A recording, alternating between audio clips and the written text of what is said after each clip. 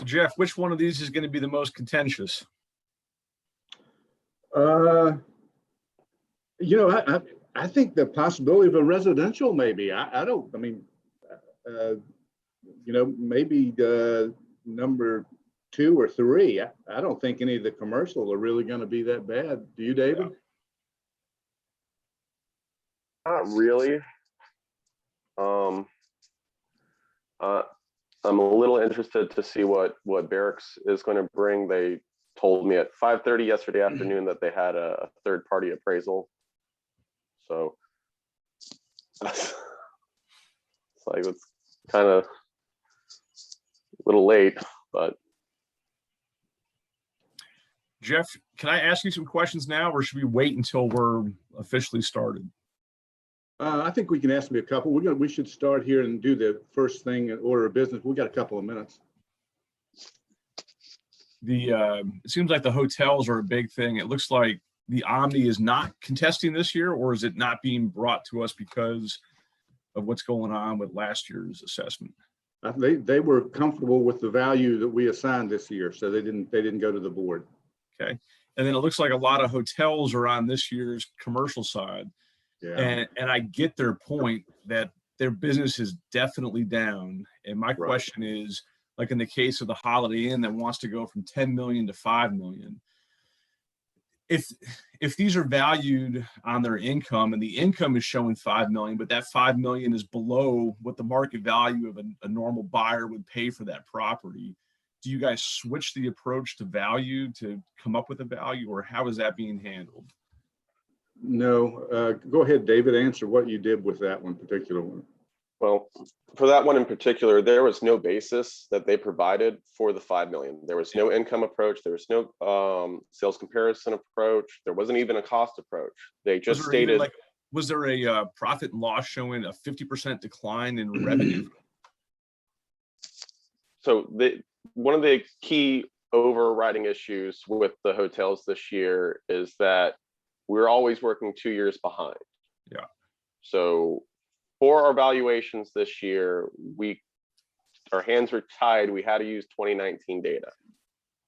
We increased our cap rates to make the adjustment for that. But overall on a national, like if you look overall nationally right now, there haven't been any hotel sales. Like unless somebody was doing badly beforehand, the majority of hotels have held on to what they had. And I think if any of them did come up, the ones that are sitting on, reserves or cash reserves would be scooping them up at, pretty high prices due to the current interest rates. Mm-hmm.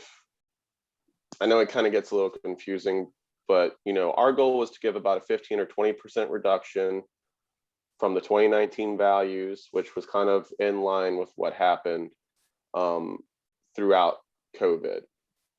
But okay, so that 15 to 20% reduction is based on something then? Yeah, it was based on the 2019 information with an increase in our cap rates. The increase in the cap rate is what made those reductions, because that's how we allowed for what's taking place with COVID. Because their numbers were, equal to or better than what was before, because there were 2019 numbers before COVID, pre-COVID. So in order to make some kind of adjustment, we increased the cap rate to allow for the current conditions. And so that was our methodology behind making those reductions. But we only felt a certain amount of reduction is due. I mean, these properties, you can't slash these things in half all of a sudden because of a bad year. I mean, we have to be realistic, I think. Yeah. Okay, so maybe it's time we go ahead and get started. And the first order would be to, I guess, to nominate and vote on a chair before we, hey, Val, are you there? She's here, but yes, I'm here. I'm here. Okay. I just want to make sure that you're taking notes here for me. Thank you. Well, I'm happy to nominate Paul to be our chair. All right, I second. all in favor say aye. Aye. Aye. Anybody against, nay? All right, looks like Paul has won the chair again. Lucky you. that was fast. That didn't take long. There wasn't a long campaign there. No, Jeff, I had a question. Yes, sir. When we think about values that we're looking at here, these are values that come from 2020 and not projected values for 2021. Is that correct? The values that we've, I'm sorry, the assessed value is the 2021 value, but it was 2020 sales that were used to arrive at these. Yeah, because last year we looked at 20. In other words, we didn't project what the COVID was going to do in 2020. We looked at 2019 and said, hey, we don't know what's going to happen yet in 2020 due to COVID. Correct. So now I assume that we're saying, well, what happened in 2020, even though 2021 may be different. Exactly. Yeah, Okay. we're looking at 2020. The deadline was December 31st of 2020. Okay, great. always look at the previous year's sales. All right. And I think we would have been way off mark if we would have projected what 2020 was going to be after looking at what the market actually did. Yes. I agree. I think everybody probably was expecting a reduction rather than going the other direction. And it is absolutely crazy this year. I tell you, so far, you all know, I'm sure you see it every day. God, Yeah. Well, I guess that's why I was mentioning it, because we can't really consider it this year. Right, exactly. Okay. So Yeah. that'll get made up next year. Next year. Yeah, because it can certainly change between now and the end of the year. You know, if interest rates were to take a couple of bumps up, the brakes could really halt this thing. Yes, yes. Hey, Joe, just a point of silly matter. There's an H after the U in my last name. Doesn't really matter, but I thought I'd tell you. Are we ready to get with, can Steven hear us? And is it Thiel or? no, he is not first. No, Dr. Fjord is first. Yeah. Dr. Fjord is at 8:40. I have. Oh, we have a few minutes. Okay. Hey, Jeff, is there a updated agenda? Because I have Laura Fjord as the first one. Yeah, that's her. Yeah, FJORD is number 1. Oh, okay. I saw there's another Thiele at 9:20 as well. 9:20 is Thiele, THIELE. Is that what you have? Yep. That's what I see. Yeah. He must be just coming on to get his feet. Gathering intel.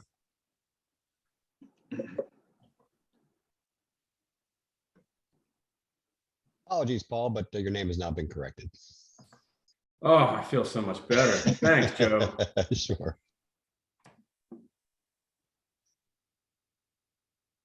Can't have the chairman with the wrong name.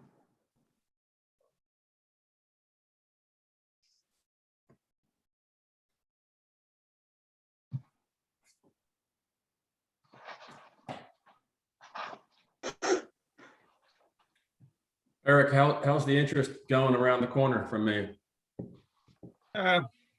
Mediocre. I think the market's taken a weird little cool off. Pause. Yeah. Yeah, I'm seeing lots of price reductions. Who knows? I think buyers are starting to realize maybe this is not a good time to buy. You know? I've seen so many sales that are like 20% over Oh, list price. easy. Yeah. Yeah. It's so ridiculous. I'm seeing some Hey, stuff that's Ernest. 100 to 200,000 above what the list price is what they're closing at. Wow. Ernest, at I have least. my duplex under contract right now. Do you? Remember last year we talked about it? Yeah. And trying to apply a 6.5 or a 7 cap. It turns out being like a 5.8 cap, Grab it while you can. I guess. Yeah. Well, money's cheap. Yeah. I'm okay with starting with Laura and if everybody else is. Yeah, that's fine. Fine. If she's ready, I think we're ready. Laura, I think you're muted. Yeah, I was muted on purpose. Okay, there we go. Yeah, of You were course. waiting till 8:40?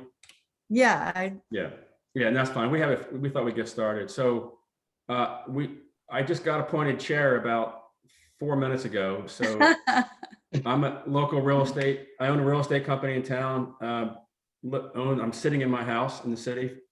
I've lived in the city for about 25 years. And this is my, I think, 14th year serving on the board. So that's my involvement or my background.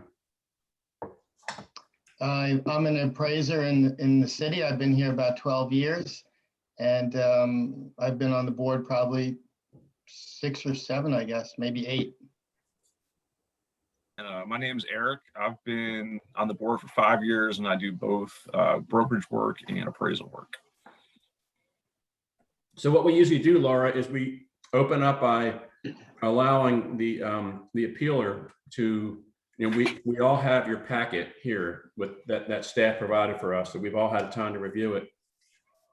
I just drove past it around 8:15.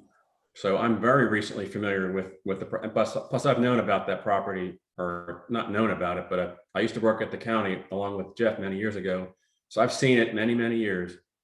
So I personally know how it's situated. I know how to access it from Altamont. I walk past it all the time. I know it's on that curve. So I'm very familiar with the parcel, but if you'd like to talk about it and at any length, go ahead. Sure. Thank you so much. First of all, I really appreciate this opportunity.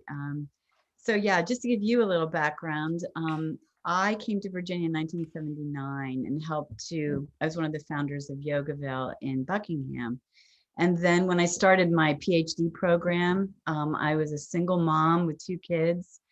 And at a certain point, I was able to get, in those good old days in 1999, I was able to get a HUD, first time home buyer, low income.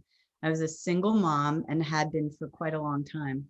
So I was able to purchase this property, and it came with an additional property, which is the one we're talking about, which we'll call 00 Altamont Street, because that's what it says, I believe, on the address. So I bought it in January of 1999. And I bought it because I really needed, actually it was less money for me to buy this house than to keep renting it with 2 kids. I was going to my PhD program and I had a complete fellowship, and my kids were in high school and middle school according, of their ages. So I needed to get them in school from Buckingham. Anyway, so the point is, that's the background. And I didn't really understand when I bought it, the problem of having Nob Hill, a property that's 500 McIntyre, which you all know, you've all walked it now. You're all very familiar because the Albemarle parking lot is, Albemarle County building is opposite it. But somehow, whatever board, and I know it's not this board, allowed the developers to develop from north to south across the entire, I'll call it width of their piece that faced 500 McIntyre and having that their address. But they didn't talk to them about how that place, their parking lot, not at the front or side as the adjoining apartment building was required to do, accommodate its parking from McIntyre. This piece was allowed to, at its very top, fill up with hardscape at every corner a parking lot. So the house catty corner across from me at 417 Altamont Street is absolutely abutted by the parking lot. And what that meant was that Altamont Street just ended in their parking lot. The developer, the board at that time, your way predecessors in these citizen boards, actually didn't accommodate the fact that there's nowhere in the world to turn around on Altamont Street. And Altamont Street's one of the few remaining single lane but 2-way streets in the old part of Charlottesville. There's one in Fifeville I know of well. and then this one. So one lane is for parking, one side parking, permit parking now, and one lane is for two-way traffic. So where can all the moving trucks of the people living in the entrance to Nob Hill is from their parking lot, is from Altamont Street. They have only exits that go from both sides onto McIntyre. So just a sidewalk, nowhere for delivery trucks to stop, nowhere for moving vans to unload, nowhere. Yes. So this was, absolutely a very, somebody, a group made a huge decision that has impacted our whole street nonstop since it happened. But I'm the neighbor. I'm the neighbor that doesn't have anything built on 00 Altamont Street. So it's became the place for their moving vans, because that's their main entrance. It's the only wide door, which isn't even that wide. It's where the cars are parked, and there's nothing built on it. So they pull their moving vans in, delivery trucks come. Anyone waiting for someone now during COVID, Uber drivers or food delivery drivers, that is there. And no matter what signs I put up, if I put up a chain, they actually break it down and tear down the signs. I don't know who it is. I don't have a camera, but I don't even bother anymore because they're going to break it, because they consider it part. People who live there aren't really part of our neighborhood, but yet that piece of property has become their place for their dogs to go out the door and poop and pee, because Nob Hill never, ever had a front, ever had a side yard, ever had a place for them to go. So that's the situation for 00 Altamont. If you think that I haven't thought about how I might sell that or develop that for my own benefit, because I'd love to kind of have a buffer between me and Nob Hill, I don't know how to do it. So that's the main point, is that, the principal point, they have put hardscape right up to the very corner, the very property line. So right now that's at their entrance, they built a hardscape, stone planters, and they put a fence that's now rotting and falling down just a little bit. Half is a stone planter and half is a fence that's literally rotting and will fall over in the next few days. I mean, there's just a sliver of a board that has, I think, rotted or had termites.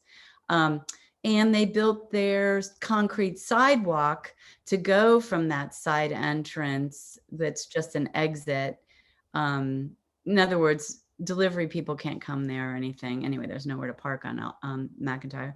That's a moot point. So their access to for their tenants is a hardscape concrete stairway, which when I had someone look for a different purpose at my property line, that person said they think they are encroaching because they were holding my deed. I am getting a surveyor in. I just haven't had a chance because of COVID. And now, anyway, I'm providing teaching to my child in school, my grandchild. So so that's the story. They've built right to the edge. They've made it very difficult. And then, as you know, across on Albemarle, so part of this property was taken to try to flatten that steep curve that causes accidents on a regular basis.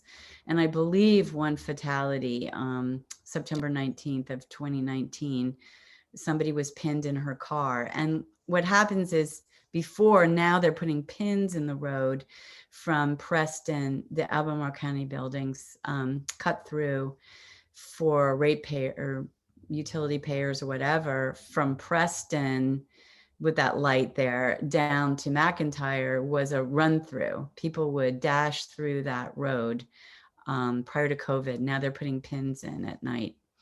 But anyway, so that's a concern because if somebody wanted to develop this piece, including me, believe me, I have really tried to think it through.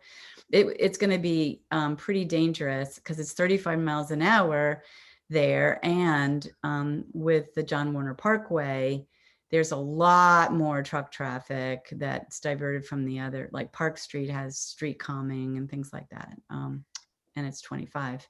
So everybody's on that street. So it's an extension of John Warner Parkway. So that's kind of the hardscape at that end. At the top, and that's Nob Hill. At the top, my problem is there's the only storm drain for the entire street. And it's very old. And I've talked to, the city about that, and they have no intention of trying to do anything about it. It's just not on their list at this time. They did try to build a kind of curb so that all of the stormwater from Altamont Street comes pouring down and then would head across because of the way the topography is right there, or the hardscape of the road, is that it diverts down into 00 Altamont Street and creates a lot of erosion. And that's scary to me because that's only held up by a retaining wall. Unlike anywhere else on the street, on Altamont Street, there's terracing, but there's not the retaining wall that my entire house depends on, because it's built, I don't know exactly the width, it's like 5 feet or something from that retaining wall from the ground up. And my front porch is basically a ramp from the street over to my house. So that retaining wall is it for me in terms of the integrity of my house. That retaining wall extends all the way to the Nob Hill property line. And so this erosion is pouring down the hill from the entire street. And so I keep a very careful eye on that storm drain, keeping it clear. And I have to rake, the whole street of leaves down at that end to make sure that that doesn't happen. So that's a city issue, which I've called the attention. There's no more sidewalk to prevent the storm from going on to the south side of my house. So now there's a new channel of erosion from the stormwater. So that, and of course there's a telephone pole, but that isn't a major thing. I don't know what could be done about that in the development of 00 Altamont, but just pointing that out. And yeah, I'm very concerned about the retaining wall and the fact that yes, the elevation is the same as other parts of Altamont Street, may be similar to the same place that the house that faces McIntyre, you're all familiar with that. There's one property in which the back half, or that separate part behind the houses, has a house. And that house doesn't have a retaining wall. The house on Altamont Street. I don't know if I'm blathering, but Laura, I don't want to. I'm so not there gonna you agree that go. you're- That's it. No, you weren't blabbering, but we do have somebody behind you at 9, and I've got all kinds of things running in my head. One, I just looked at the assessor's history, and I see where they did make. So this is a question for Jeff. Was this yours? Yes. Okay, so it looked like the history went from 2020 of 57.2 to like 15 something. 115. So it essentially doubled. So, and I know it's mass appraisal, Laura, it's mass appraisal. So the city's not going out and walking every lot or going in every house, right? It's mass appraisal. So they're applying a formula to neighborhoods like yours. And so my question to Jeff is, I mean, that lot is not very usable from a development perspective, whether you're coming off of McIntyre or heading down Altamont. The slope is so steep. Are there any other lots in the city where, they're just so undevelopable that you do apply, a reduction just because of it's so infeasible to develop it? Well, as you see, we did make a reduction. We went out and Yeah. looked at this lot and looked at it closely, and we ended up reducing the value from 115 down to 71.7, I believe, something like that. Yeah, it is. And I looked closely at the other lot that has access from McIntyre Road that is just a small lot. And it's the only other one that you have access from McIntyre.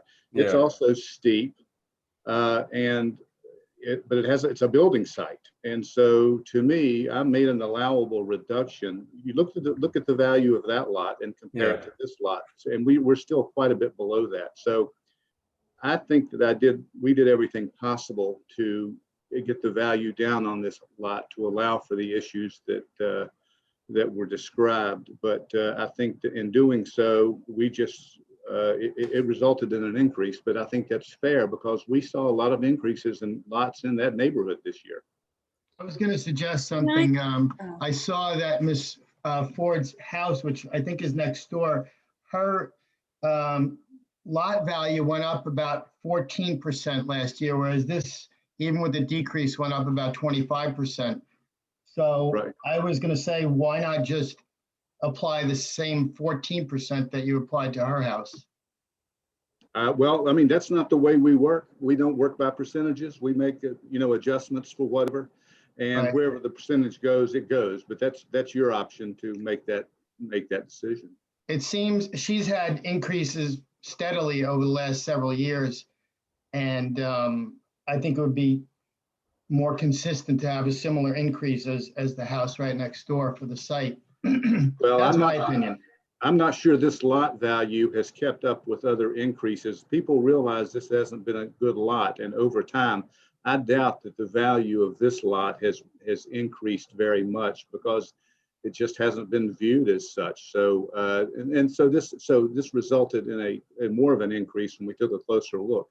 Because in my opinion, while it's not a good lot, it is a buildable lot, and lots are scarce in the city, and so that was my feeling on it. So Go ahead, we- Laura. Can I just We make stand- one? Oh, can I just comment back to his assessment of the lot that's got a house on it?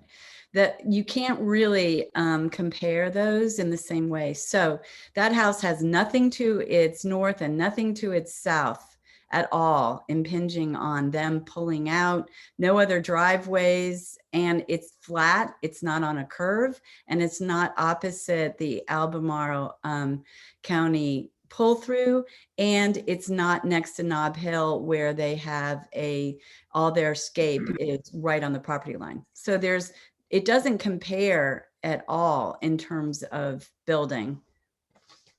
So my question or thought on this is any buildable lot in the city right now, I see them routinely selling for 100,000, 110,000, 130,000. It seems to be that's the going rate for any lot. It doesn't matter. I mean, there's some stuff below that, but the bulk, if it's a buildable lot for a single family residential home, that seems to be what they get. This one being assessed at 71,007 seems like it is taken into account a reduction to account for all the things that you're talking about with the encroaching commercial property, the slope, the retaining walls. So the question that I would have is, and Jeff said he thought it was a buildable lot. Is it in fact a buildable lot? And if it is, are all these things that she's talking about being taken into account to give her a realistic reduction to account for those things? And I would add on to Eric, and I would say, I think it's an undevelopable lot. And that goes back to my opening comment when I said, are there any other lots in the city where they're just so undevelopable? They're assessed because they're owned by, the privately owned. But I don't think this lot's developable. You can't put a road on it. Yeah. I'd like to see someone say that definitively, though, because I know the house 2 down on McIntyre that was built, and that was built a long time ago. I would be curious if they would approve a building on that lot now. I mean, I look at the house there and say, well, they did it, so surely it could be done here. But in reality, once they start mapping out the footprint with the setbacks, with the slopes, and will VDOT need to be involved to come off of McIntyre, or will it have to come off of Altamont?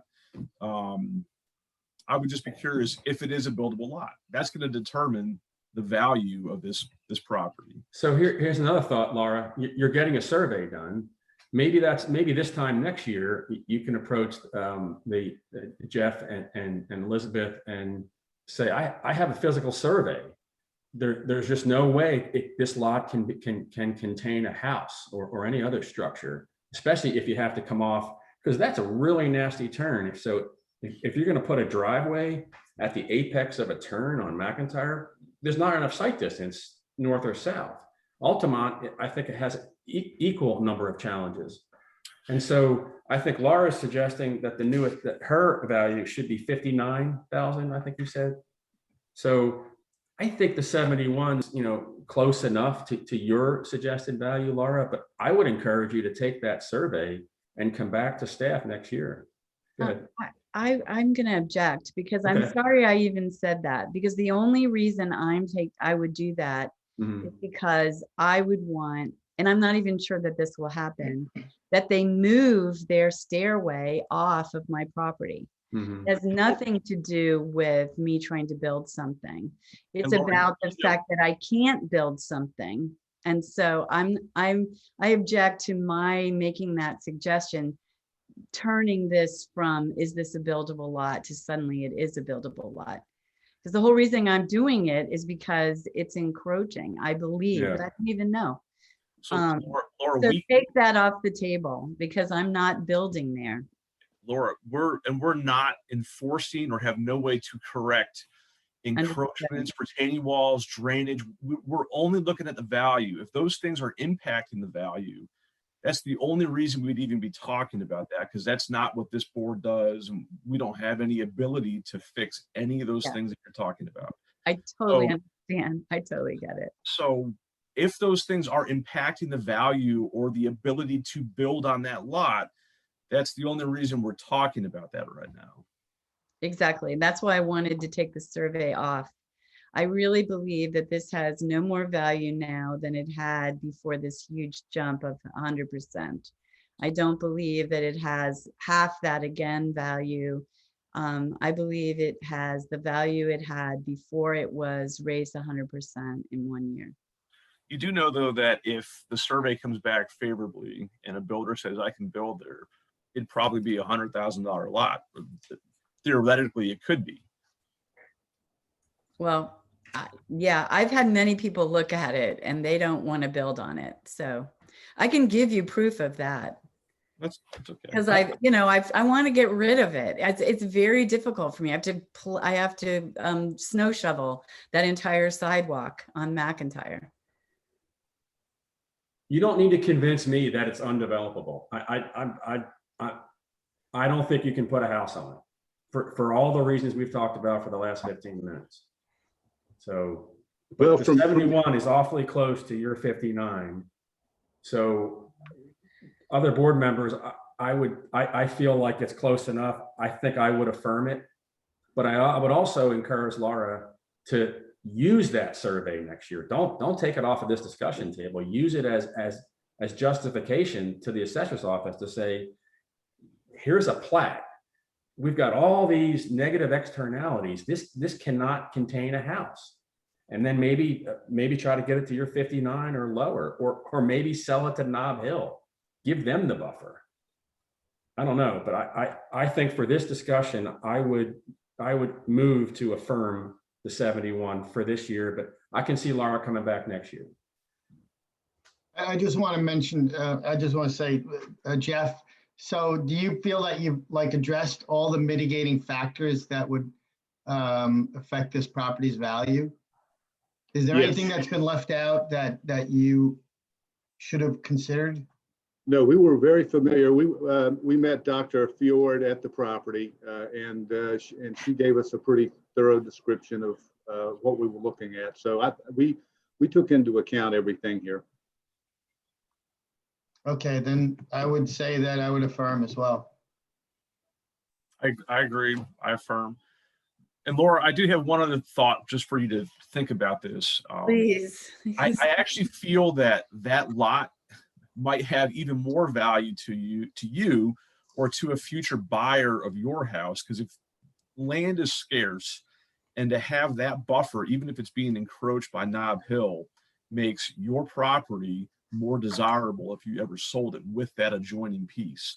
So you'd I be one of the agree. few houses on that street with a agree. double lot, and having a patch of woods or whatever you have there, I think is a benefit to you. So I know why you wouldn't want to develop it. You want to keep it the way it is and keep the taxes low, Right. but there's Exactly. certainly value to that, whether it's built on or not.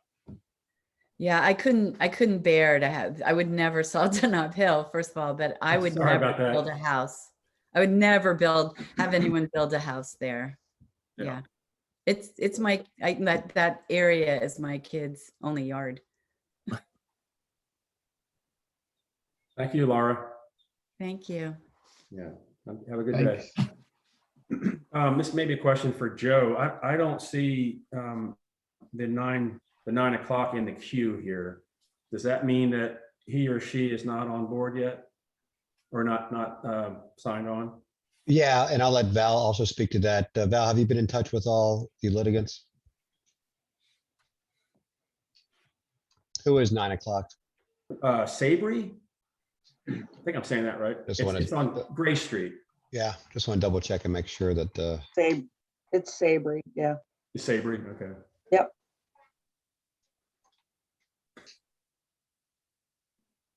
Val, are you there? Yes, I'm trying to call Mr. Tate right now. Okay. Because in the event that we don't get, is it Mr. Sabry? What's the next one? Maybe we could shuffle if we need. Billy? He's right there. And he's Mr. here. Bailey. Okay, Yep. so I have Brian Sabry that we did send to, and I just resent the invitation. okay. Maybe Joe, what do you think? Give them a couple more minutes, maybe, or That's up to you, Chair. what do you guys think? I think we move on. If they're not here, they can come in after. They can come in at 9:20. Yep. Yeah. Okay. Does Yep. Joe or Valerie want to tell them that? Val, Yes, go Stephen. ahead and I'll let you maintain communication. Okay. Stephen, good morning. Morning. Did you hear my sort of intro to the prior appealer about who I am and Eric and Yes. Ernest? Okay, so we can dismiss with all that. Okay, good morning. And we all have your packet of information, so feel free to chat it up. Yeah, I think the value of my house as determined by the assessment is inaccurate, probably because it's low. But in terms of uniformity with the neighborhood, it's high. We bought our house in 2017. It went up in value over $100,000 that year due to the sale. I would think that that sale would affect all of the property in the neighborhood, and you would apply kind of a increase to everybody's home value, because nothing changed about my house. Nothing has changed since 2011 or so. So it feels weird to have been kind of singled out just due to the home sale without the home changing. And I looked at other properties. That's what I sent along that are very similar properties. It's not super easy to just go by livable square feet, because that's not always reflective of the house's living space, I found through the listings. But there's a number of houses on my street and within the two streets that's the same neighborhood, Little High, Martha Jefferson, whatever, that have 2 floors that are both above ground, also have a basement, have a driveway, are finished in a similar way with the same lot size, and are valued $100,000 less. I only have 1 floor above ground. The rest of my living space is in a basement with low ceilings. That's fine, but in comparison, like these other houses have 2 floors above. I have no driveway. And it just seems like it was solely because of my house's sale that I went up. It's now up 50% since 2017, whereas I don't know, I've picked 10 houses in the neighborhood nearby. It looks like an average of 20% that the houses in my neighborhood have gone up. Stephen, can I interrupt just 1 second? Sure. Elizabeth, you got the letter from Elizabeth that dated May 4th. She's saying that you purchased it on in 2020. And you've said 2017 twice. You're looking at the wrong letter, I think. I'm looking at the wrong letter. Okay. He Because it says purchased in Mr. Sabry 2017. purchased the property on 10/23/2020. Sabry, we're on Thiele. Theo, the next one. Yeah, I mean Thiele, sorry. Hello, good morning, everybody. Yeah, good morning. Good morning. Coffee. Sorry about that, Stephen. I want to ask you a quick question. Do you feel you overpaid in 2017 at 440? No, No. So it was in 2017, you felt the property was worth 440 and you paid 440. yes, And it looks like it's currently assessed at 449, which would indicate in the last 3 years it's gone up based on your sales price to today's assessment of $9,000, when the market, for the most part, has done far more than that. So it's that you more or less agree with the assessed value, just not that it went up as high as it did quickly after you bought your property. Is that kind of the gist? I think it went up to 480, and Miss Terry graciously gave me a reduction this year. I just don't think it's enough. Yeah, like I said, I think my house is worth more than 460, but I think the rest of the neighborhood is worth way more. And if you want me to pay taxes more than everybody else, then I want to get something for it, which means everybody else pays it. We can fix Belmont Bridge, we can get better roads. Like, I just don't want to pay more than my fair share. Like, raise it $50,000. I don't care, but you got to raise everybody else's 150 because they need to catch up to me, because you boosted me based on the sale alone, because nothing changed with the house. Yeah.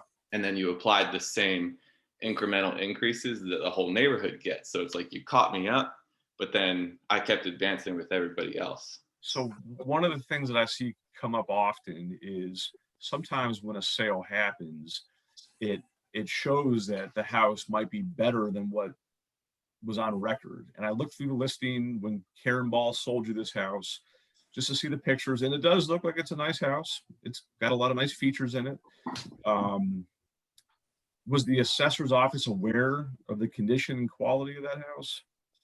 And is that why, as a result of the sale showing that it then sold for 440, and looking at that it corrected itself up? Yes. Can you hear me? Yep, I can. Okay. It sold in 2015 also for $395,000. So when we did the reassessment, we noticed that it was under assessment since 2015, and it was raised substantially in that reassessment when we did the whole neighborhood was looked at. So, and I have included some of the properties on his street to show the values of those homes. So.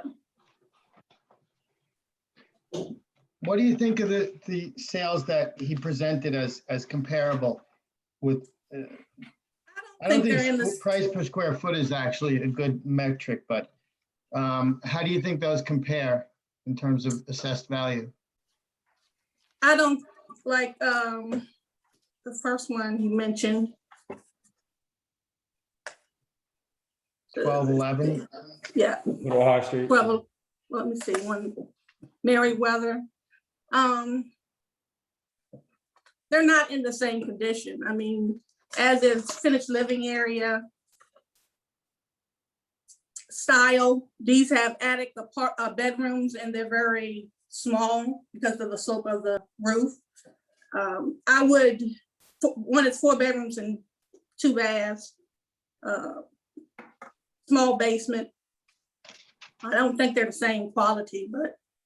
Where they have 2 bedrooms and and where an attic would be, I have an attic, Well, they have 2 bedrooms in an attic. They're second 2 bedrooms upstairs in the attic, and the ceilings are kind of low. They got the cut-ins, so it's not as you have your bedrooms as a standard ceiling height.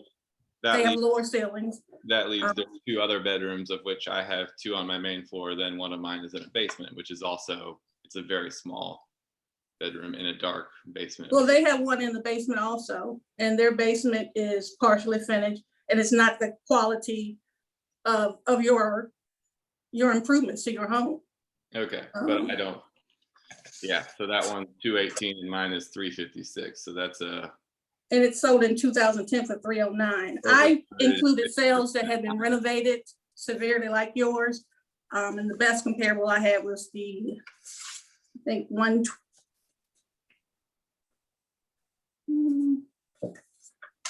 120 East Jefferson. That one that was completely renovated. 120. Which you noted 1211 Little High Street on your, Oh yeah, that one's very nice. yeah. And, That one was completely renovated, and it's assessed higher than the other ones you noted. Stephen, I'm having a hard time Price is well below mine. Yes. wrapping my head around this because you've said that you think your assessment should be higher than where it is now. So when we're just looking at your particular property for the here and now, these folks that work at the assessor's office are required to assess it at its true fair market value. And Yes, it sir. sounds like you're in agreement with what the market value is. Yes. So what you're asking for is that all the other properties are not at their market value, then is what you're saying. So you're Sure. you're appealing to everybody else's, but you agree with yours. Well, you're making it sound like I'm proposing. Essentially, yes, but I know that the fix isn't going to be let's take everybody except Stephen Thiele's house. So what's the easy fix? Bring mine back to what theirs is, and that's under the website mentions the issue of uniformity of value, and so And I that's see in your letter, the part that you put in bold was that our home's assessment has gone up 50% since 2017, yeah, despite undergoing no changes, while neighbors' assessments have gone up 20%. yes, And if all things being equal, I can see how that would be a problem because these are supposed to be equal, uniform assessments going up. But once they become aware of information such as a sales price, condition of a property, things like that, they can't discount it because it would only go up the same 20% as everybody else's. It's going up to whatever that fair market value is, which it seems like everyone's in agreement on. okay, And Stephen, I've got a couple comments. So I'm speaking to you from my residence, and I've been hard on Elizabeth and Jeff over the years because I'll get this spike in my house and I'll look at my neighbor, I'll go up 20% and he goes up like 1%. And I'm like, what's going on? And then their mantra to me is it's all going to level out. At some point, it's going to level out. So did you hear me reference mass appraisal to the first session? yes, That's the dark underbelly of mass appraisal. They're not getting into your neighbor's houses. And so over time, the mass appraisal will yield kind of a spike like my house did several years ago. I feel like my neighbors went up more this year than mine, percentage-wise, than mine did. So over time, I feel like mass appraisal does correct itself, but it definitely reveals some anomalies over the year, from year to year. And that's why we have this panel, so you can come in and discuss it, right? And we're doing that. And it sounds like the city you guys did do a reduction, right? Initially after or did you hold firm, Mary? No, it was reduced. Reduce I it looked to at the- 449. I did. Okay. And so Ernest and Eric, I think that you're suggesting, Steve, it's in like 340. I think that's a tad low. I So understand that I wouldn't get that. It was just to kind of show to me how I don't want to say egregious, but like how much different it had, the 50% versus the 20%. If you apply the same numbers. I think it depends on also if the person has had any building permits or did any improvements to their homes. There is a lot of properties in there that have done substantial additions and improvements to their home. And if you look at everybody's assessment, you can find some that went up 50%, depending on what they had done that year. Yeah, or in the past. houses are literally two are next to me and one is one house down. So that's just, that wasn't like a random, I'm not cherry picking anything here. And then the other three I picked because similar size, they had the listings so you guys could see those. Because I know we're not going into houses and obviously you wouldn't, hey, your neighbor thinks that his house is, Well, those just happen to be the most recent sales for that year. But if these guys know that if you do an appraisal, you look for things that are similar in style, condition, when you're adding them. And then I would have chose other properties. I we felt- look at everything in the neighborhood, and there is other properties in your neighborhood that are similar to your home, as in condition and style. Okay. The fact that you live near John Wells, that your property ought to plummet in value. He might say the same about me. You can tell him I said that, by the way. You're F3, right? You did, I think. Is that how you know him? Oh, did I meet you on one of those? A couple of years ago, back when I did the Charlottesville one. Yeah. I was a one and done, my friend. Yeah. That is way too tough for me. I was a year and done. So. Oh, God. So guys, I think for this year, although it's a hard pill to swallow, like I've swallowed some pills in this house. I'm like, why am I going up so high? But my house is newer. It was built in 2007. But guys, I feel like the city, I feel like Mary got it right for this year. And I think next year, Stephen, I can see the other ones coming up around you.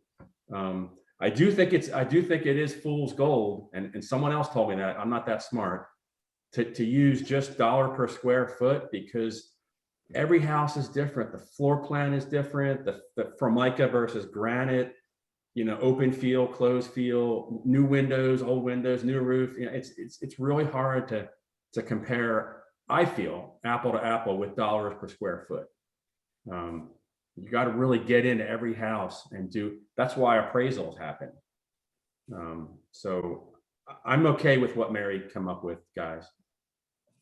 Yeah, I think that the fair market value portion is pretty clear because you paid what you did, when you bought it in 2017.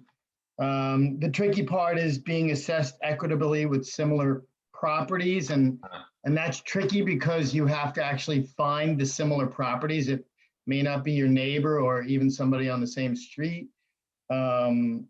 So that's something that the assessor probably spends a lot of time on looking at. And I think that, unless you have a really good situation to prove that it's not assessed equitably, a lot of data, that's a harder one to meet. So I think I think I would go with the assessed value that the assessor did. So then in the future, do I go into these neighbors' houses, or which are the ones that you guys say are equal to mine that are better? I think you'd have to see a real trend, a whole group significantly lower and you're the one that stands out.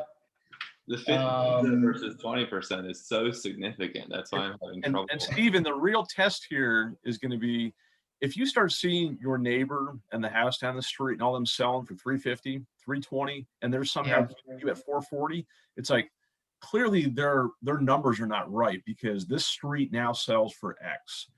But it seems like based on your sale and other sales on the street, not looking at the assessments, that those are the values that East Jefferson is able to achieve and often achieves in sales.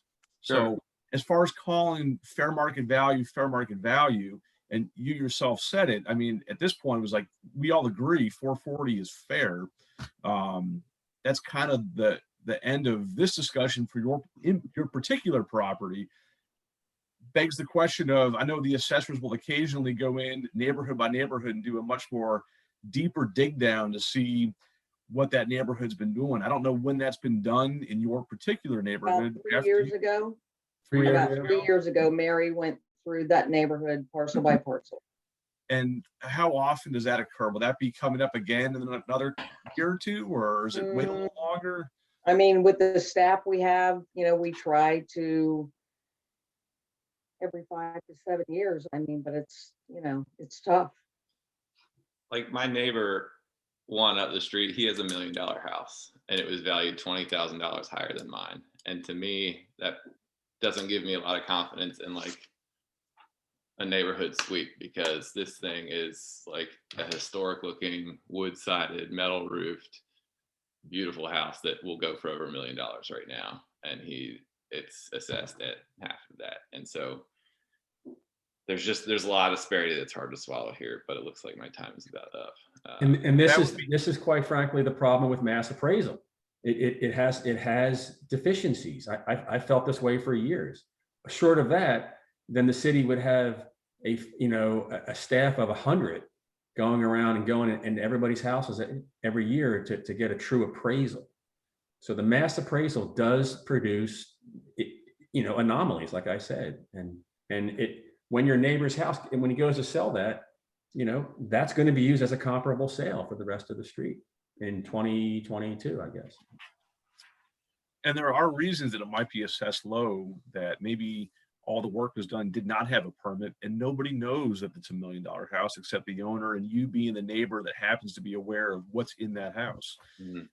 These folks, unless they're invited in for some reason, will never know that it's $1 million house. All they know is it's on a 1/4 acre lot. It has this much square footage. It was built this year. And we assume, based upon what we can tell, that it's average condition compared for the neighborhood. And therefore, that's how they get that value.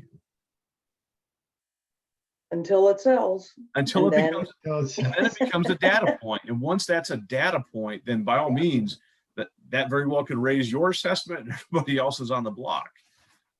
Yeah, there are a lot of properties that, do renovate, total renovations without permits. I see it all the time. And we just don't know about it. But we do have people that, will say, look, the person lives 3 doors down from me. They renovated their kitchen and added a sunroom. I'll write it down, and the next time I'm out in the field, I'll stop by or leave a door hanger. We do that type of thing, all the time. So. Okay, I think is Brian on board? Yes. Okay. Stephen, are you good? Yeah. Okay. I appreciate you taking the process this far, and I hope things level out for you there. Right, thank you. You're welcome. Thanks. See you, Stephen. Good morning, Brian.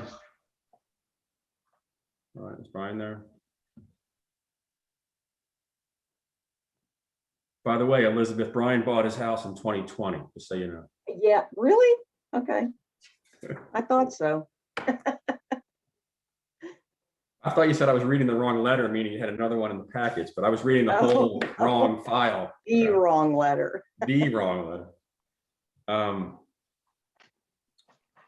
So I saw Brian. He's Maybe Brian can hear on, us. but he's not. No. His video's not on yet. Video. Unmuted. Video did kill the radio star, but anyway. Are you there, Mr. Savory? Oh, there he is. Good morning. I think You're are you muted?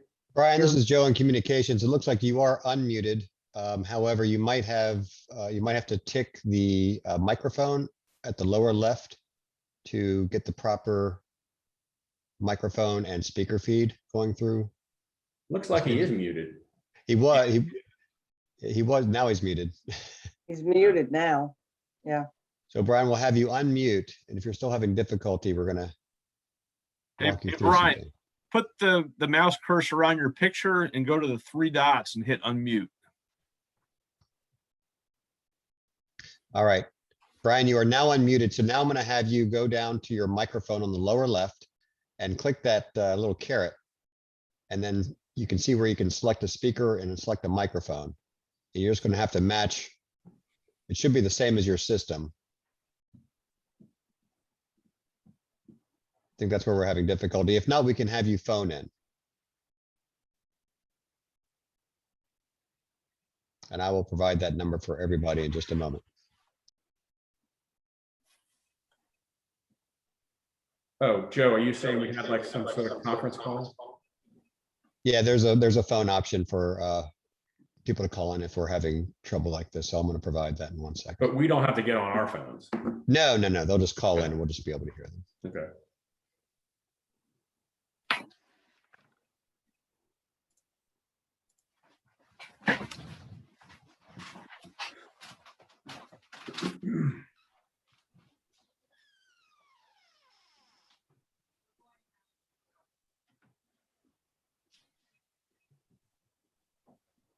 Hello? There we go. All right, I had to try a different browser. Ah, the old browser issue. Welcome, Brian. Yeah, Way to figure it yeah, out. my work browser, we use Explorer. I changed the Chrome, so. Okay. Well, good morning. I see one of my panel associates, Ernest, is there. Eric has a newborn. Maybe he's tending to his newborn. But I've been on the board here for about 14 years. I just got elected chair this morning. I'm not sure why. And I've been in the real estate industry for 16 years. Own my company for 11. I live in the city. I'm talking to you from my city house. So we've all been on the board for a number of years, and we bring different real estate professions to the board. We hear appeals every year. We typically offer a conclusion or opinion at the end of our time together. Sometimes we need more time to research or discuss it kind of off meeting time, but that's pretty rare. We usually have a decision made. So, and then I'll let Ernest and Eric talk real quick. Hi, Brian. I'm Ernest Keenan. I've been in Charlottesville for about 12 years. I'm a real estate appraiser by profession. And I've been on the board for about 8 years. Hey, Brian, I'm Eric. I've been a real estate appraiser and a real estate broker for about 16 years, and I've been on the board of Equalization for 5. And so now would be a good time to just, we have your packet of information. The city gave it to us. We've had a few days to review it, but if you'd like to talk about it for a little bit, and then we on the board will discuss it, as well. So go ahead, Hey, Brian. Brian, Hi, I've talked to you on the phone, but not, yeah.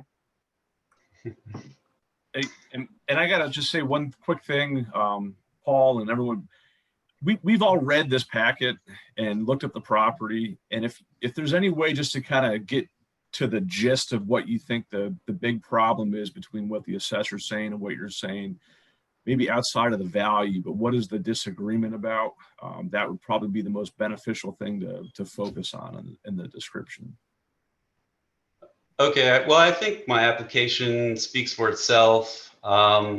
Basically, the value of my property is assessed much higher than the neighboring properties, which are exactly the same type of house. So I mean, that's my general argument. They aren't assessed equally, and that's why I am contesting. Brian, we hear that pretty much every year from residential appealers. Did you hear at all my little diatribe on mass appraisal when you were on? I did, yeah. So that I think it's sort of the same general situation from the prior appealer and yours. Different streets, obviously, different neighborhoods, but it looks like the city went up about 34% year over year, and you're suggesting 14% year over year in terms of total assessed value. So that's a pretty large delta of 20% between what the city did and what you're hoping to get. But the fact that your sale was so recent, I think that's a pretty important factor, and I think Elizabeth goes on to say it in her letter to you, guys. Yeah, well, real quick, I pulled up that listing, and you felt in October of 2020 that it was clearly worth $354,000 because that's what you paid for it. Yeah. And I know one of the things that went back and forth in the letters between Elizabeth and you was validated in the listing, because in the agent remarks, which aren't made to the public, it says the tax records do not include the finished basement. So no one knew about it at the assessor's office that there was a finished basement and other things. And once that information presented itself and became aware, they have nothing they can do but to update things so they have accurate records and accurate values of what they're assessing their property at. So it seems like, based upon knowing this key piece of information was missing, we now have a sales price that brought all this into the light of day. and the assessment now reflects pretty close to what that was, it seems like it's a pretty cut and dry situation we have. There were no permits on this house at all, except for, no, there were no permits. And no permits. That's why you wouldn't have known that there's no finished Right. basement. Right. I wonder, Elizabeth, if I could ask, on these other sales, do those have finished basements as well? In my letter, you mean? Yeah, they're at like 1425 Gray Street, 1427. I think this is from Brian. I think those are included just, I think those are assessed values, Ernest, not sales. No, oh, sorry, assessed value. Yes, okay, right. I meant assessed values, but I'm wondering if they actually have finished basements. And the reason I'm asking is because when you see a sale like, the subject, and then you look at other properties on the street, I would actually think about that for a minute and say, is there something going on that street that I should look at it in general? Rather than saying, well, we just haven't gotten to this street this year. We will put everything on hold until the next time we're in the neighborhood. I could see where this caused a lot of misunderstanding and trouble. And it would be something that, why are the other assessed values ignored? When there is an indicator on the street, these are like, fairly similar properties. Maybe not in terms of amount of updates they've had, but, they have some connection. It looks like the other ones do have finished basements, Ernest, according to the application. Partial, yeah, like 1421 is about half finished. Yeah. 1419 does not.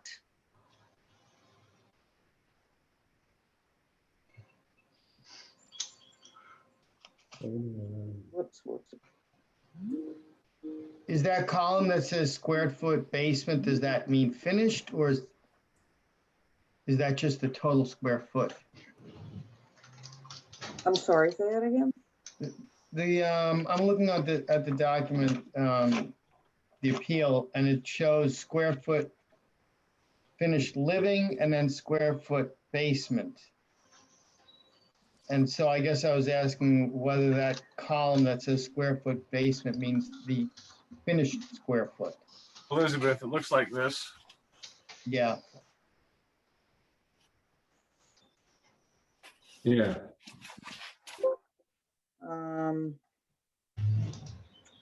Yeah, let me.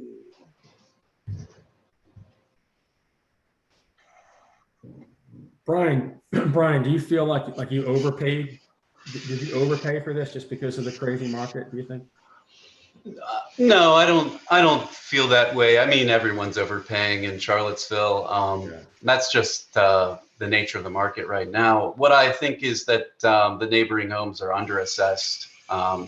They are virtually identical and assessed much lower. And I think I just wanted to bring that to your attention that there are quite a few homes in the neighborhood that are quite low, and I feel like I shouldn't be,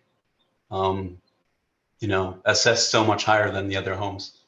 Well, the reason I asked that is not that the fact that you may have overpaid should impact the city's assessment. It's more of,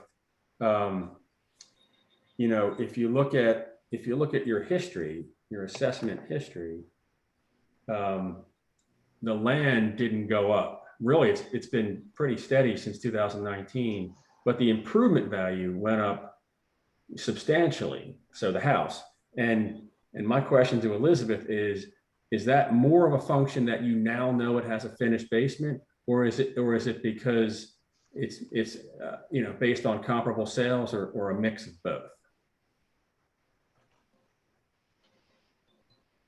Because that's a pretty substantial increase on the improvement.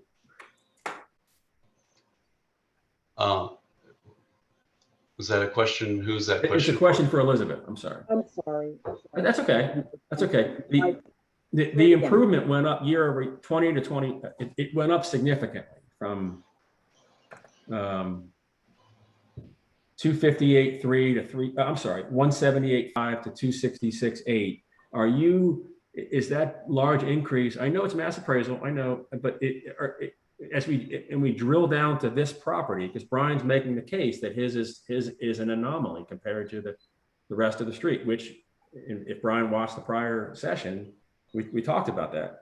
But is that increase, that large increase in improvement value, is that, do you think, more driven by you now know it has a finished basement, or is it It's more than the a purchase finished price? basement. I mean, the kitchen was somewhat renovated. There are new granite countertops, new fixtures in the bathroom. The basement's finished, and I think I found a new bath.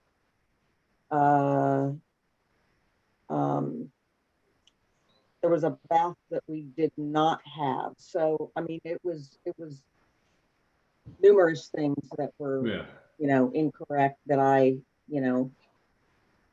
corrected and brought up to date. And wouldn't it also be that if you felt you had a unrenovated property that was this old, it would have been a lot more depreciation on it? And then once you also Sure. got, I mean, it was a matter of grade and depreciation. I mean, the quality's better, there are things in it that are, newer, so to speak. So yes, it's going to have less depreciation on it than others on the street.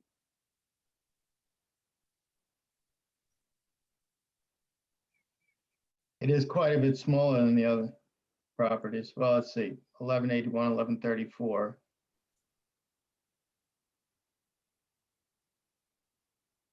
I see Brian's point about equitable assessment.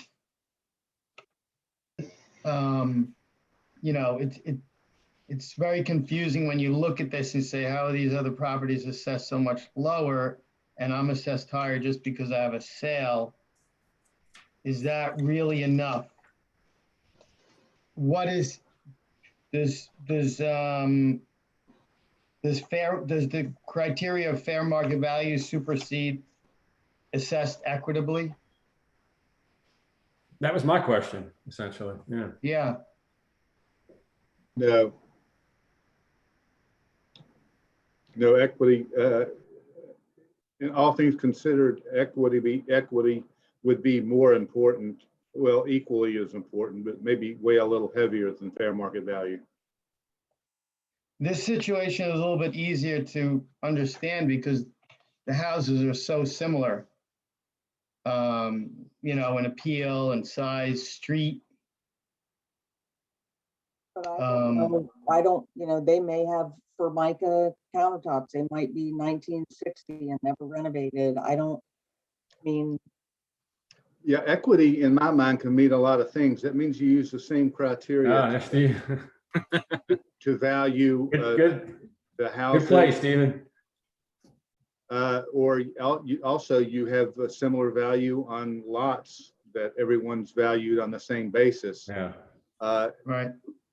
So we have some latitude as far as, like Elizabeth says, the grade of the house is one thing. It can be we try to show quality differences.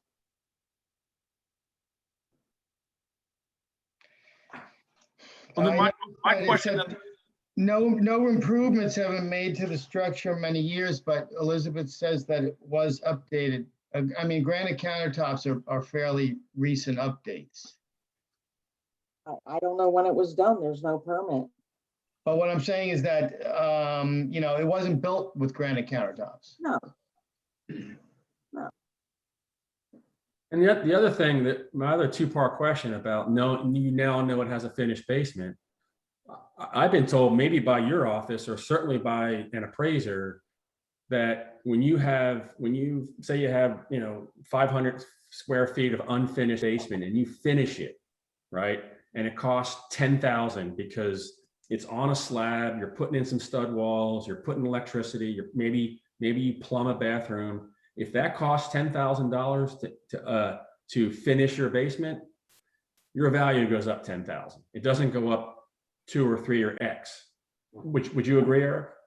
no, I've been told that by your trade many times. Well, I don't know many things that have a you can correlate a dollar for dollar increase. Like I've heard like yeah, maybe kitchens and bathrooms, you want to put 50,000 to that, maybe you go up 50,000, but I think the value of putting in if you finish 500 square feet in the basement and it only costs you 10,000, I would hope that that would increase far more value than 10,000 to have all that additional space. I was told opposite by many of your colleagues over the years. Well, What were you How many- told, Paul? What's What that? was, what were you told? didn't I was quite get it. told basically that finishing a basement, especially if it's below grade, it can even have a walkout So, scenario. Paul, I'll Yeah. tell you this. Good.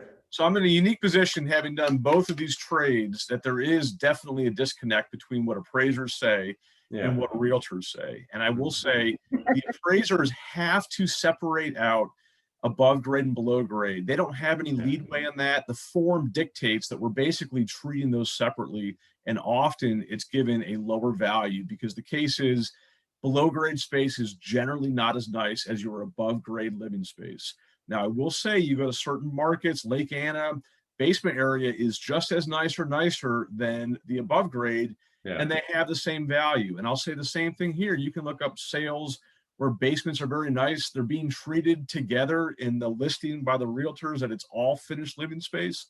You can walk into a dingy basement and say, yeah, that doesn't have the same value, but you can walk into some that it feels like it's just the exact same finishes as upstairs. So there's value in that. It would, I don't think that value would be discounted. It would be on a case by case basis, depending upon what the basement is. Well, I appreciate that. And so I guess coming back to Elizabeth, that big change, where is it? Of improved value from 178 to 266, is that, Elizabeth, I think I'm hearing Elizabeth say it's that big increase is due to more than just the finished basement or knowledge of the finished basement, right, Elizabeth? Yeah, Okay. I mean, I found another bath. I found Another the bath, kitchen yeah. somewhat renovated. I found the bathroom somewhat renovated. You know, and then part of it is also appreciation in the neighborhood. So, but I'm under the sale. But still then, if we were talking about being assessed equitably, if the other houses have mostly similar improvements except for a few additional updates, then it's not being assessed equitably. Because are you saying that, so they mostly have finished basements, just like the subject. So we're talking $60,000 in difference just due to updates. Well, as far as equitably, I got to ask one thing though. On all those components you just listed, would the neighboring houses be treated the same of what the value is per bathroom? You said if you found a bathroom, so therefore that increased the value some. Is the house next to it, are those bathrooms being valued the same way that you're valuing this new bathroom you've just discovered? Yes. Okay. And a basement area, if you knew that a house next to you had a finished basement, are you doing the same valuation for what a basement is valued with these homes in that neighborhood? I mean, it depends on the quality of finish, but yes. Okay. Yes. So it's not as easy just to say that since the assessment differs that it's not equitable. It's right.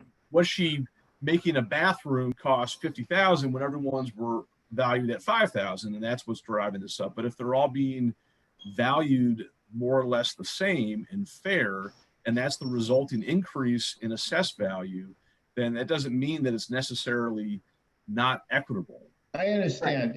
I just wonder, is it $60,000 difference in updates? Because that's what we're saying here. Fair to some extent, to a great extent.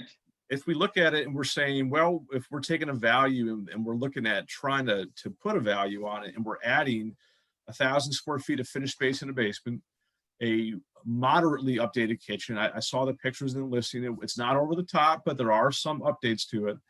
And if we're looking at now seeing what the condition is, and we're able to fix or change some of the depreciation based upon what it actually is in its current condition, I don't think 60,000 is that big of a swing. Well, the Let's finished put all- basement though, don't forget, we're saying the other houses have finished basements also.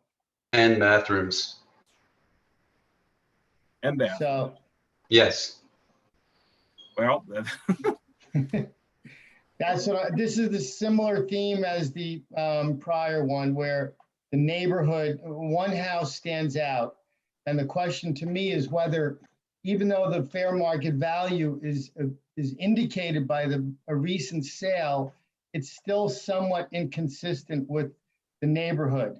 And should the assessor have then looked at the neighborhood and, God forbid, say, hey, wait, we got to look at everything that's going on?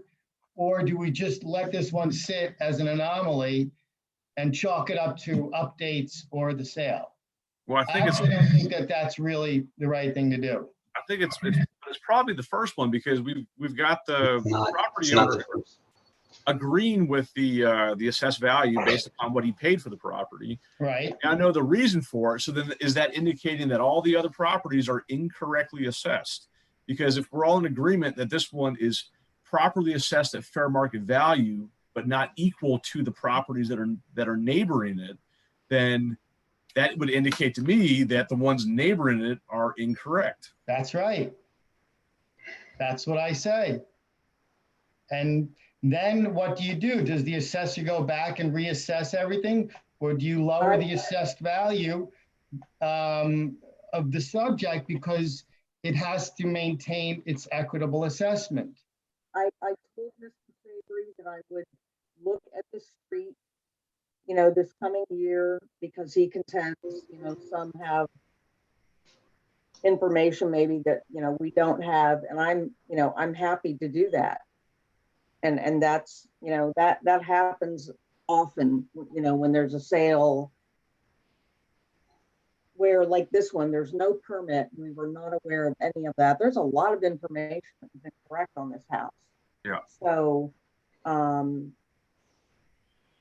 I got to ask one more question to Brian, I think, because you picked out these sales that's in this chart, right? Correct. And I know there's many Assessment. other houses in that area, and these are the ones that certainly would illustrate the difference best. And I'm assuming you picked them because you thought they were the most comparable ones to your home. And because they're my neighbors, direct neighbors. And I'm wondering if we just expanded that data pool a little bit to other homes on the street that might be comparable to yours, if the same trend would appear that everyone is drastically lower in assessment than yours, or if we looked at more than these four, if there's other ones that have a basement with the same number of bathrooms and whatnot that are also at the value that she has on it right now. Yeah, I think that's a good, I like that. And that's also, for whatever it's worth, the value that you just paid for the property. Well, I know we've done this over the years, and Jeff probably, I don't know how Jeff feels about this, but I know we're not supposed to play with percentages, but it just feels to me like that change of 178.5 to 266.8 in the improvement value from 20 to 21 seems a little high for me. Now, I don't think, Brian, did you break down your 295? Is that just a number you come up with, or is that part of that land and part of that improvement? I don't remember. What is the 295? Is that the number that I Yes. think it should be assessed for? Yes. Um, Because your land didn't go up. It hasn't really gone up in 3 years, a little bit, but. Yeah, I'm not sure exactly how I came up with that, but So I think it's based on 295 comparable neighboring homes.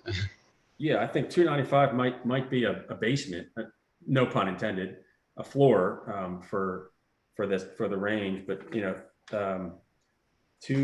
3 Elizabeth's number, after discussing it for 20 minutes, does feel like it's maybe she could be overvaluing the fact that the basement was finished. She did find another bathroom, right, Elizabeth? yes. And so, I think we're now the discussion needs to be, is she within range? Because if she's within range, then I think we affirm. If we're going to lower it by a percentage, then I think it's somewhere between 295 and Elizabeth's number. Or, you know, we just, like we said with the other applicant, next year, the anomaly kind of spreads out a little bit. And Even though there's a sale for 354. right. Well, we're looking at the other part of the equation, which is the equitability. Yeah. And so I think that Eric had a good point. Are these indicative of the trend in the overall neighborhood, or are these just the neighbors, but other properties, maybe a few houses down, really do kind of support that much variation in the neighborhood? These here don't support that much variation. He's an outlier. So I think it's either it's that, or it's the other houses are underassessed and it's inequitable. I think maybe some of them are a little under assessed. But I mean, I don't know what the other houses look like inside. I would probably contend that they're, you know, somewhat original. You know, a lot of them probably do still have Formica. You know, smaller rooms, you know, the bathrooms, you know, older. I need to gatekeep here a little bit. We're several Okay. minutes over, Anthony. Anthony's been patiently waiting.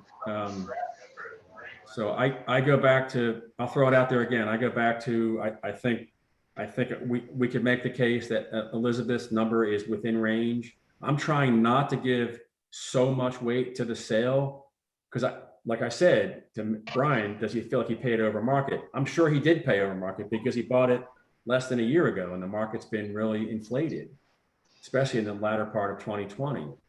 So I would assert an affirmation of her number.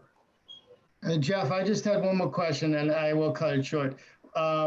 What constitutes inequitable assessment? Is there a percentage? Is there a, you know, some dollar value where you could say this property is clearly inequitably assessed?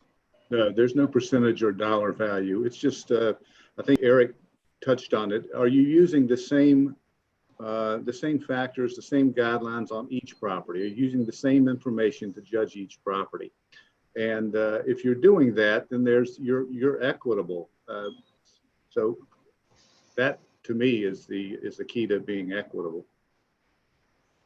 Yeah, so I don't sounds think like that we have Elizabeth enough information to really know that.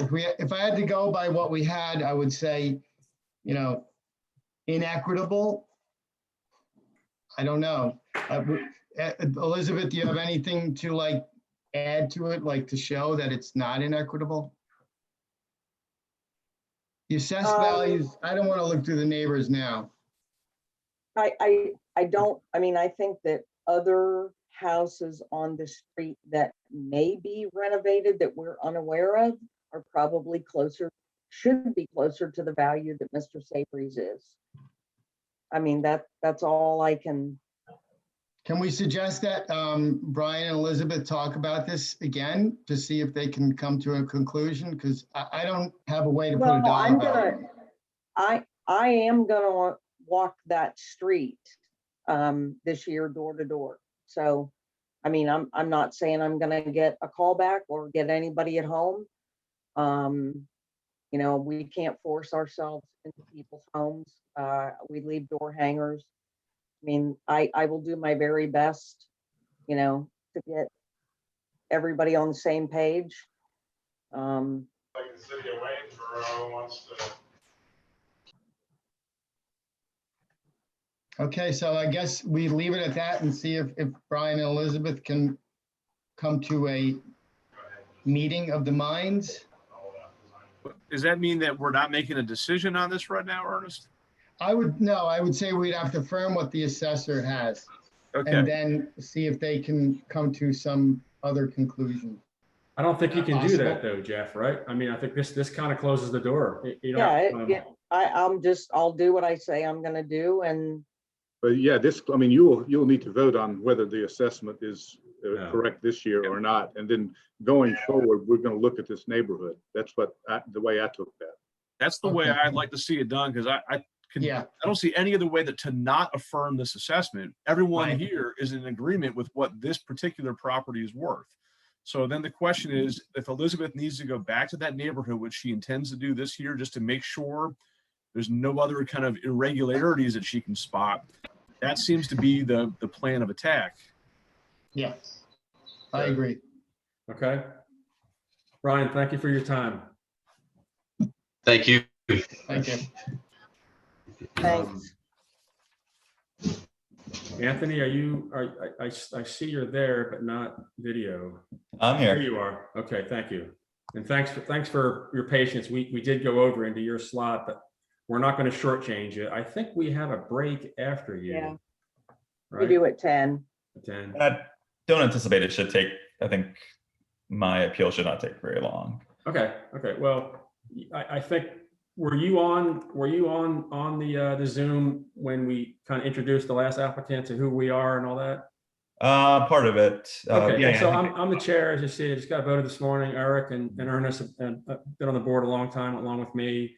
I'm a realtor. I've owned a company for a long time. Eric? I'm an appraiser and a realtor. And I'm an appraiser and I've been on the board about 8 years.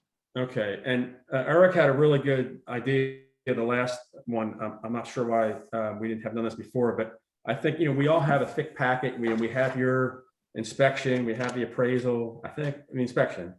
So we get the gist of what we understand what you're after. We understand that the magnitude between the city's assessment and what you suggest it to be. But if you'd like to have the floor for a little bit, just to kind of flesh that out and tell us really what we should be focusing on in these few minutes.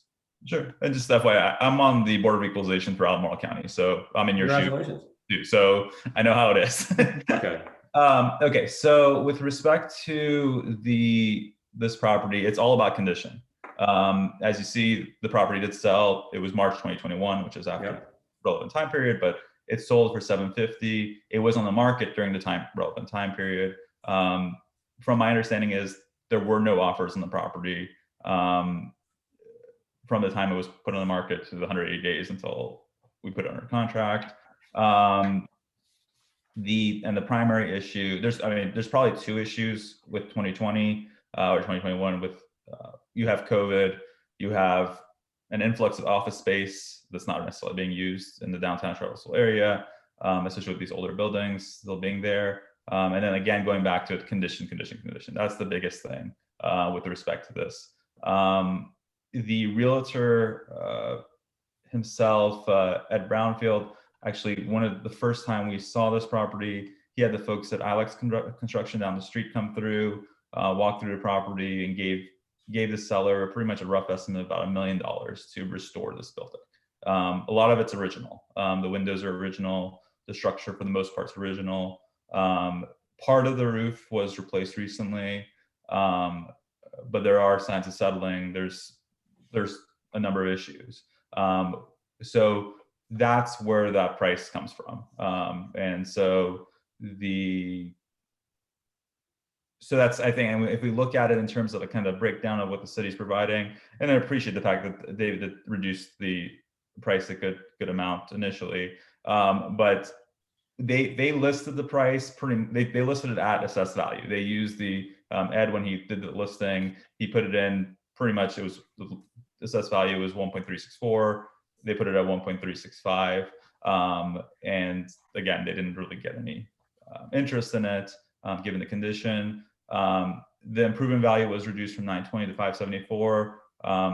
My position is that improvement value should be reduced even further, just given the condition, to reflect the fact that, and it was an arm's length transaction reflecting that price. That's pretty much it. I mean, if you've seen all the pictures, you've seen the listing, and my letter was there. I don't think there's really too much more to add, but I'm happy to answer any questions you all have. Yeah, I just have a couple about the terms of the sale. I mean, it's a $615,000 reduction from what they were asking to what you were able to get them for. Right. That's pretty substantial. And how did you guys arrive at that 750 when you guys made that offer and they agreed to accept it? Sure. So the initial offer was 800,000, and that's what we agreed on. We had kind of back and forth with counters and things like that, but we kept on going back to the costs to rehabilitate this building. That's where this came out of. So we did agree on 800. We then had the inspector go through and they found the signs of settling and some other potentially major issues. And that's where the other 50,000 was reduced to 750 at the end. We do have an agreement, and that was part of the sale in which we were leasing back the property to the title company. So they are leasing the property back for 2 years at $5,000 a month. And I think it was more because they have just so much stuff in there, all their files and things like that, that they just did not want to move. And so that was a part of the deal. And then I know that this was publicly advertised. Looks like there were agents representing both sides. It was on the market for 180 days. Looks like it was well marketed. But the seller must have had some amount of distress or whatever that said, we're willing to just liquidate this thing and drop it at this price. They didn't. They did. That's at least my understanding of it is there was no distress element. The owners were the owners of the title company. They were not leasing the property. And they just were they wanted to be out of the business of owning the property and wanted to just lease it back and then eventually kind of close up shop potentially. Got it. And Jeff, was this yours or no? This is David's. Yes, David. And you used the cost approach, right, David? Yes, sir. Okay. And what's your explanation for the difference between what Anthony's suggesting and what you did? You just think the cost to cure, to bring it up to speed, so to speak, is not as extensive as what Anthony might think it may be? No, it's that in this situation, cost isn't going to equal all the value. It's going to cost more to bring it up to state, and you're not going to recoup that if you were to sell it on the market once it was repaired. One of the more similar sales, there's a list of 8 that I sent you from this area that either front on High or within the downtown market. You know, if it was up to condition and everything was done, you know, a price around $300 a square foot would be at market, which is a little bit closer to what the original assessment was. It was reduced to be a little bit more similar to sale 6, which was the Blue Ridge publication office building that was purchased in 2018 and has been vacant since then. They're just now going through a renovation period on that building to kind of bring it up to code. So that was kind of where the adjustments were coming from. The condition was taken into consideration during the appeal process, but you know, I definitely think that the fact that it was a sale leaseback, it played a little bit of role into that, and I'm not sure. It just sticks out as you know, this sale was an abnormality compared to everything else over the past 3 years I've seen from the downtown, just the older market. Hey, David, two questions for you. I know, are you only looking at the past year for sales? Because I know there was one we talked about a year or so ago that sold on Park a couple years ago. I think Frank Hardy sold it. And I'm still amazed at some of these properties on Park that are kind of falling into disrepair, what they actually sell for when they sell. Now, that would have been longer than the past 12 months we're looking at, but I don't know if that supports a 750,000 valuation on this one, but it certainly is a data point that shows some of these older homes on Park that are converted into offices do sell for kind of an outlier value sometimes. Well, I mean, I go back about 3 years. which is typical in commercial appraisal. We're not residential. We don't have sales happening every 3 months and can, keep it within just a year span. So, we kind of look at a broad spectrum. And also, I was, like I said, able to find a sale that was in similar disrepair and similar condition that I knew had to have upgrades to get a tenant into it. So, and that's kind of what I used as the measuring stick. And I was still actually, on a per square foot basis, even lower than that, based on all the photos that Anthony was so gracious to present to me. Can I ask a question here? We just Yes, spent we just looked at two other properties in which we used a fairly recent sale as the ultimate decision maker for the value. We disregarded other stuff. We disregarded whether it was they paid too much, too little. So why aren't we doing that here? What else is there that you would say that, this is a recent sale? And the sale was a market sale that took into consideration all of the factors of the property, and they reached a, arm's length, hopefully, transaction, other than the leaseback factor. So how is that different than the previous? And I want to follow up on that question, Ernest, because that was my second point. Was the sale occurred in 2021? So we're looking at 2020. So with the assessment that you have now, it wouldn't really know about the sale at 750. Is that correct? That's correct. I can't take it into consideration because of the effective date of the appraisal. So would that mean that the next year that number is going to be kind of glaring at you, that this property had a transfer in 2021 of 750, to maybe rethink about this property to make sure that the assessed value is fair and correct? If Anthony drags his heels on the improvements, then maybe yes. But if he gets on it pronto, then maybe no, right? It all depends on what happens this year. Yeah. If I see another office like this sale and because everyone has the idea all this office is coming online. All the additional office space has not yet been finished and is ready for the market, but we're expecting it. So I've got to see what else happens in the market in this area. Over 2020, there was no increase or decrease. Everything, was very stagnant as far as commercial office, even with the knowledge of more incoming office. So that's kind of what took into the valuation of this, is that everything had been very stable up until the sale. Honestly, this is the first sale that's been below the assessment over the past almost 18 months. Just as an overall, and then I know, and I'm trying not to consider the sale directly into this assessment, but yes, it will play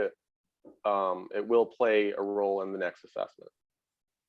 I will say, looking through the property inspection report, it does look like it needs a fair amount of updating. Yes.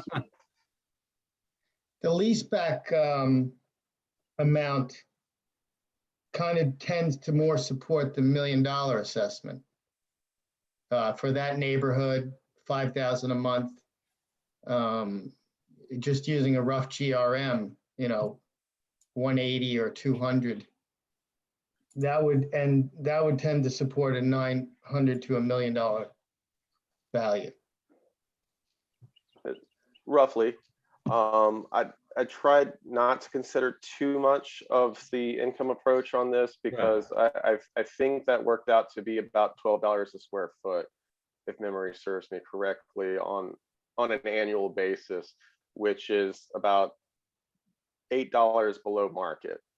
Typically in this market for the office during 2020, people were getting between 20 and then advertising and asking for about $23 a square foot in the same area. Because of its location to the courthouse, it is fairly desirable by lawyers to be able to walk to and from the courthouse. Anthony, you must have gotten in just under the wire for this year, for this appeal, correct? Good, yeah. Yeah. It's almost like the timing of the sale, if it were a month later or 2 months later, or like now, obviously you would have missed your window to appeal. And I wonder, I think Eric said it, or maybe Ernest said it, that this time next year, January, you know the process, you know the window, and that if David comes up with something that's gone up and yet you've done nothing to the property, this is really more to David. If you've done nothing to the property throughout this year, and David looks at comparable sales and cost approach rather, and it's still in its current condition, David, would you be more inclined to lower that 1,017,000? Yes, I mean, if I saw another sale this year that was below our assessment for this entire neighborhood, I would go back over to the entire neighborhood. Now, this neighborhood is a little interesting because it also includes quite a bit of the offices and stuff that go over on High Street.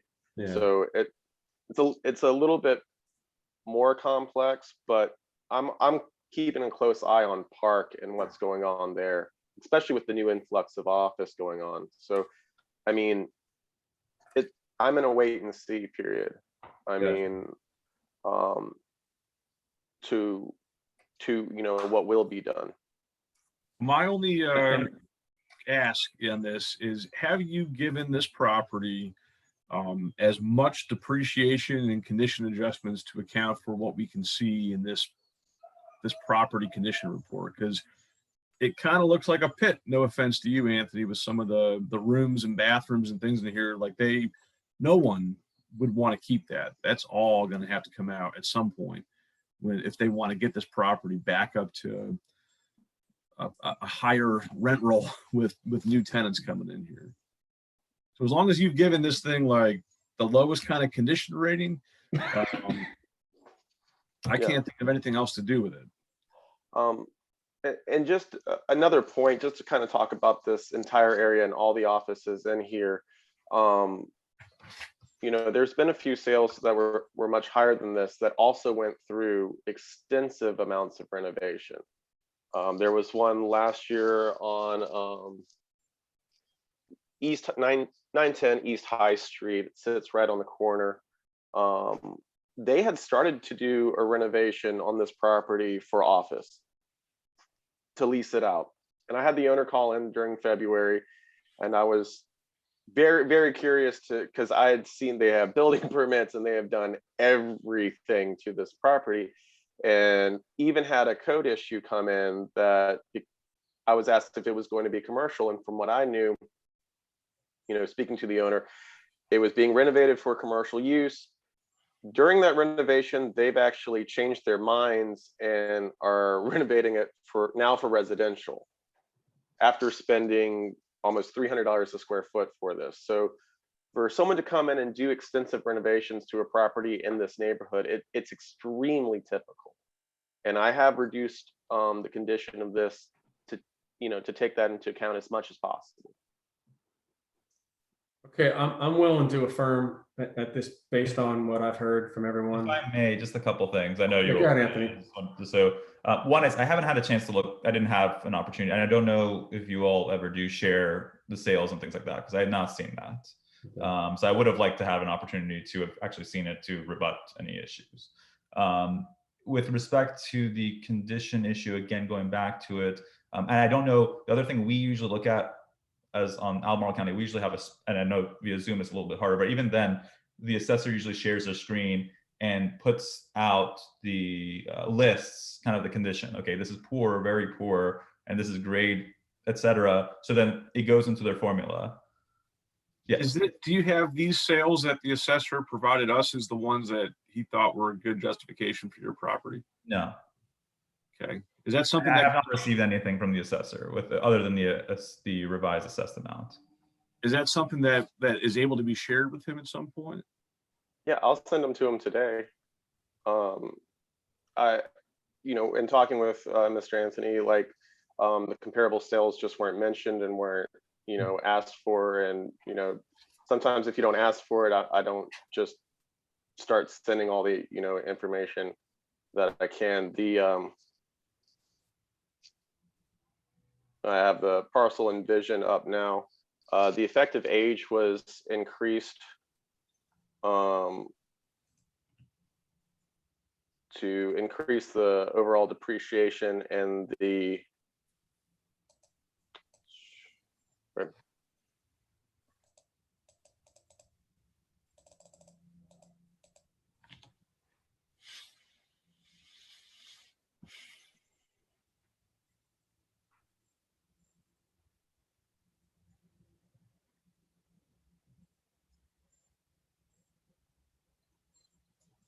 sorry, just waiting on the program. The construction class, the quality was reduced from very good to above average to account for the construction details, the settling and that forth, and all 3 sections of it. If I need to share the screen, I think I can. I've got dual monitors up right now, so I'm not too sure how it's going to look for you guys.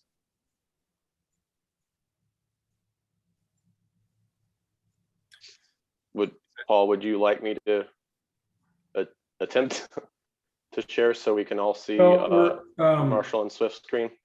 Hey, real quick, Sure. while you're doing that, David, I'm going to just add one more thing, Anthony. When that listing hit the market, I emailed it to a couple of people that I knew were looking for a property.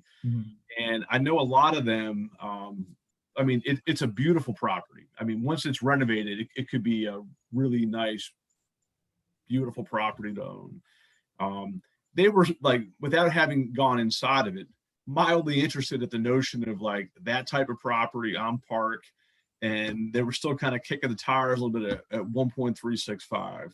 I have a feeling a lot of them, if I said it can go for 750, they would be lining up the door to maybe have made that offer. I'm just wondering if they had any other kind of step down in pricing before they went from 1.365 to 750, if they might have been able to achieve a sale in the $1 million range of about where this thing is assessed right now. I went and saw it the first week. I've been looking for downtown office space. I'm an attorney, and I eventually want to put my office there. And so I've been looking for downtown office space.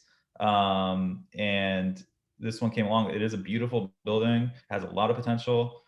It's going to cost us. And then from day one, we said, we can't go that high. I mean, it's just not. And then Ed even told me at the very beginning, I don't know if that was his relationship with the client or what it was. And he said from day one that, yeah, we have it priced too high, especially once they got that $1 million figure in terms of the cost rehab.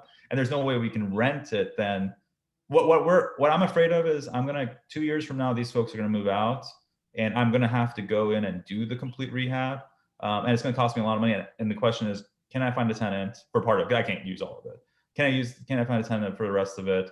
And will I be able to recoup the costs? Because it's not going to be I don't think any other tenant is going to come in and lease that space the way it is for a law office or for anything or even a title company or anything else. They don't actually, this title company doesn't really have clients coming in. So if you're going to have a client coming in that space, you're going to have to completely redo it. And there's an active water leak coming through the thing. So we're doing some of the emergency things right now, but the tenant, they've lived with it for all this time. So it's a lot easier once they move out, we go in and gut it and completely redo everything. So that's where we're at with it. But we really thought that was a fair number. And that was the number from day one. So if someone wanted to come and pay me 1.3 million, or even if they wanted to pay me 1 million right now, I would be happy to take the 1 million. But I just don't think that's what the market would do there. And anybody had an opportunity to just make an offer. I mean, we weren't but there was not, the interest wasn't there for whatever reason. But going back, that's kind of like a due process issue. And like I said, I would have liked to have had the opportunity. I know since you all have it as the board, the comps, I would have liked to have had the opportunity to rebut some of that if there was a possibility to rebut it. And also going back to, and if David can bring up the thing, I think above average, it shouldn't, something of this age and the condition it's in shouldn't be considered above average, or at least then the grades, then it should be graded. I know I'm not an expert in this. Okay, I'm a real estate attorney. I'm not in the appraisal or real estate field beyond that. But just from being on the board for Albemarle County, we just go through that and those different grades. That helps us out in terms of calculating it. And usually we step away as the appellant, we have an opportunity to go, but we step away till the hearing continues. And then you all we talk to the appraiser and say, okay, well, if we bring this grade down here, or this and that, okay, will it come closer to that number that the appellant's seeking? To the extent that's a valid point. And that's why I'm bringing it. Again, I really appreciate the fact that it was reduced substantially, but the reason why I'm bringing this is I'm saying, I think the grading is lower. Just know that is the market value, and that was the market value as of January 1st, 2021. Even though the sale wasn't necessarily there, it was in the market, and the condition was that case. So, anyways, that's my my main point here. So your appeal is really on the David. What was the? I'm sure it's in the packet. What was the? You lowered the assessment to 1.017, right? Yes, sir. And the year before it was 1.364. What was your initial 21 total value? Did you just keep it at 1.364? I think due to construction costs, like there was maybe a 1% increase. Okay. So it was 1.383. So Anthony's really appealing on the pre-purchase assessment, right, Anthony? Yes. Well, I'm appealing the 1.017, the reduced amount still. And it's just, like I said, strictly improvement value. That's what it is. So the improvement value was reduced from 920 to 574. That building is not worth $574,000. And I think that's what's reflected of.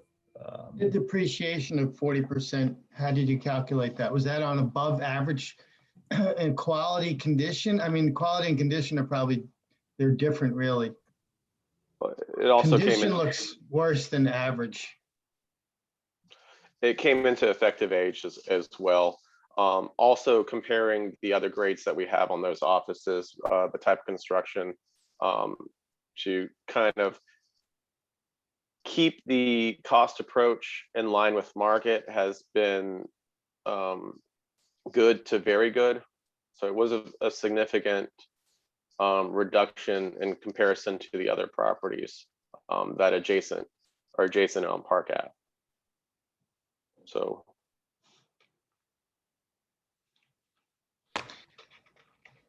And then there's always a notion that, and I see it a lot in the residential market, that people will pay crazy numbers just to be sitting in a certain location. I don't know that that's true for that specific location, given the fact that we don't know if people are going to come back to offices. We don't know if your future tenant is going to have customers or clients coming to a building. We still don't know yet. This COVID thing is just still hanging. But having said that, it looks like David did do a reduction. And maybe there's a further reduction in this time next year, or I guess I should say in January of 22. Short of us really doing a deep dive on all the comparables that David used, I'm going to have to just defer to his conclusion and say that we're okay, that it's equally assessed at its 1.107. And I'll agree with Paul on that, but I will ask David one more question, which I don't think I got the answer to, is there any further condition adjustments that can be applied to this property? Just looking through that report, it does appear to me that deferred maintenance would be a very polite way of calling what it looks like this report has illustrated. Yeah, because construction cost new is listed at 961, yet you said you're going to have to spend $1 million to renovate it.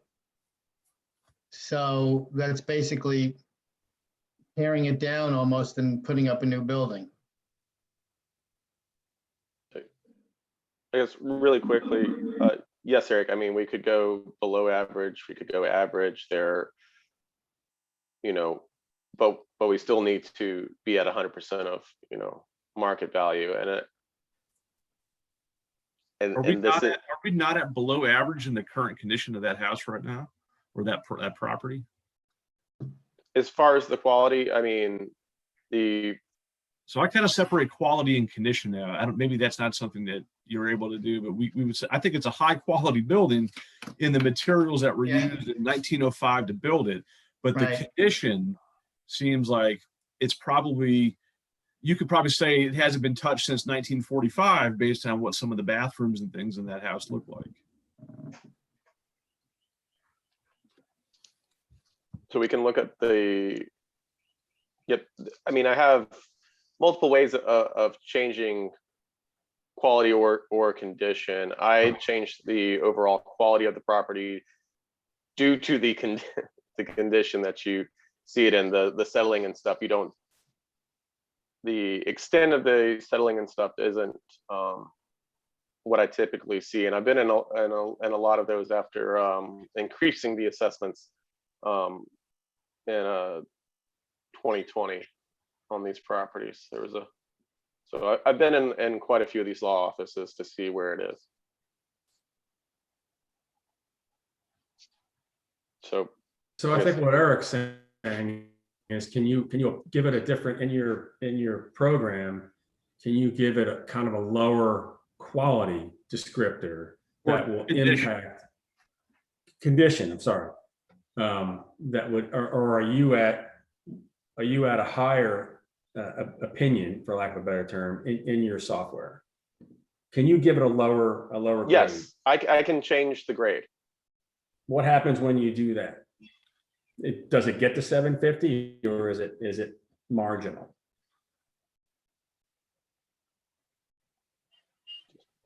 Waiting for the wheels to turn. I don't think I've been waiting for that my whole life, so you know. I don't think you'd want to change the grade. I think you, if anything, if you're looking to make a change, it's the condition of the building is what's been described Yeah, to me. Exactly. The Totally grade of agree. the building, you've already reduced that. I mean, we can always add additional depreciation depending on what you think, but the grade is the grade. Right. And the That's what depreciation, Eric was saying. I would say that this building appears to me to be just about fully depreciated based upon the condition of the finishes in that structure. It gets to be a point where it's no longer, it's a tear down. It's, but this is probably, I don't know if this may be an historic building. I don't know, but it isn't a historic overlay. So yeah, that's another thing that kind of plays into it, is that the ability to tear this building down isn't really on the table. Okay. Like, so you can't completely depreciate the building, or you wouldn't be able, you know, like how many times, you know, if an act of God happens, then Anthony would be able to build a new building on the site. But other than that, he's kind of stuck with what's there. So It doesn't seem like the 40% depreciation is really, is it 60%? Oh, 60%. That's what it appears, because no, 40%, right? Because you have, 961, so it's only 40% depreciation. That doesn't appear to be consistent with the pictures. I want to remind you, though, that you're looking at a sale that doesn't exist. Yeah. Well, Are you referring to the 2021 sale that doesn't exist? That we did this assessment on December 31st. We didn't know anything about this. no, I'm going by the construction cost new. Yeah. 875. That's what it would lower the assessed value to? No, the construction cost new is $875,000. Okay. And then Land. Why do I see 961? You must be What am I looking at the before they adjusted it back down, Ernest. I'm looking at approaches to value. Okay. so yes, it's 40, the depreciation on the building is 40%.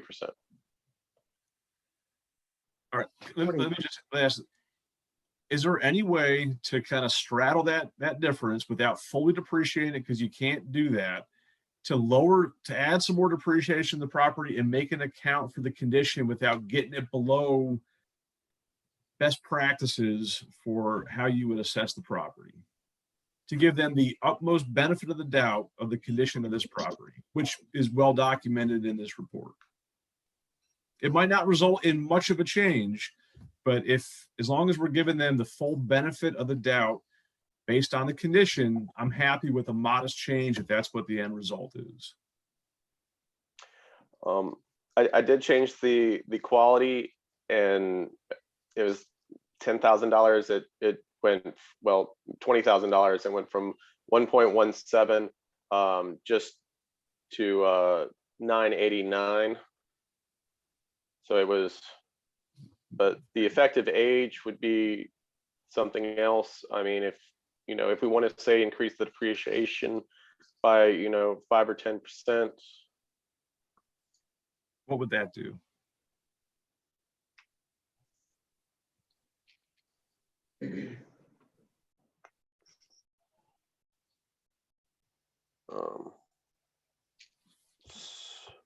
Joe or Valerie, is our 1020 in the queue? Is I that, see is a that the phone phone number here. number? So Yeah. that I can confirm with that. Okay. If we increase the depreciation by 10%, putting around 50% depreciation on it, it would result in a value of $910,400. I'm happy with that. I think that's fair. I don't know what you, Paul, and Ernest feel about that. I mean, I guess it's okay. 50% is probably the, I mean, I don't really think that covers it, looking at the pictures.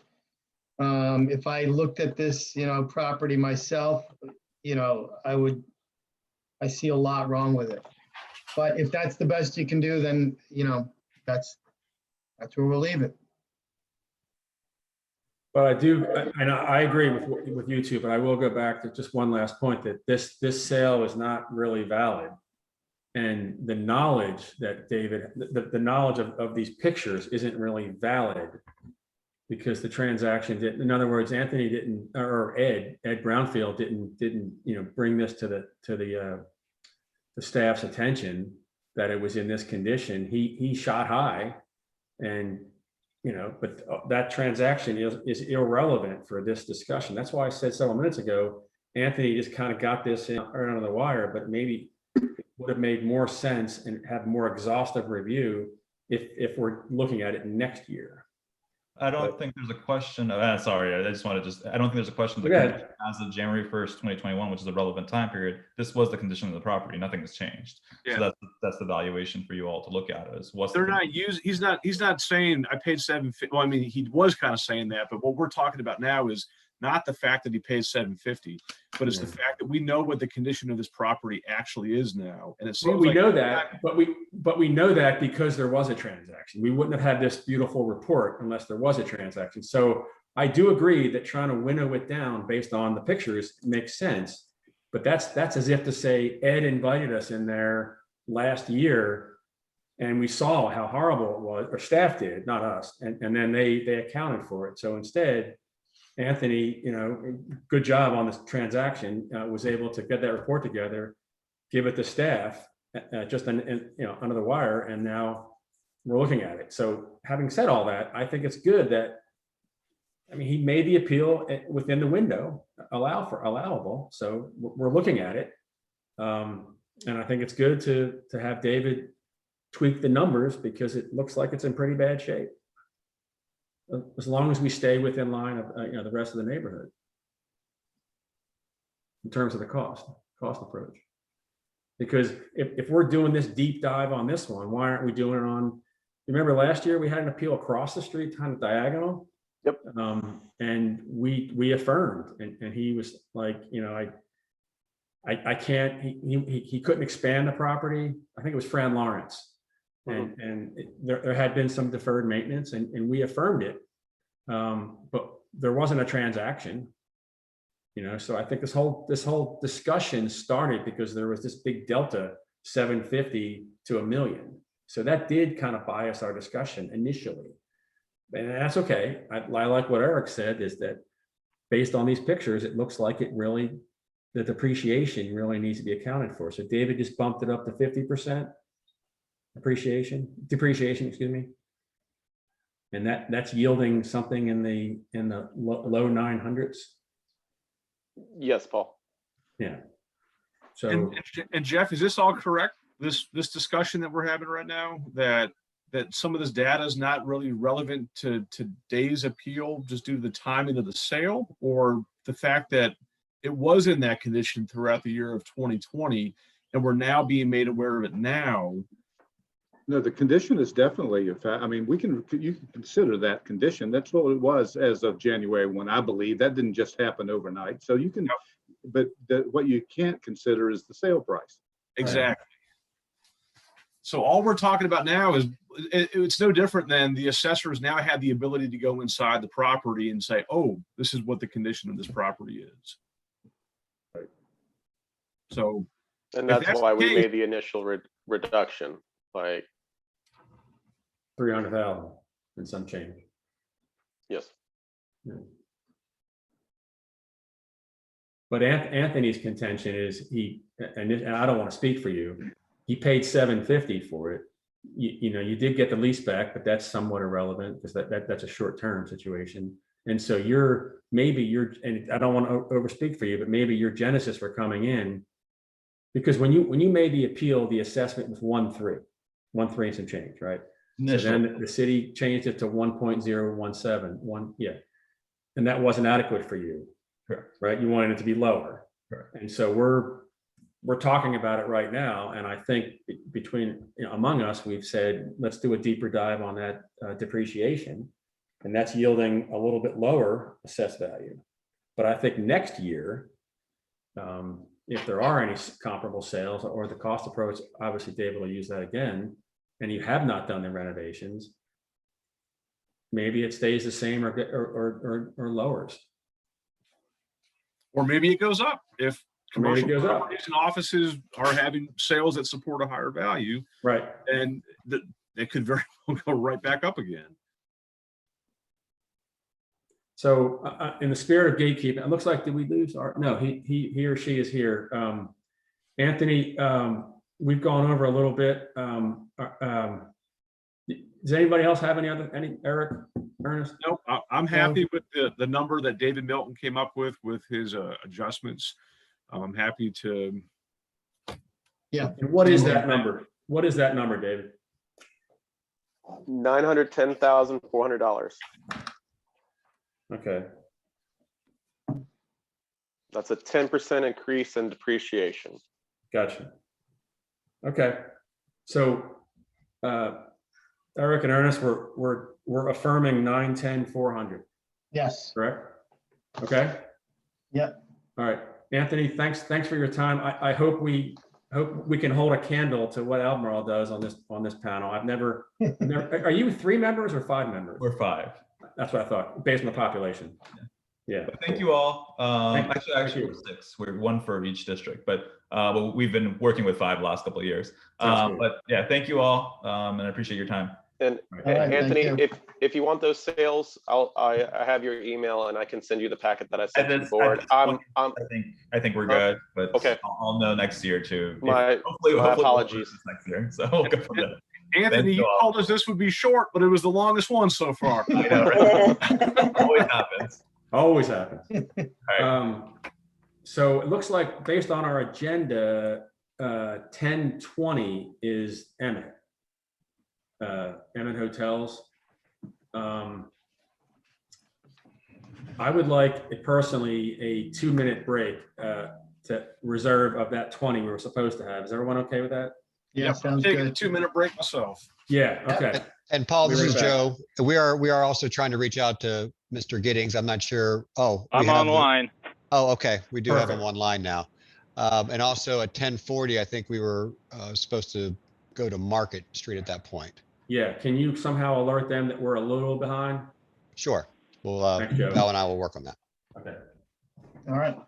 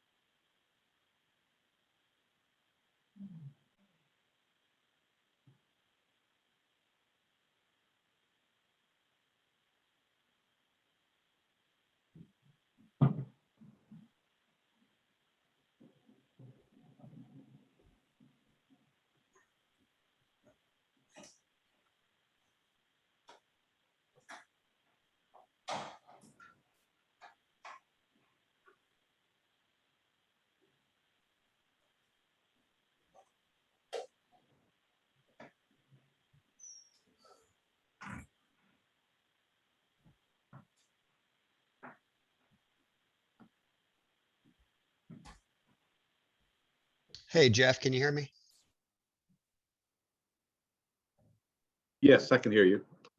Great. I just want to let you and the board know that when we did schedule this meeting, I see the agenda till 3 o'clock. On this same Zoom account, we do have the Board of Architectural Review at 5 o'clock, and we log in at 4:45 for that, just in case it appears this might be going over a tad.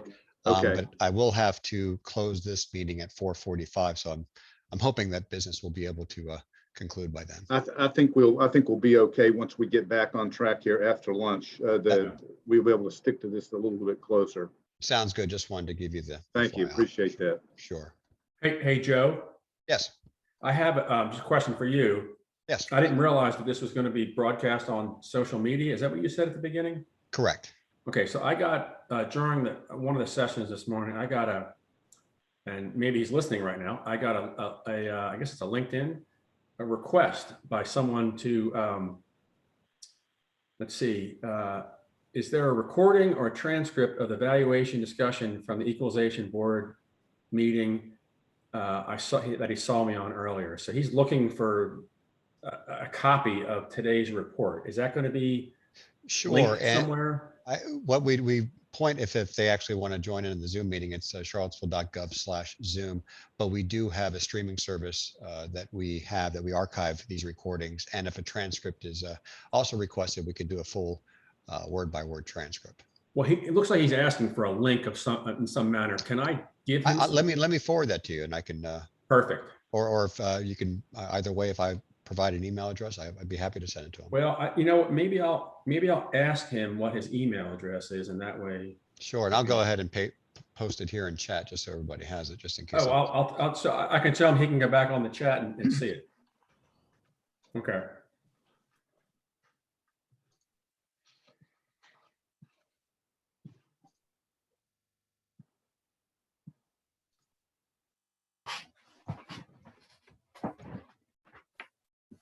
All right, so this link I am providing is the current live stream and the future archive recording link. Okay.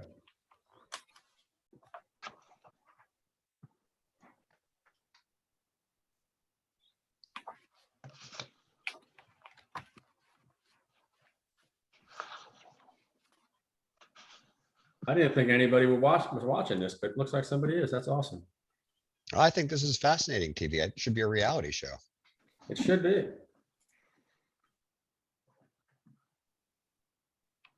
All right, Mr. Giddings, I'm going to go ahead and rename you here with your phone number. I believe we confirm this is you.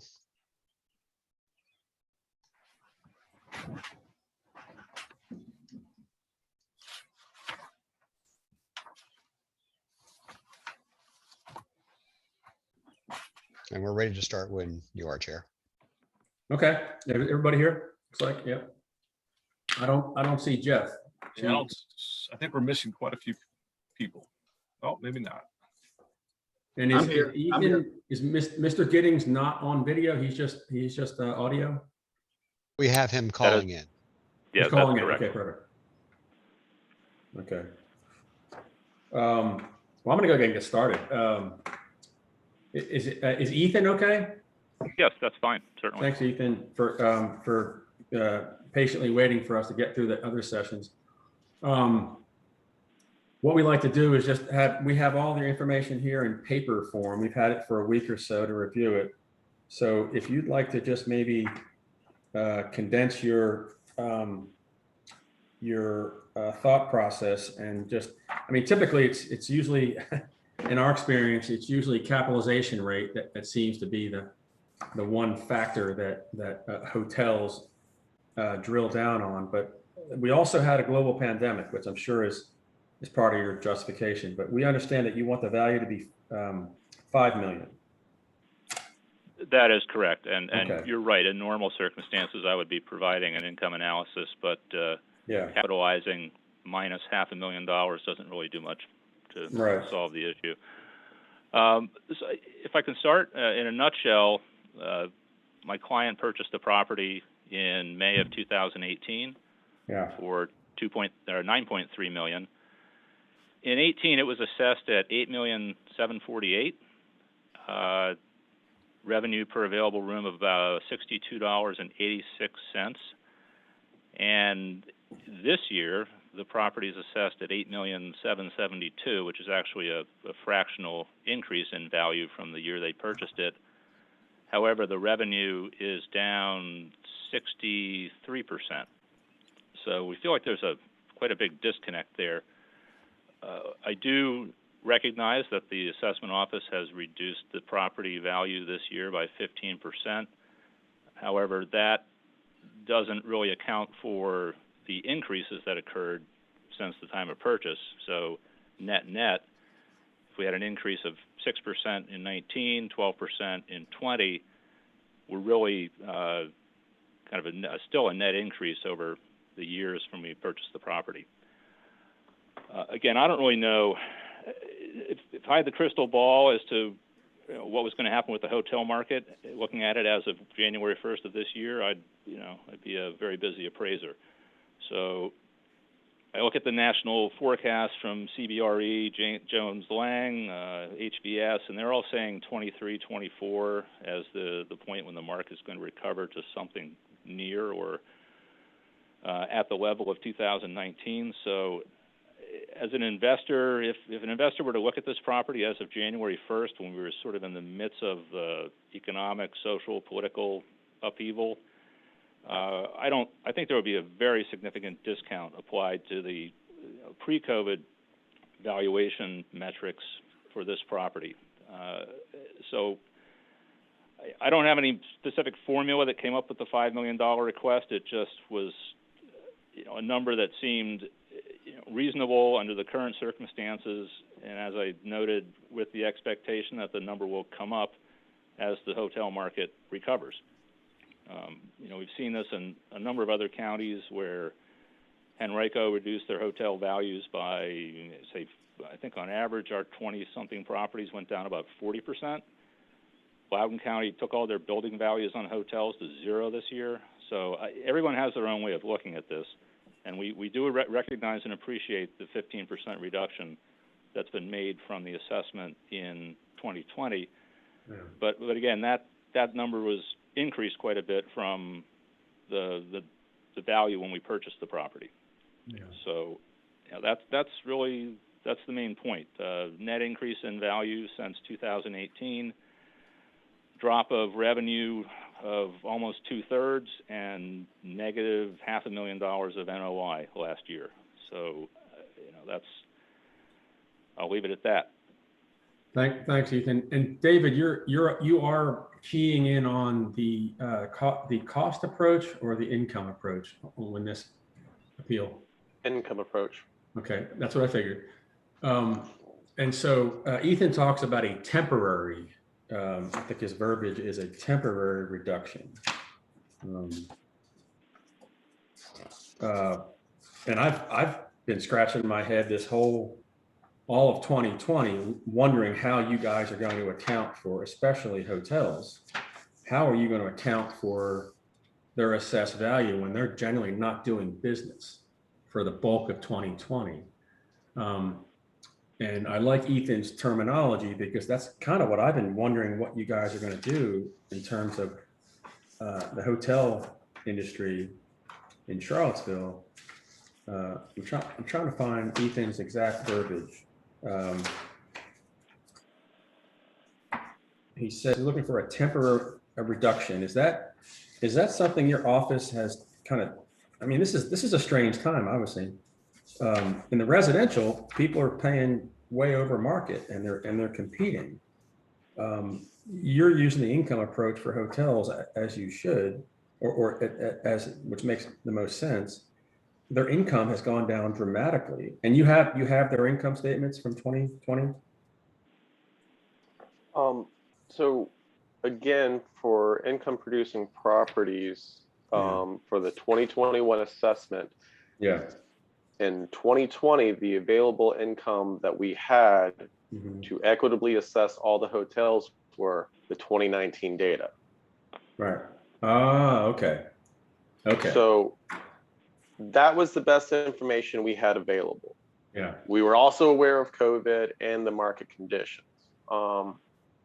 So we made a very large increase to our capitalization rate, which overall the entire hotel market in Charlottesville had about a 20 to 15% reduction from the 2019 values, which was in line with what PwC was saying, CBRE was saying.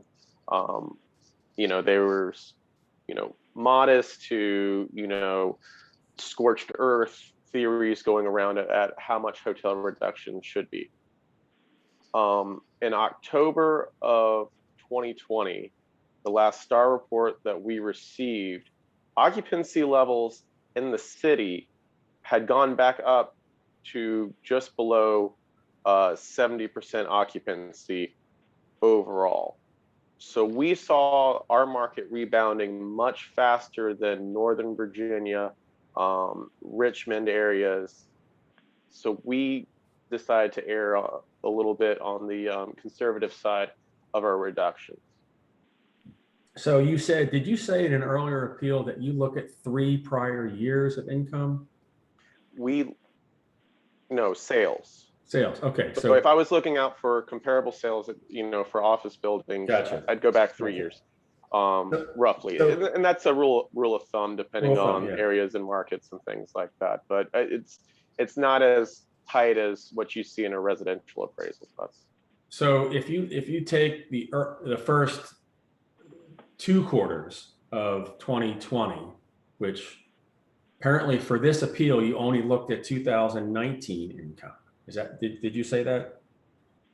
Yes, that was the only data that was available. So all the hotels valuations within the city were based off of the operating income that we got from 2019. Okay. Is that normal? Is that typical that it takes a year lag to get income and expense? So for this year, 2021 in July, we send out income and expense request forms for the previous calendar year. Okay. Because if you ask for 2021, it's going to be they might not even do their income and expense rolls until the end of the year, or it would be based on a pro forma or a projection of actual income and expense data. So when you use the income approach get my years right, for this time next year, you could see an overall, you could be more liberal and you said conservative because you saw an uptick in October of 2020.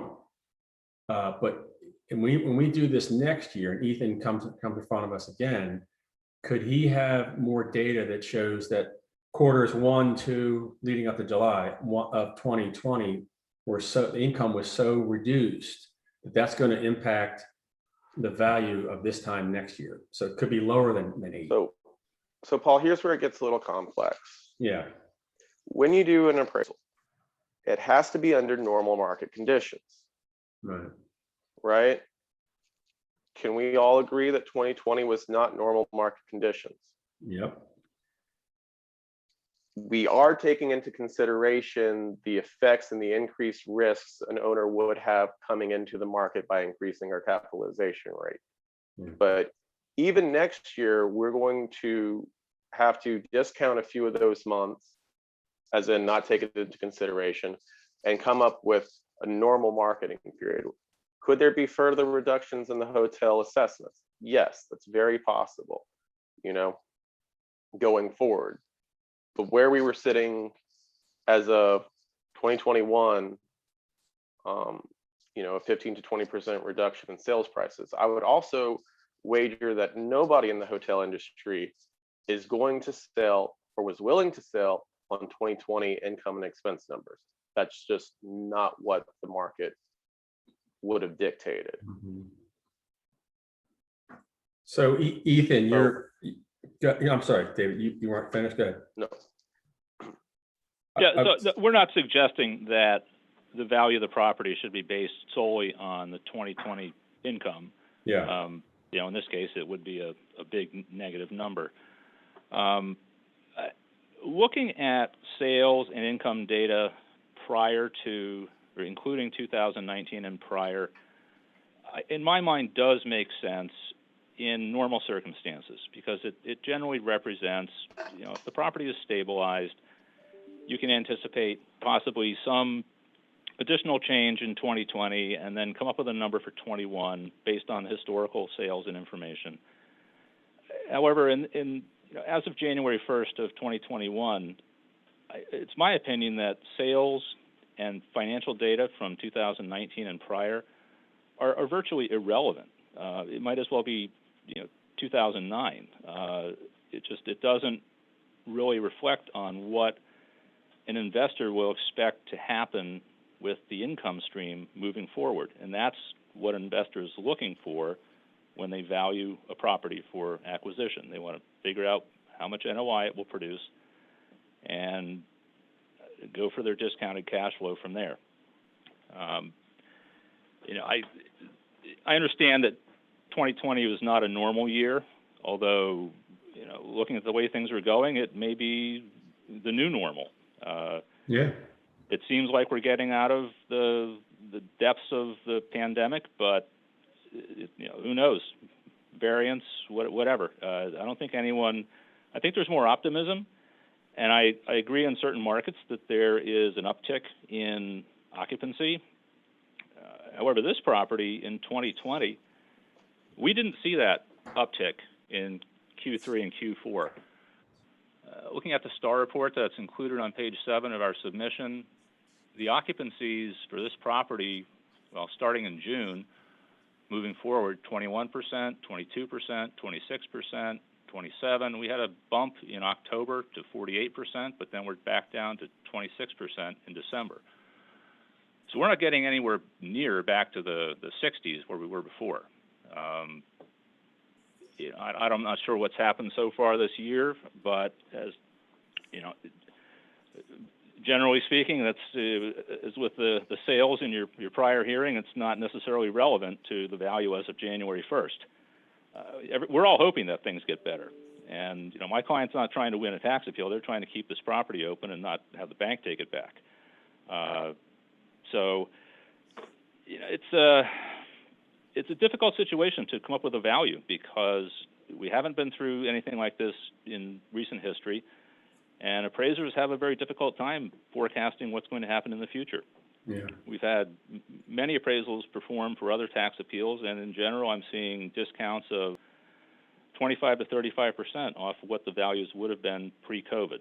And those are all different hotels in different parts of the country, but that's sort of a general average of what I'm seeing on maybe 30 to 40 appraisals so far of value as of January 1st, 2021.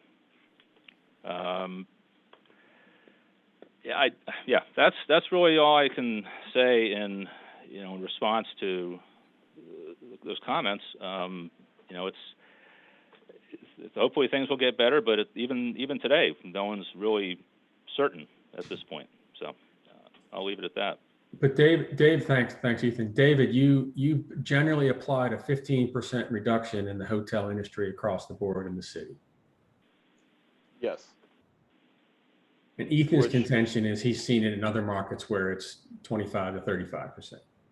Well, I spoke with commercial assessors in the surrounding areas, especially in Albemarle County. Mm-hmm. I talked to other hotel owners to come up with that reduction. And that was based on, numerous national surveys and stuff. It was in line with what Albemarle County was doing, and it was in line with what other hotel owners were telling us, what the increased risk would do to their purchasing and what that was based off of.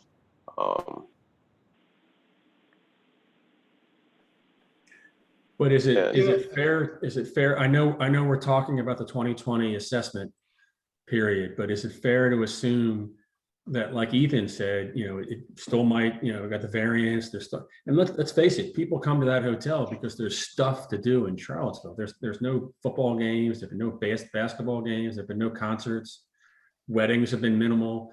So really, the reasons for staying in those rooms haven't been, they've been off the table for quite some time. But is it fair to assume that once you get the full Monty of those reduced income statements for this specific hotel, that 2021 could see a further reduction. I think so. I think because we haven't taken into consideration an entire year of this with what the income has been at this point. We've only captured a few months of that.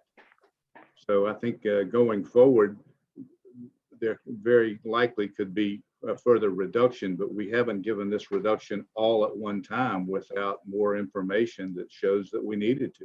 Mm-hmm. Yeah, I agree that it's difficult to come up with a number when you don't have the full information for the financials for a tax year immediately preceding the current year.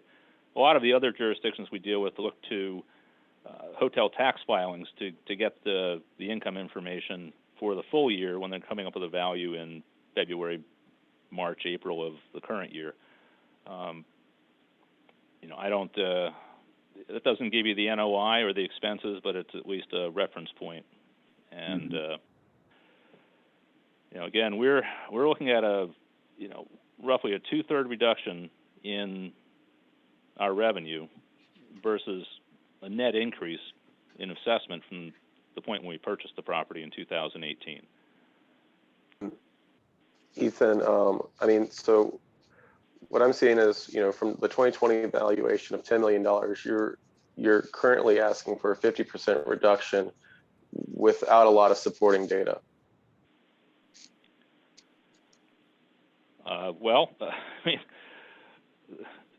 Negative $500,000 in NOI, I would consider to be supporting data, but we're providing what we have. Again, this is a speculative time. Nobody really knows exactly what's going to happen.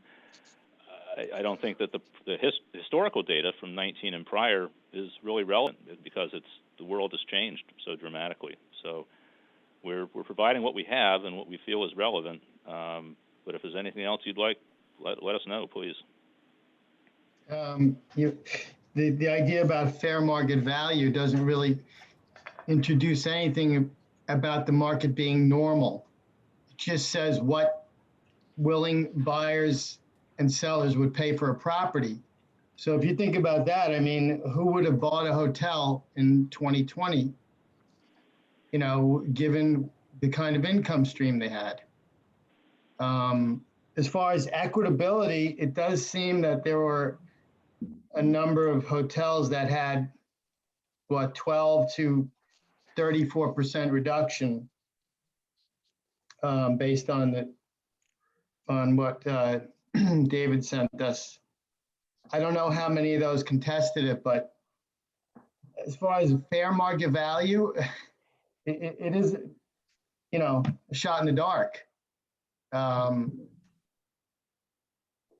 think that the decrease in hotel occupants would probably support the 5 million. Yeah, and I guess we did receive a 15% reduction from last year's assessment, albeit last year's assessment was increased by 12% from the prior year. That reduction, 15%, I think out to like the fifth decimal point. So it wasn't necessarily the result of a capitalization of a pro forma. I think it was just sort of the application of a ballpark number. Pick a number, apply that discount, and that's what the number is for this year. And that's pretty much what we did. Although our discount is, we picked a dollar amount that we felt was appropriate, and it's a higher percentage reduction than what the assessor chose. So that's,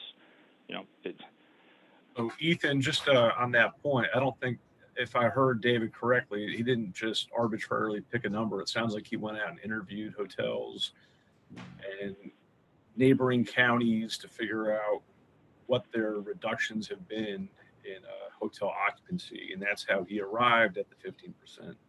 Oh, sure, sure. David?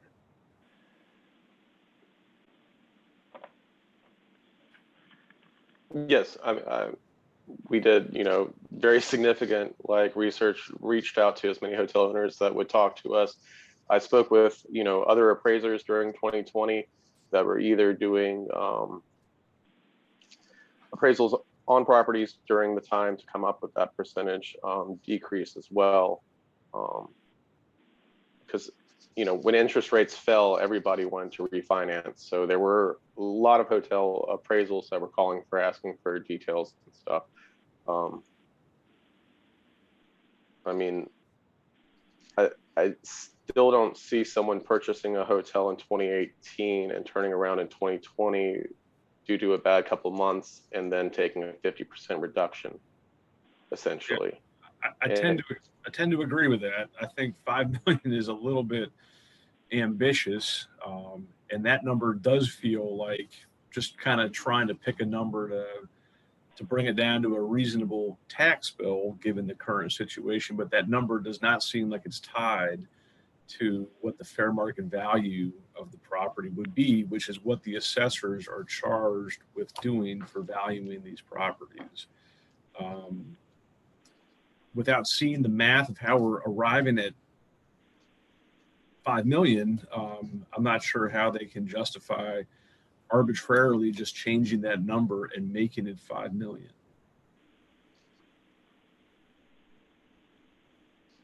Well, I feel like the assessed value is the value for that year. It doesn't necessarily indicate the intrinsic value of the property. It's the fair market value. If nobody's willing to buy a hotel in that year, then what is the actual value?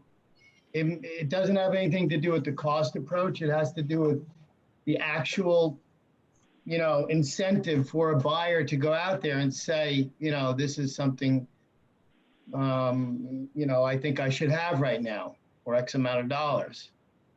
So I think a lot of buyers in the hotel segment would be looking at this saying, and I think we all agree, we don't know how long this will last for, but it depends upon what we determine to be short term. I'm looking at in a large commercial property like that, 1, 2, or 3 years out, I'm hoping, and I kind of expect that we'll be back to a fairly normal occupancy at a lot of these hotels.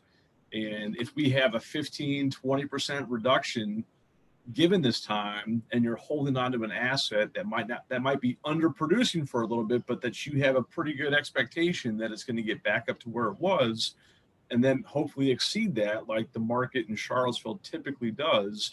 I just don't see that discount dropping it down to 5 million. It seems like people will be running in to buy these things knowing that we're going to buy an undervalued asset due to the current situation, ride it out for a short period of time in real estate, and then have a much more expensive property once things normalize again.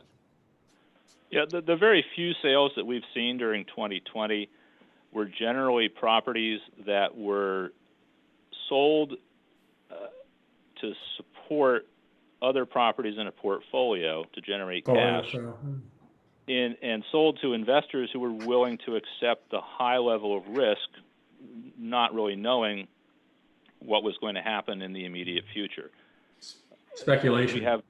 We have budgets for about 400 select service properties, and in general, they're expecting to come back probably about halfway between what they were doing in 2019 and what happened last year. And they haven't really. I don't have budgets for 22 and 23 and 24, but again, the consensus of the large real estate firms who have rendered those opinions are that it will be 23 or 24 before the hotel market will get back to, I can call it back to normal, or at least back to what it looked like in 2019 and prior. You're correct. I don't have a 10-year discounted cash flow to support the $5 million number because, again, it's so speculative. I can't put it together in good faith and say this is, these are the numbers we think should be in place for the next 5 to 10 years. To apply a 15% reduction on a property that was just increased by 12%, again, net, we're not seeing any reduction from when we purchased this property, and it's the performance is down dramatically. Well, I think what at that point, Ethan, what we'd have to do is really challenge David's methodology where he yielded 15% reduction, across the hotel landscape in Charlottesville. I think that's the only way to get it closer to, your line of thinking. Am I wrong? Unless that he can show that this particular hotel has been impacted worse than all the other hotels. And then maybe there would be some kind of tangible number that they could adjust that adjustment. Yeah, I mean, if as you stated that the reductions have been between 15 and 30%, I mean, I don't know if the other properties are experiencing even greater losses in revenue than 2/3 or negative net operating income. I'm not privy to that information. It's our feeling that the level of reduction is not commensurate with the level of decline in the performance of the property. That's why I went back to initially you might see a further reduction in 22. But you're not here to talk about 22. You're here to talk about 21 or 20, I guess. Could I just ask David, what numbers are you missing that you would normally use to account further for what Mr. Giddings is saying? I see the expenses and NOI and the reduction in room revenue. So what else would you need? What's actually missing? But the problem, Ernest, is that I had to use 2019 income and expense data. I've gotten all the information that I needed to run the income approach. There isn't anything else, I can get, when we start doing the things, for 2022 coming up, we're going to have, 2020 is the market data we're going to have to use for that. Hopefully the market will be more robust. There'll be more information, but, there just is a complete, kind of lack thereof of supporting information. It seems a little incredulous to think that you consider nothing from 2020. To be perfectly honest, I mean, I don't know how that comes about, but I'm a little shocked that nothing is considered from that. Well, from the income and expense report, I mean, I would have to wait and do every single income approach property on January 1st, 2021, and have everybody have all their accountants run all that information and get it to me on one day and run all the income approaches. It's just not how we do mass appraisal. We're always working, kind of 2 years behind the ball when it comes to the assessment, and we did take into consideration by increasing the cap rate from a basis of, 8% all the way up to 10%. Right. To account for the current market conditions of 2020. And you said you were a little bit more conservative because Charlottesville seemed to be coming back around October. Is that based on the STAR report that we received in October of, our market? We were doing, 10 to 20% better than Northern Virginia and Virginia as a state, who was much more in the 50% occupancy. So it indicated that we should be on the conservative side of things. And right, so you use a cap rate of 10%. What were you using before? 8%. And anyway, like, how did you just decide on 2%? For the overall depreciation, which was based on the HVS reports on hotel valuations and reductions, the CBRE and PwC, Price Waterhouse Securities third quarter report. And then when 2022 comes around, you're going to be using all numbers from 2020. Yes. So everything apparently would nosedive a year after everything ends, as far as COVID, well, not everything, but as far as the significant portion of the COVID impact ends. Assuming Ethan's client can get those income and expenses to David, then yeah, that's been my contention, this whole discussion. It's the snake has eaten the rabbit or whatever, and it's slowly working through its body. And so we're going to see it next year. I totally agree with you, Ernest. I just wonder if that's actually going to happen. Is it going to be where all of a sudden say, well, we had the income data, but now there are a lot of sales that are basically saying, no, that's not really true. That's our concern, because even today we're talking about what happened in second and third quarter, or third and fourth quarter of 2020, with the increase in the market occupancy being submitted in this hearing as a factor and evidence, and at the same time not considering the 2020 data that we provided, which has the actual occupancy for our property. So, our concern is that if things do get better, you're exactly right. We're going to find ourselves in a position where we have the same income that we've provided already, with $500,000 of loss, but then a suggestion that shouldn't be considered because the market is better at this time next year.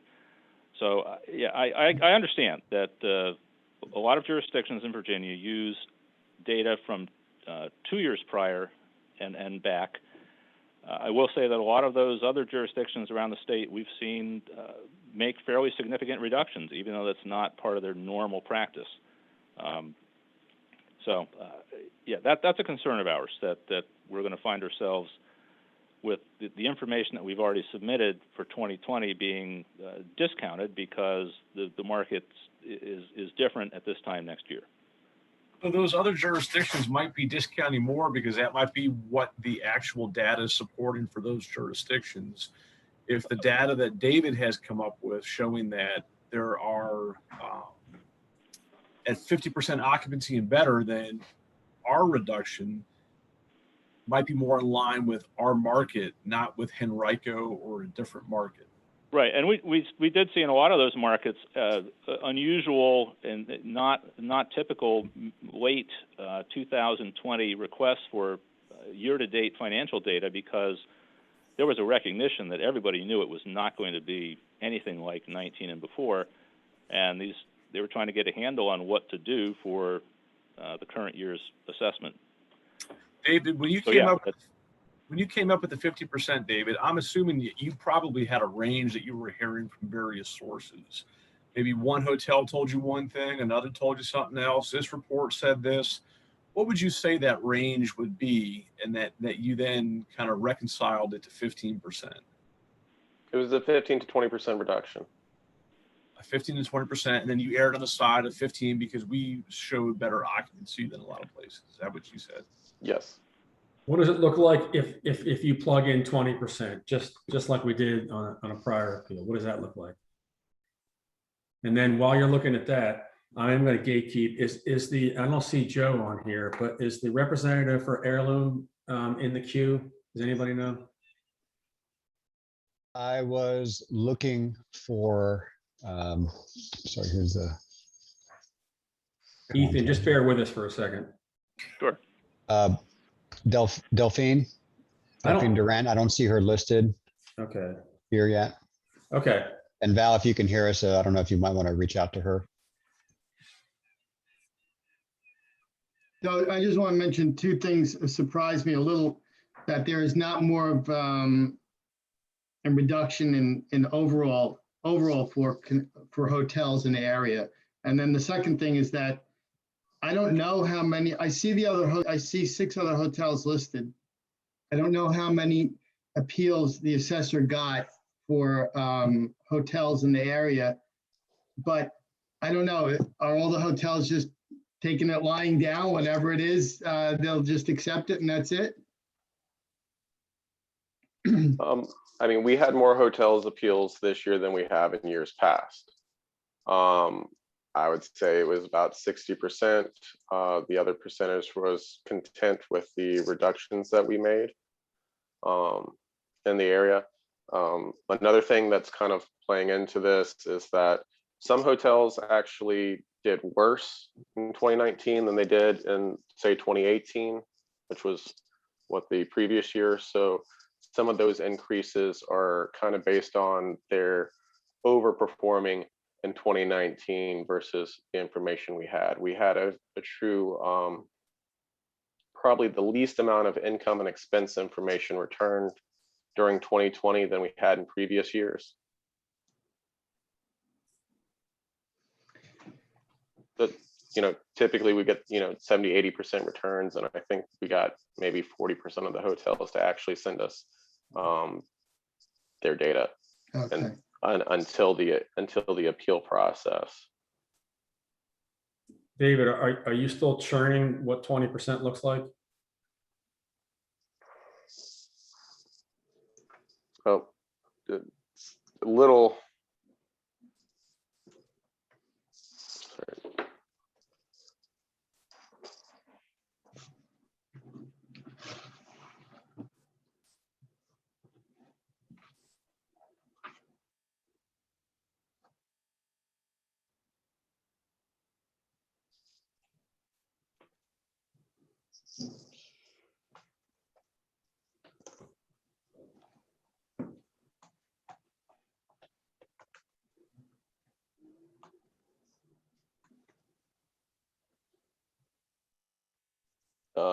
20% reduction would be 8.25.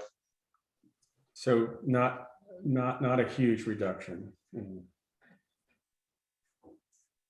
I mean 8.7. 8.7. Yeah. So it'd be additional 5% would be, approximately 500,000. So could this perhaps be a way to kind of bridge the gap with what Ernest was saying about not taking into account the 2020 data, and that in the next years that we're going to have this weird plunge happening when presumably the markets are better, that people are going to say, well, the markets are better now, so the assessment should be remaining or going up, that if this adjustment is done for 2020, that it's then removed for 2022 once the actual numbers come in and support that, which would then bring the assessments back up once we know that we're not having the same 50% or less reduction in occupancy that some of these hotels are experiencing. I think me and Jeff are planning for 2022 to either be the same or below the current assessment. And that's just the position that we found ourselves in. One of the things that people like to say is, give me a reduction this year and I'll be fine when it goes back up and everything gets back to normal. But when you drop them down to basement levels, and then you pull them back up to what normal market conditions is, it creates nosebleeds. 120% reduction. How could you increase values like this? So there's two sides of the coin to this. When you really get to dealing with this, I mean, if we dropped it all, a 50% reduction this year, and then we increased it back up to normal standards, that's 100% increase. And then you have everybody running around, how could you double my property value in only a year? And David, I agree with you 110% on everything you just said on that, but I would say that I think these are trying times with COVID, that unusual things are happening. So, and a few years ago, it would be hard to make that justification of that whiplash of down then up again. But in this case, it's like, look, it was COVID. No one was here. That's why these are correcting in this manner. I think that we could discuss that point when the people come in a year or two and try to say that, but it's pretty cut and dry with COVID what has happened. Well, No, it's not. We haven't, there hasn't been any market sales in the state of hotels operating under normal circumstances to even begin to say what the implications of COVID have been. Like, we don't know. Well, you know, the occupancy. Me and Ethan are speculating on, you know, what is the market going to do? How quickly is the market going to turn around? You know, when are we going to see those levels, you know, again in our market? Like, I think the task, I think we can circle around this topic for the rest of the day. I think we have to move the agenda along. I think we fleshed it out. It's been informative to me. I still think there's going to be a reduction next year. There has to be, if you truly account for the reduced occupancy for all 4 quarters of 2020. It has to be. We've just talked about lower, David was conservative. Now he may be a little less conservative, but the 20% reduction, that takes it to low 8s. Ethan, I think that's a successful half an hour for you. 5 million was probably not realistic. And I know you more or less said that you kind of plug that number in. But you know, maybe we can get a better accounting for it for COVID next year. But I think this is a good attempt for 21.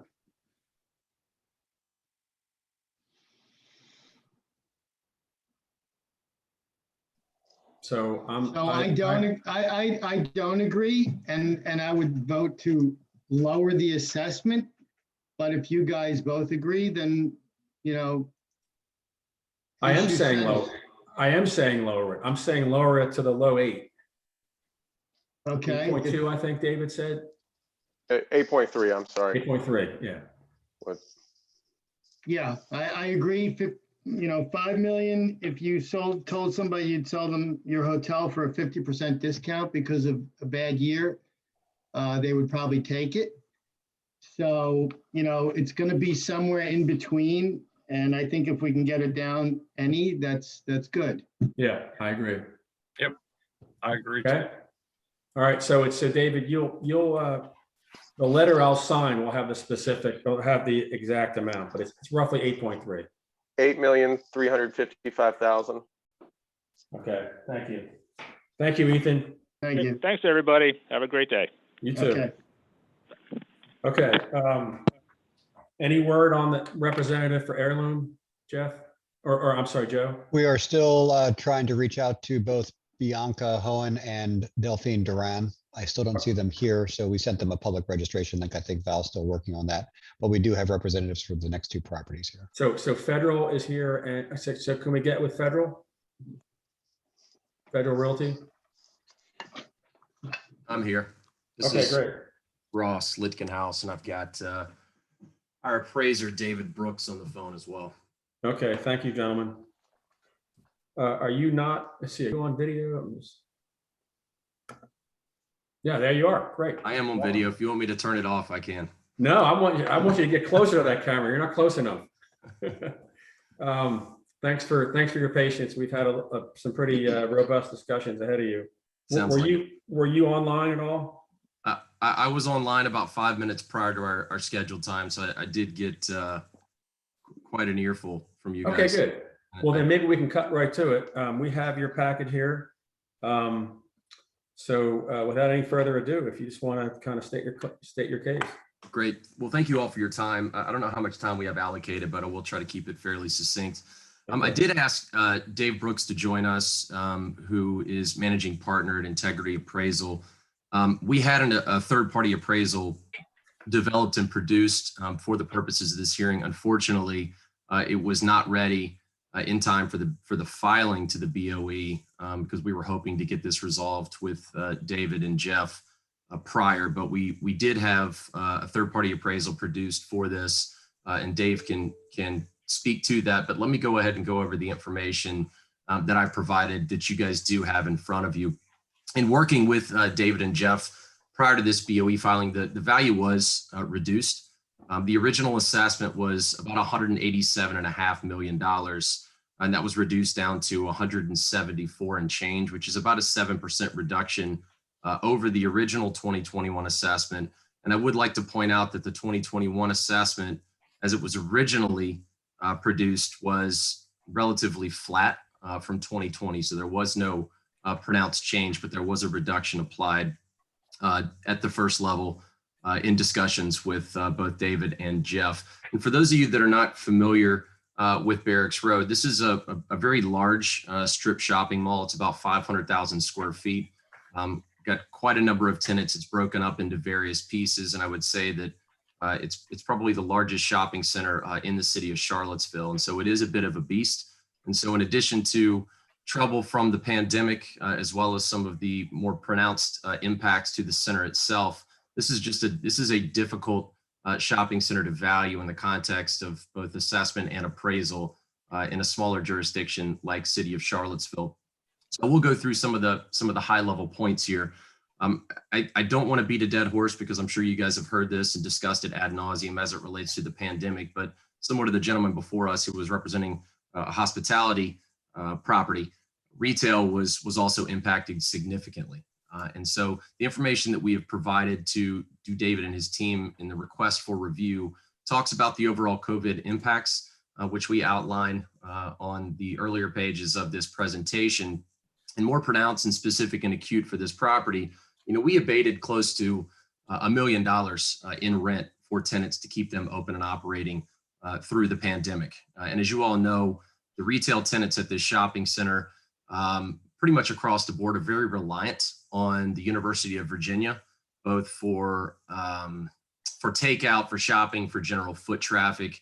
And so sales across the entire shopping center, if you include both the Kroger and the Harris Teeter, the sales year over year from 2019 to 2020 were down about 46%.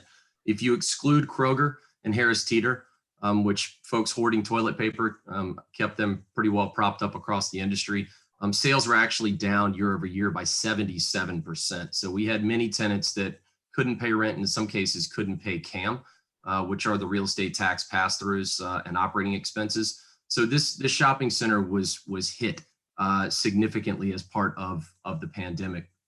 The valuation approach for us was, I would say, somewhat challenging, not just because of the pandemic and the pronounced downturn, but the way that the assessment was produced for this property for assessment purposes. And there are several tenants over here that were identified as quote unquote pad sites by David and his team, which they're not technically pad sites, but they were valued separately for improvement and cost purposes. And that's Peter Chang, Wells Fargo, Bank of America, SunTrust, McDonald's, Burger King, Kroger, Bricks, and Chipotle. And those were valued separately under a land and improvement cost valuation. And for our purposes and for Dave Brooks' purposes, from an appraisal perspective, we didn't challenge the value of those. So the value that we have developed that you see in our analysis only looks at the income fundamentals for the properties that were not valued based on that land and improvement cost. But regardless, we feel that the assessment for this shopping center for Barracks Road vastly overestimates the value as of January 1st, 2021. So a couple other points that I want to mention here. The actual vacancy that was reported at the end of the year for 2020, and this includes the loss of CVS at the shopping center, which was a pretty big hit, was about 11%, which is higher than what was initially put on the assessment. And I'd mentioned before, we abated rent about $1 million, which is close to 10% of the overall potential gross income that's generated over there.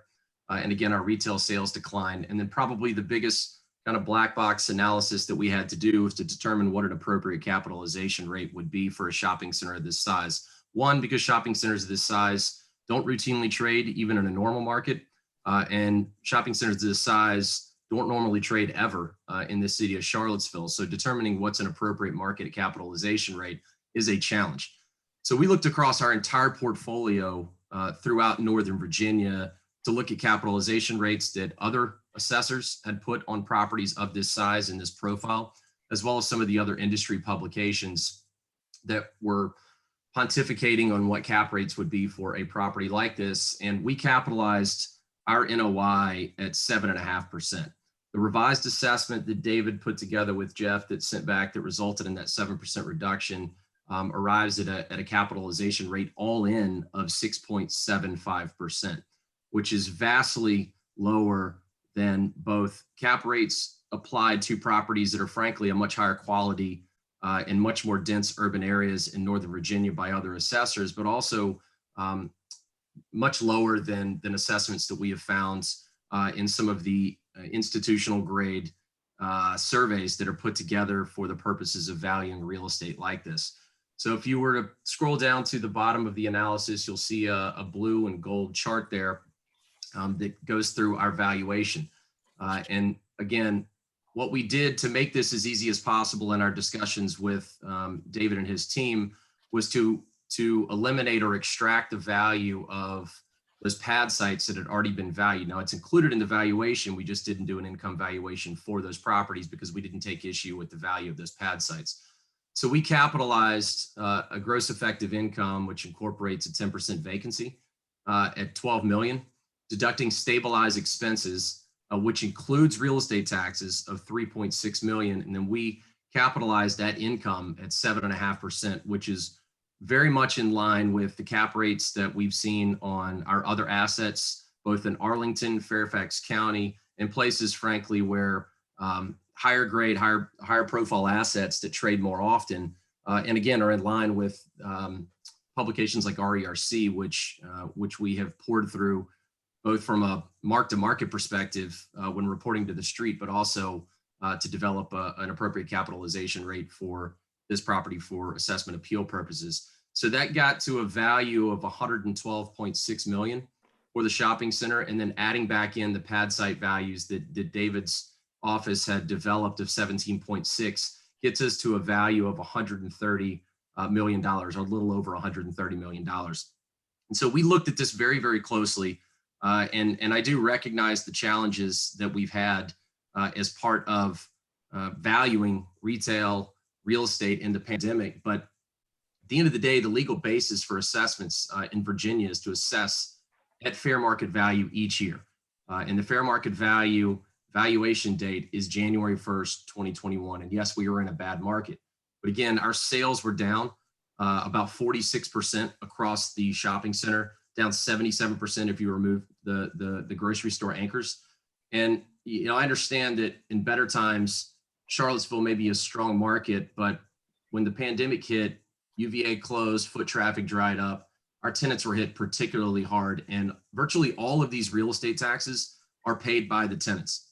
And so for us, when looking at this, it was somewhat inconceivable to think that the tenants who lost years worth of hard work, savings accounts dried up, business income basically evaporated overnight, that they were going to pay taxes on an assessed value that was only 7% less than where it was in 2020, which I would say is peak retail real estate market conditions.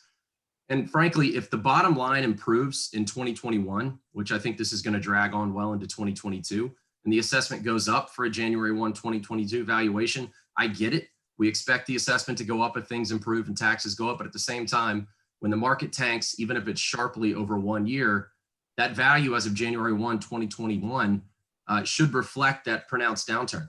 And so we're asking that you all give a very hard look to the actual income and expense information that's been submitted, realistic capitalization rates, and value this property appropriately as it should have been given the conditions in 2020 and what we knew as of January 1st, 2021. So that's the bulk of my presentation. I'd like, if you have just a couple minutes for Dave Brooks to talk to his appraisal that was recently completed for these purposes.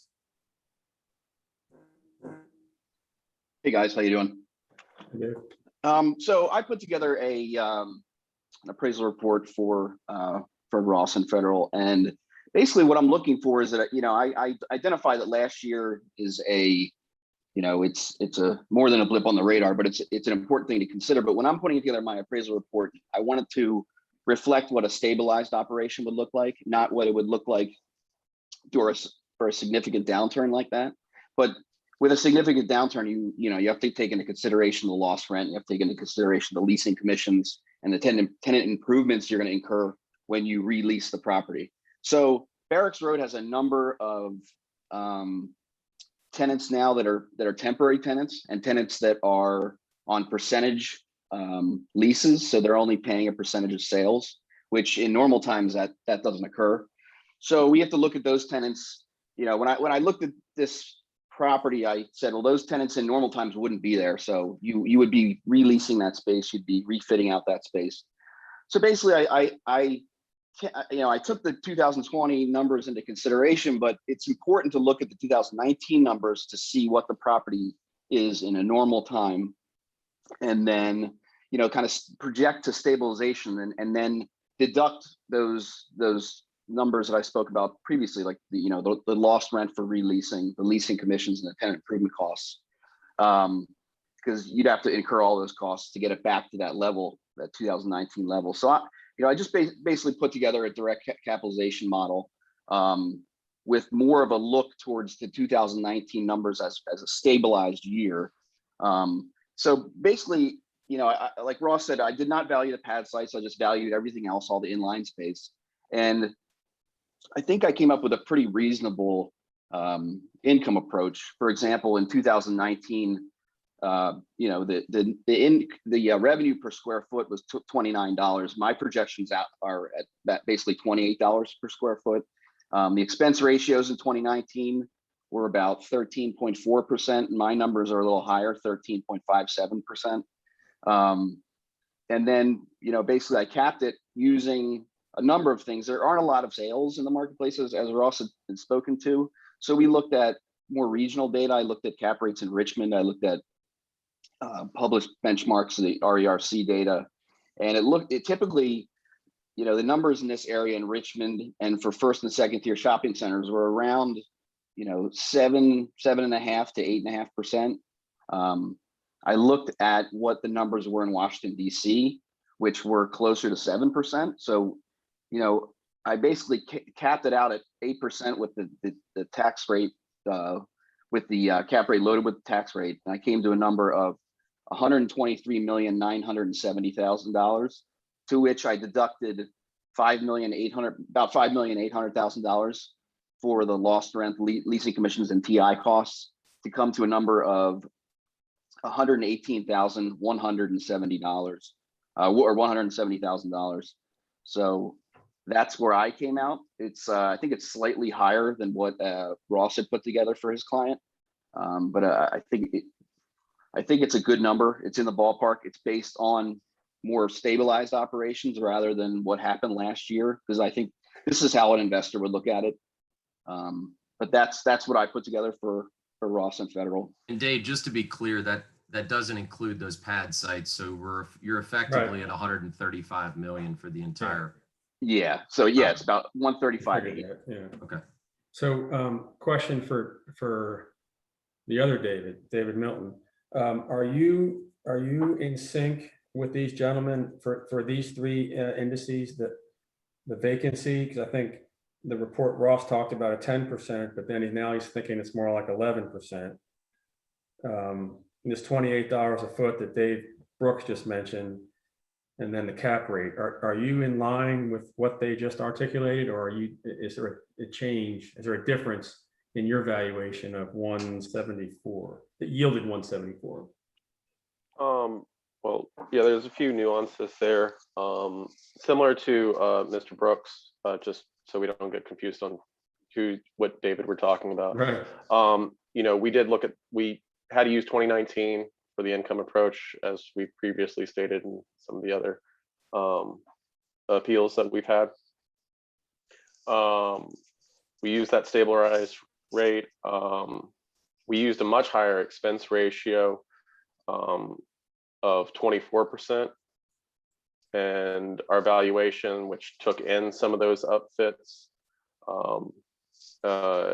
and leased commissions. Sorry. We used an 8% vacancy. I think 2019 was 5%, and then 2020 they went up to 11%. So we took the increased vacancy, and we also added in an additional 7% of the for the COVID, for the rent deferment.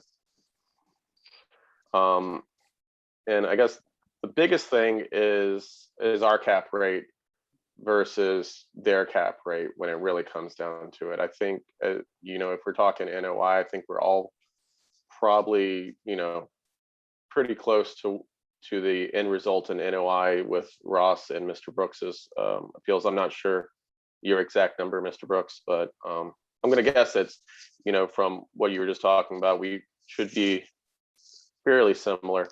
So it kind of comes down to applicable cap rates. And unlike the other markets, such as Richmond and Northern Virginia, there isn't another competing shopping center within the city of Charlottesville. There just isn't. You're either at Barracks Road or there isn't an or. You either operate there and you pay a much higher price to get the foot traffic, to get the number of people that go over there. I mean, every time I went through Barracks Road, even during the pandemic, I was still searching for a parking space. And, you know, went through there regularly to check for toilet paper during the whole pandemic. And really didn't, I mean, 70% reduction in the overall retail sales seems a little extreme, but again, we were focused on 2019 and trying to make allowances due to COVID. And I guess what I'm trying to, and Ross and Mr. Brooks, what we often do at this time is we try to make sure the board, the BOE, tries to make sure that staff has agreed on some similar, and with commercial, it's typically the cap rate that creates the delta between what the city's final assessment is and what you contend it should be, which is obviously often lower. But are we on agreement that both groups, if you will, work on the same cap rate, work from the same cap rate? Because that could. Do you mean NO? Are you referred to NOI, Paul? Well, I am, but you know, David Brooks just talked about how he came up with his cap rate, and I just want to make sure that David Milton can not justify. I know there's a difference because I've been doing this for a long time, and the different sides version of the cap rate, it usually always yields a delta on the city's assessment versus what the appealer is trying to convey. Could I just point out one difference here is that the 6.75 capitalization rate that Mr. Milton has used, and David, you can correct me if I'm wrong, that's an all-in cap rate. So if you were to exclude the effective tax rate, that means that he's using a base capitalization rate of approximately 5.8, which we haven't seen in any other market, both in sales, the publications that are reporting, as well as what we've seen any other assessor use in those jurisdictions for a property like this. So the NOI that David referred to say we're on the same page, I don't disagree with a $10.6 million net operating income. However, that net operating income includes the income from the pad sites that he's already valued. So if we're going to use a $10.6 million NOI, I will say, yes, that's a good NOI that was reported all in for year end 2020, but that means that there should be no value on the pad sites, or at the very least, you capitalize 10.6 million, come up with that value, deduct the 17 million to apply it. Otherwise, you're double counting it. So I don't disagree with the $10.6 million number, but that's double counting the value of the pad sites if you're keeping value on those pad sites. Ross and David, quick question for you. Is this pad site discussion, is this something new for this year of how it's been valued, or has it always been valued this way? And we're just now, after looking at it, you're having an objection to how they're treating it, Ross? I know that it was done that way last year. I can't speak to the years prior to that. I don't recall. So I don't want to, and David Milton, maybe he can talk about how long that's been going on, or Jeff. It's been assessed that way for, well, a long time. The pad sites have always been leased parcels that have been valued separately. So Eric, I would say if we were saying, yes, let's work from the same NOI, which is 10.6 for the entire property, and come up with a value and then allocate it, however is deemed appropriate, but working from a $10.6 million NOI, regardless of the difference in cap rate, and also keeping $17 million on those pad sites is vastly overestimating if we're working from that same NOI. Ross. Yeah. In our valuation, the income generated from those pad sites was subtracted. We're not counting it twice. All the income from those pad sites, if you look at, the sheet, there's, it's underneath expenses, there's $931,755 of income from those pad sites that's reduced to get to the 10.6 NOI. So we're not counting them twice. There's a different valuation method going on in the pad sites. And when we spoke way back in February, it wasn't a point of contention. So I didn't really spend a lot of time going into that. We just took that income and removed it from our NOI calculation. So there's no counting it twice. I just want to clear that up. Well, in my opinion, it still is. I mean, I know you arrived at 10.6, but our 10.6 number includes real estate taxes. So what I'm saying is you're using 6.75, which is loaded. Our 10.6 is, we're using 10.6 and then that's including real estate taxes and then using a base capitalization rate, which I would have preferred to have just said, let's come up with the value based on the actual income and not use this pad site allocation, but we tried to keep it as simple as possible. So I understand what you're saying, but we're kind of mix and matching two things. So from our standpoint, it still does look like it's being double counted.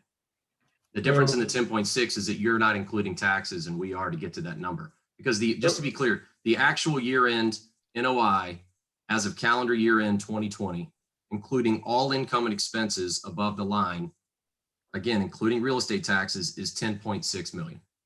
Okay. And we were using stabilized income from 2019, and we're going to use the actual 2020 going forward. And we made the 7% reduction in NOI from the deferred rents. So we've taken the COVID into exception, used the stabilized rate, and then we've removed any income from the pad sites. So I think in our quest to make this simple, I think we made it about as clear as mud. would have been not as complicated, I guess. But I guess I go back to my initial comment, Ross. I've been on this board a long time, and we've had lots. I don't know if I've ever had Barracks Road be appealed, but there's just been scores of other commercial properties, and we talk and talk and talk, and we winnow down to a difference in the cap rate. The city uses one, the appealer uses another. The city's using 6.75. I'm just trying to further this discussion along because there's a pretty big delta between 174 and 130. Is it your contention that 6.75 could be 7.5? I mean, I don't think 8 is realistic. It's 7.5 would have to be the starting number. I mean, it's just, and again, the 6.75 that they're using includes a tax rate, which means that if you look at market surveys, they're saying this thing trades at a 5.8. There's no market survey that exists that tells us that this property would trade at a 5.8. And I've talked to assessors up and down Northern Virginia who are valuing all the rest of our portfolio, which some of them are much nicer than Barracks. And nobody is using a base cap rate of 5.8. I mean, it's incredibly low. So Paul, yes, there is definitely a difference in the capitalization rate. Yeah. I'd love to, if they were to take their income, capitalize it at a 7.5 and put the tax rate into it to get it to basically 8.4 and capitalize 10.6 million, I'd be happy with that. I just did the, I did wood. the NOI at 7.5% and came up with basically 141M. And Ross, So- this cap rate that nobody else is using, are you saying that that's only not applicable in today's economic conditions in Charlottesville with what's been going on with COVID? Not applicable. If they're using the wrong cap rate that nobody else anywhere else is using the cap rate that low, then are you suggesting that the cap rate that they're using at 5.8 down here right now is wrong, even whether we're in COVID or outside of COVID, depending upon what I'm getting at is if David Brooks has somehow calculated this thing to be 130 million, I'm curious if COVID ends and he uses whatever, takes away the restrictions that he's put in, what the value would be using the similar metrics that he's got right now. So I think if I can chime in real quickly, I've done a number of these, not in Charlottesville, but shopping centers in the last 6 months or so, and I've talked to a lot of investors and participants in the market, and the thing that usually crops up is like you said, in normal times maybe the cap rate is a 7.5, but these aren't normal times, and we don't know specifically when everything is going to come back to normal. So it's not a time to become aggressive with your cap rate. An investor might plug a range of cap rates in to see where they might be comfortable with a value. But even going forward, even if you say this is stabilized, this is 2019, COVID never happened, you're still not going to be at a cap rate that was the same back then, because you still have to take into consideration that nobody really knows what's on the horizon. Everyone knows it's going to get better, hopefully, but people don't know when that's going to happen or how long it's going to take. So it's not really a time to be, looking at a cap rate at the low end, at the extreme low end, even in better markets. David Milton, can you digest a cap rate of 7.5? Yes. I'd like to continue the discussion based on that. Eric, I'm sorry, what did you say, Paul? I was because I'm just taking Ross's suggestion on this. I'm asking David if he was okay with a cap rate of 7.5. I'm really not okay with a cap rate of 7.5. I think that for this property, that's high. I also have a hard time wrapping my head around that this property has lost $50 million in 1 year. It's gone from $187 million in 2019. Because of COVID, suddenly it's going to be worth $135 million. And if that makes sense to you, then, but that doesn't make sense to me. I can't get my head wrapped around that. Jeff, the only thing I can say is that on the other hand, I don't see that. I don't really see the full impact of COVID being in the number 174. Yeah, I agree. So I guess we're always down to the same thing. It's somewhere in between. And sounds like Paul probably feels the same way. Yep. Well, I don't think we saw the full impact either, but I think we're going to see more this year. I mean, I think it's like the hotel. We didn't get this all in 1 year because it wasn't in the numbers all in 1 year. There more than likely will be further reductions in the coming year. But I don't think it makes sense to wait an entire year to businesses that have had been dealing with this for a year actually since last March, and now they're going to be basically told, well, we really don't know the numbers because we're using numbers from 2019. Well, I totally cannot abide by that at all. It makes absolutely no sense whatsoever to me, no matter what the normal rationale for doing that is. It has to be factored in a different way. We can't use 2020 numbers for this assessment, Ernest. It's just not possible. The numbers are not available to us in order to do the assessment as of the effective date of the assessment. We have to use what's available to us to use, and it always catches up. And so we're going to take into full consideration of lowered lost rents, at least anything that's attributable to a loss of income for this property. We're going to recognize that. We recognize that this year by raising our cap rate another 0.5%. $187 million was the assessment for this property in 2019, Right. with a 0.5% lower cap rate than it is now. So we took into account all of the COVID requirements that they asked for in their analysis, and we added a 0.5% onto our cap rate. And to make this major cut in this property based on what they presented, I think is wrong. Well, you're saying that you can't use any data from 2020. So there are, even if you broke it down into quarters, I don't know if you can do that, but I don't see any reason why you couldn't. Maybe you couldn't use the last quarter, but I am curious. You have some kind of trending information that you can see what's happening as you go through 2020. And So to Jeff, just completely disregard it, it doesn't make sense. Jeff and David, what is the best practices of how assessors operate? Is this how this is done universally by all assessors, that the commercial side, the data lags the full 2 years? Yeah, well, I can't say that. Yes, it's because it's just not available as of the date of, we would be asking for their 2020 figures when they haven't even calculated those. They haven't got all those numbers together on December 31st of 2020. They could get those to us in January or February, possibly. Got it. So in these strange times that we're in, I think we've heard this with the hotel, what they're looking for is that it's just widely reported evidence of what has happened, that they're looking for relief now, that they can't wait for the lag time to catch up.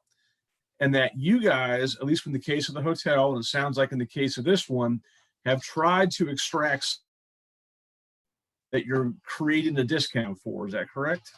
That's correct. We made allowances in the cap rate to account for COVID conditions, as well as other concessions in the spreadsheet that you all have there.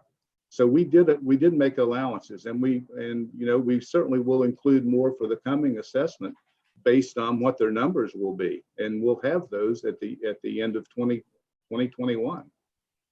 Can I add something here?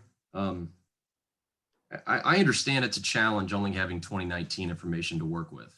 And that is generally the way that it works across most jurisdictions, because as Jeff pointed out, information is not available for year-end 2020 when January 1st, 2021 rolls around. However, in normal markets, when things are humming along, information's not going to change that much from year to year.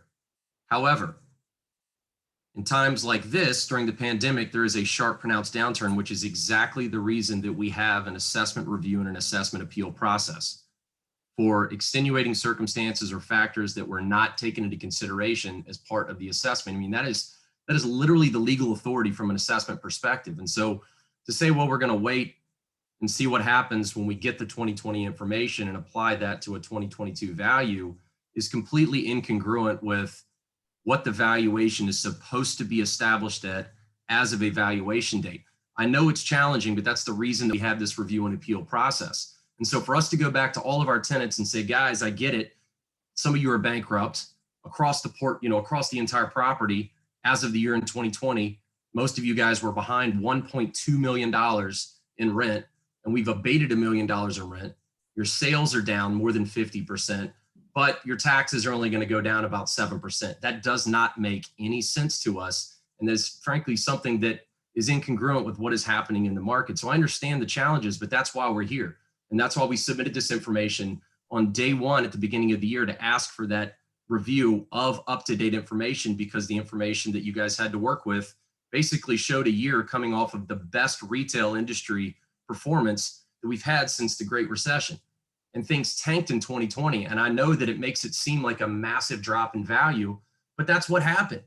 And if it recovers in 21 and you guys do a January 1, 2022 assessment and the value goes up 20% because income has rebounded and cap rates have compressed, then so be it. But that's the reason that this is done every year. And that's the reason that we're going through this process. And so we're begging you guys to recognize the decline in the market so those savings can be passed along to the tenants and businesses that were from a very realistic perspective, hammered in 2020.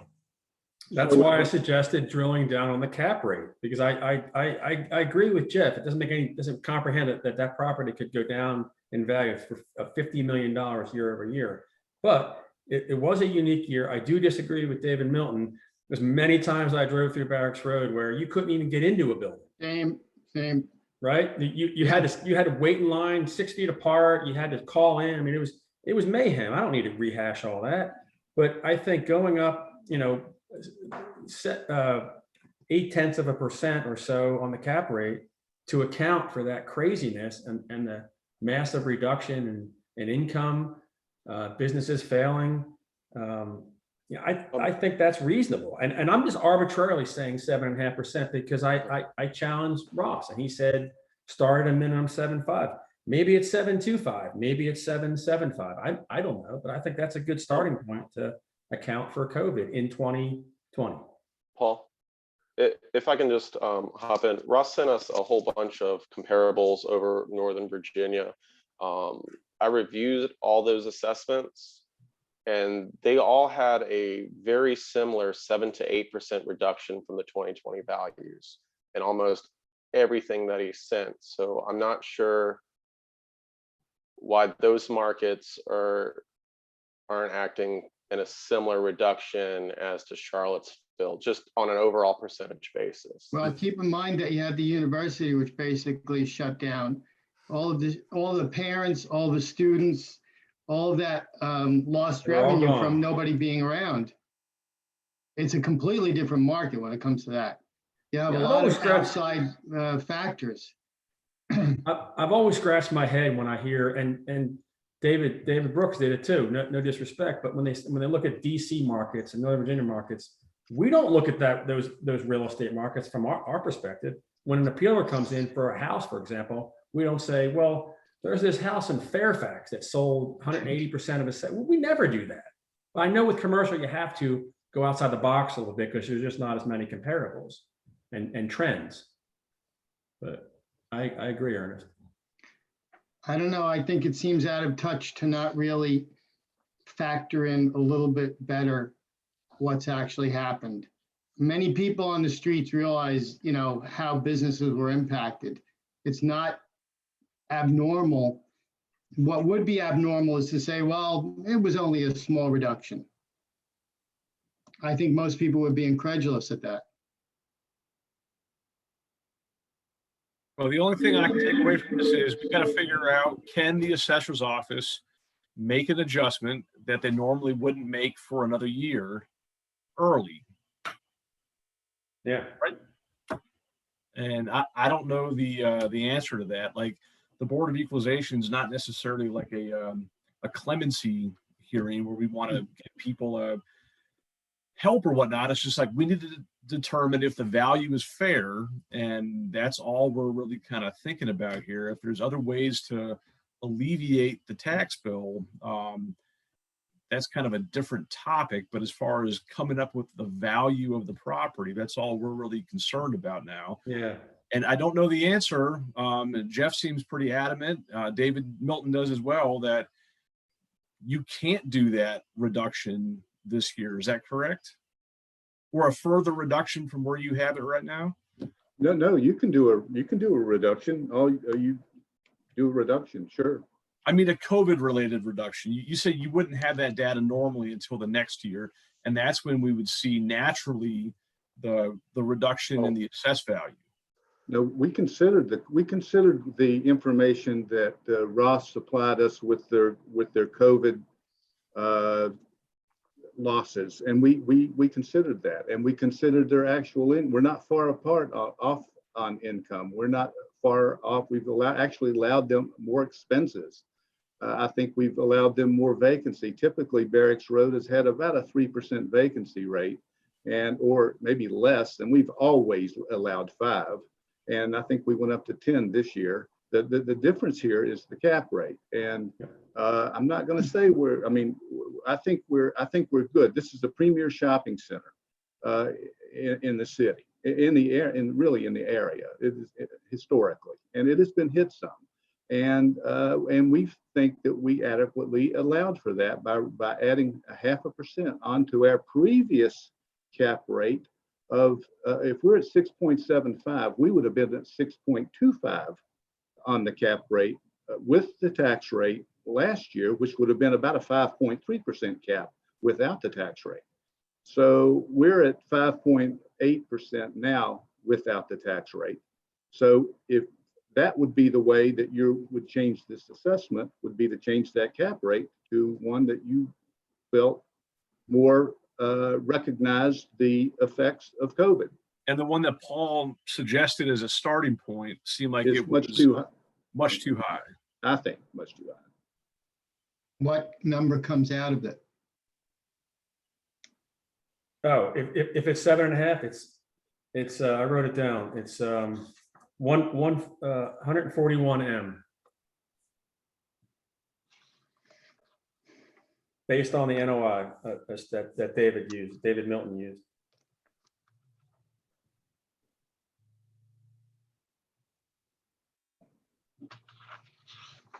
Is this sort of out of the box question for Ross maybe? Is it typical that shopping centers universally charge their tenants with the real estate taxes? Yes. That's Tenant, sort of across the board. Common area maintenance and real estate taxes are routinely passed through. Pass through, okay. Because I was saying Federal Realty could take a hit this year, but Well, that would be NOI is massive. already down 17% Yeah. overall over last year, and we still have a bunch of outstanding rent and Right. done everything we can to help support tenants, No, I get it. including I get abating it. rent. Yeah. So, yeah.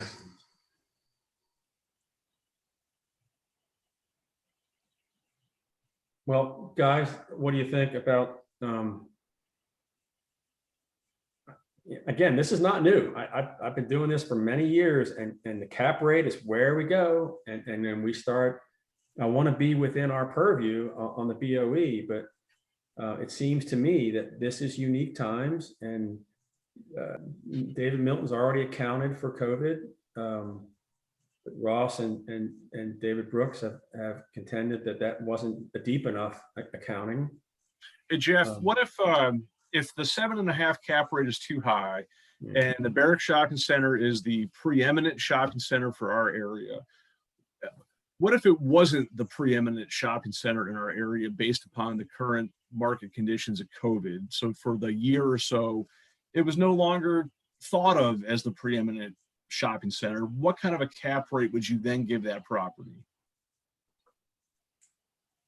I mean, I don't know. It's hard to say. We would have a higher cap rate. We typically Barracks Road has a lower cap rate than some of the other shopping centers, maybe some of the other shopping centers, just because of its how it performs, and it being the premier shopping center in the city. I mean, I hate to assign a number, but it would be we would allow a higher cap rate in that situation. I think you could justify that its dependence upon the university and its proximity to the university in that particular tax year would have impacted it, that maybe for a short fleeting moment in time, it was no longer the preeminent shopping center that it's always been. I don't believe it's going to come down 50 million to 130 million assessment, but I can see the argument to come down somewhere on that. Right, and then, like I said, I think we did attempt to make what we felt like was a reasonable reduction based on that, and we will have further considerations, going forward. But yeah, the difference would be in the cap rate applied, and David and I had some conversations about the cap rate, and 6.75 is a little aggressive, but that's where we ended up. It just really came down to the actual property and the lack of competition thereof.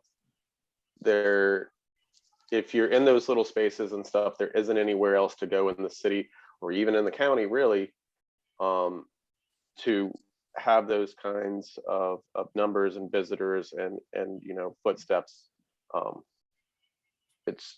There isn't a competitor, so there's a lot less risk involved than what you would see even in Northern Virginia or Richmond. And I mean, I know it's weird to go outside of the market and try to make comparisons, but when you're dealing with something of this magnitude, that's it's not really that rare in commercial to do a East Coast region and go through multiple sales of shopping centers throughout Maryland, Virginia, North Carolina that would have similar characteristics and median income and things like that.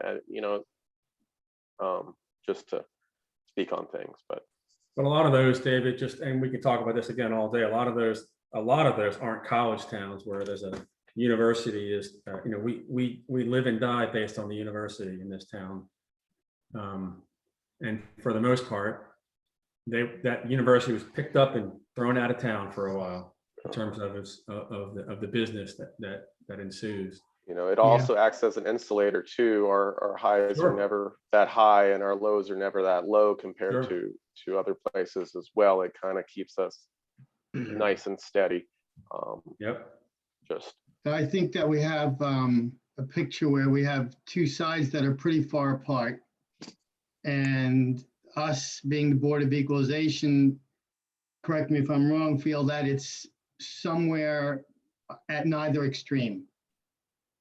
And I know Paul doesn't like to use the split difference, but I actually don't see any other way out of this that will be time effective and argument effective. I don't.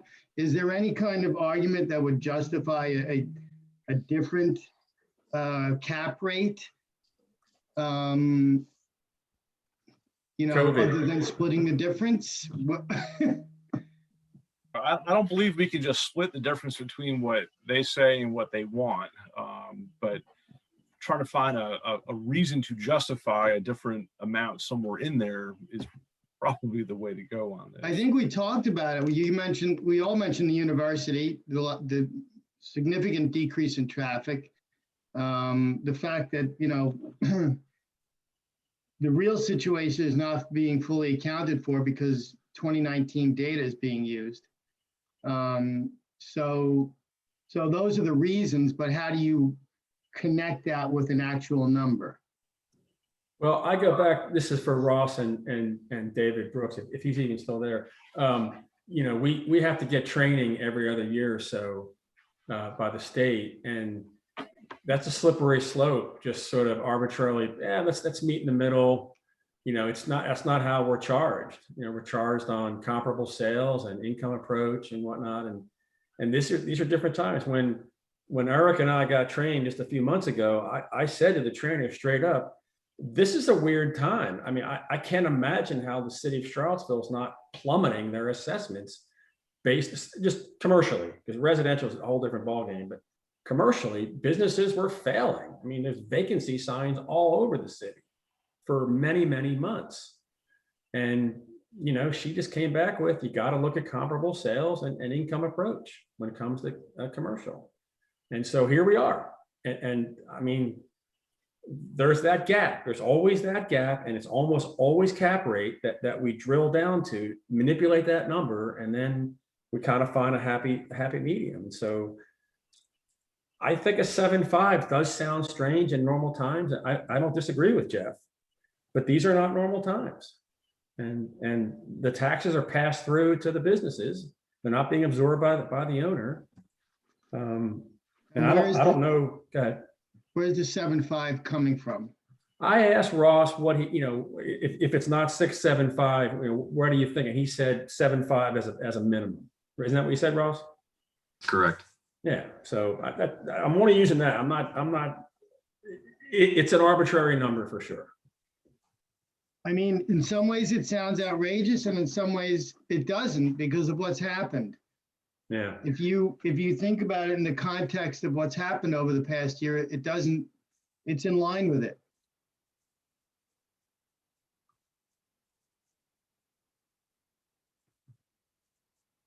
I would tend to agree. we have to be careful though, because I'm just looking ahead at our agenda. There's some income producing properties on here, and I'm sure the income has been we just left one with the hotel. Yeah. And, and so we have some other income producing properties on the rest of this day. And, we've got to be careful to not just, show one way of thinking for Barracks Road and not apply it to another income producing property, whether it's businesses or hospitality. Well, then you don't want to see my review that I've done. Because I don't feel the Barracks Road Shopping Center has lost $50 million in value as a result of this blip. Okay. I think there's probably many investors that would still snap up that property if it were discounted $50 million right now off what its current assessment is. Right. So I don't know if coming to that drastic of a conclusion is actually correct in how this thing should be assessed. So Jeff, are you have in any support thoughts? are you in support of the 141 million? Is that what you're saying? I mean, that's taking it back down to more or less where it was in 2016. And that's a pretty big reduction in value for what is hopefully going to be a temporary thing in commercial real estate. What was it? You have a history of what was it in 19? In 19 was 178 million. 2018 was 171 million. 2017 was 166 million. And then in 2016, it was 123.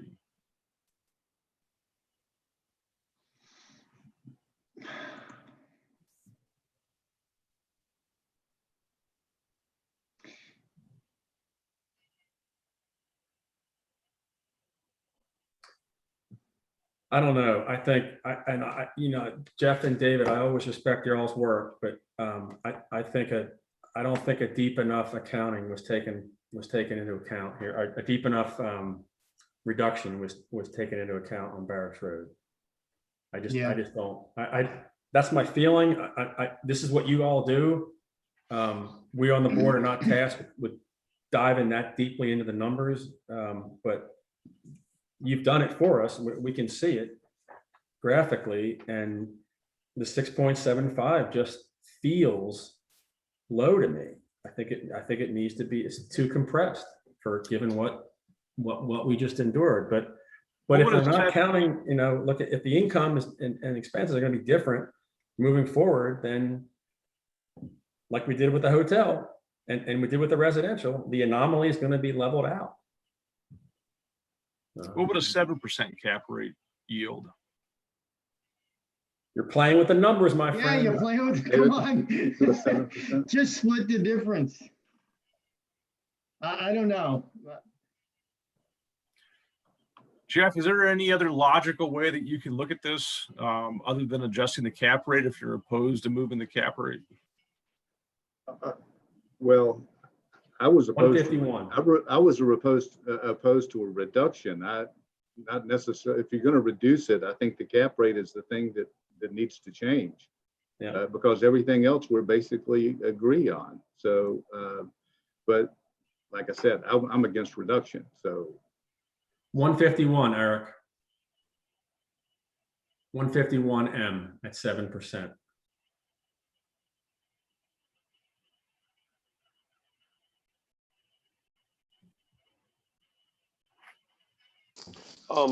Paul, I don't think just using the NOI based on our valuation and how we add in the pad sites at the end, 7% is going to be actually a bit different. Okay. So overall, it would go from 174 million to 168 million.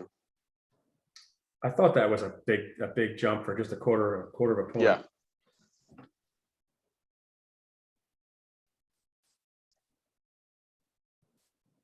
Well, I'm okay with that number. I mean, if this is a temporary thing, we have the financials the next year. There might be a further reduction or an increase based upon once the next financials come out, and then hopefully we're out of this COVID storm. Your numbers will go back to where they were. And as you pointed out, your assessment will likely jump right back up to where it was or higher once those numbers start getting back to where they were before. And David, what is that number again, David Milton? A 7 cap rate is 168,566,000. Okay. And is that going to include, that's including your pad sites? That's including the pad sites. That's total value here. One suggestion I was going to make was to just take your analysis, increase the vacancy from 8 to 10 and just remove the pad site value.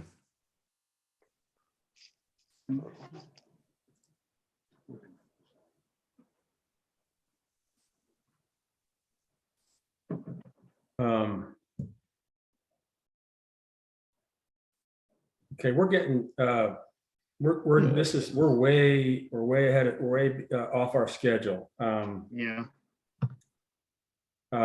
Can we just, I'm not sure how to do this, Jeff, but can we just agree on the 168.5 M?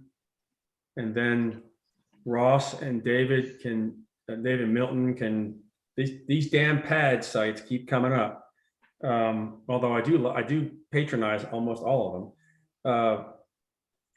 Can we just agree on the 168.5 and then, I mean, how much difference would it be if you pull out the pad? I mean, the pads are $17 million. I see that, but what's that? How's that? Oh, I got you. Okay. Just a straight up reduction of it. I mean, Okay. if it's always been assessed that way, valuing those that way, I don't see why we would change that now. Yeah, methodology.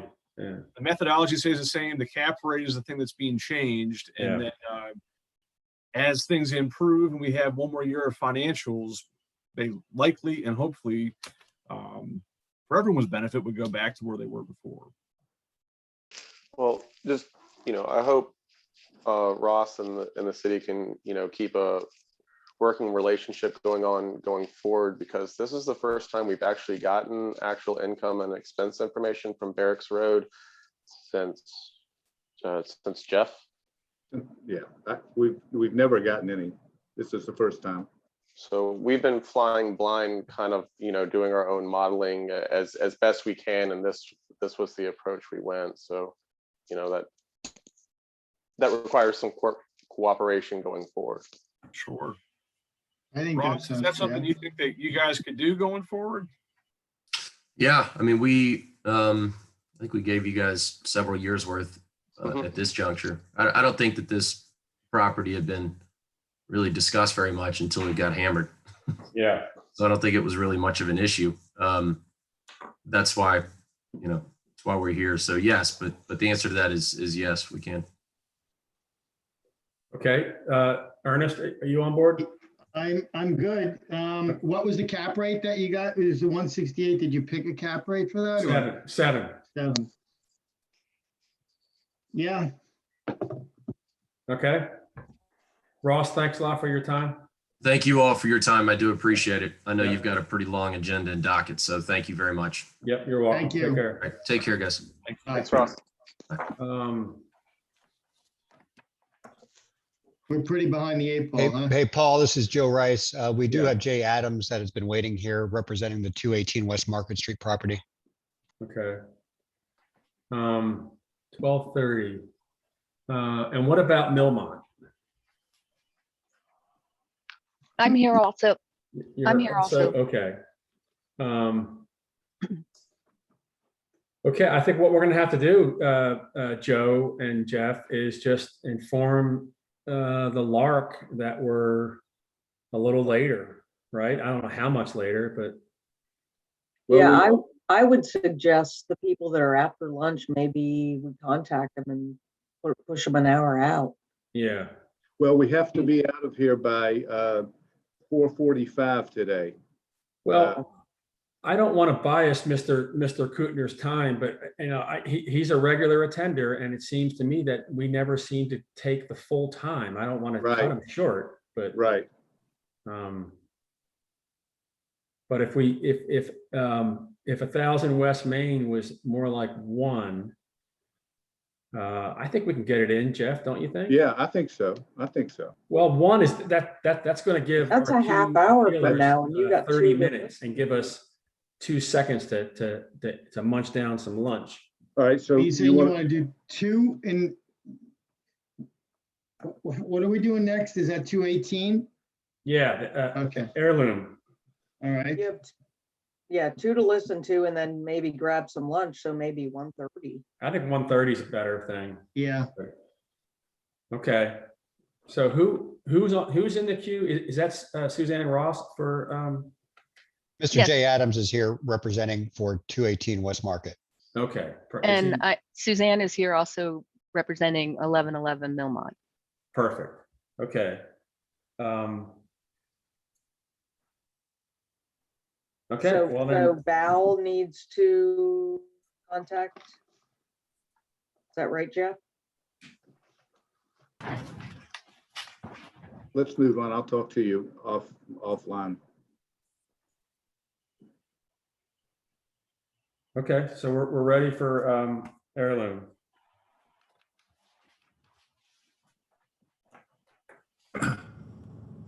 Jay, that's right, Jay. Hey, Jay. There you are. Hey, Jay. Thanks for having me. Yeah, have you been watching us at all in the last little bit?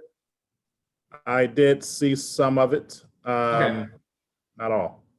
Okay, I didn't know if you know the protocol. Is this your first time appearing in front of a BOE? No, not. Okay, not, so you know the protocol. Yeah. Okay, great. Well, in the interest of time, why don't we just kind of drill down into your rationality for the difference in the appeal and the assessment? Okay. Yeah, it's not going to take long. So the Promenade 218 West Market Street. So it's a just over 10,000 square feet retail building here. Now, as you are more likely aware, the property did sell in June at June 1 for $4 million. All right. Now, our position is that agreed upon price was kind of pre-COVID, and since then the performance of the property doesn't support that valuation. As you know, any potential buyer who buys these properties, they prepare a discount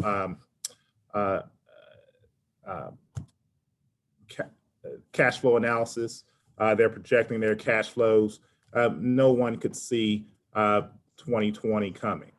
Okay, so what we did here in our analysis was we utilized, if you refer to the income portion, we utilized a market rent of $27 a square foot. That's consistent with the rent of the most the rent rate of the highest paid tenant, which is dinner at home. The sub-market rent, actually, I'm sorry, is just over $19 a square foot. So we were pretty conservative there. We applied a sub-market vacancy of 5%. And as this is a triple net property, we applied a 10% expense. Now, we for cap rates, I believe this property was valued on cost. So as we were preparing an income approach, we looked at the RERC report first here for retail, and which is attached here, and the supported cap rate is about 7.8, 7.9. We use 7.9 here to get our indicated value of $3,086,669. David, I don't have to call you David Milton anymore. David, I'll just get right to it. Are you okay with their cap rate? And well, no, and this is on the downtown mall. All the properties on the downtown mall are done on a cost approach. We reduced the underlying land value on the cost approach. We had this sale another sale of Willow Oak on the downtown mall this year. We were within 1% of the sales price after making the adjustment, and then approved this assessment based on the June 2nd sale of the property at $4 million. We were at $4,050,000. The sale, was contingent on the building being torn down and constructing, I believe, 134 apartment units on the site. They did not get the approval, and it was under contract for 18 months. They did not get the approval for the apartments due to the wisdom of City Council, and closed at a reduced rate. It was under contract for $4.5 million. It closed at $4 million. At least, what is my understanding, as a reduction, and then it got approval for those apartments in August, I believe, 2 months after the sale closed. I don't, the most recent sale wasn't concerned with the income approach because the building's being torn down. I'd say an applicable, cap rate for this area for a property like this would have been much closer to 4.5% to 5%, and that's loaded. Overall, sales within Charlottesville typically run, under 6 to 3.5 over the last 2 years. And Jay, you're using, what's your cap rate again, Jay? We use 7.9 here. If you refer to page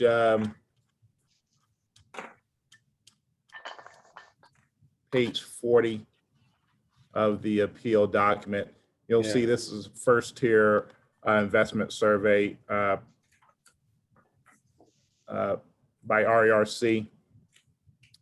And the first tier going in cap rate here is for this region is about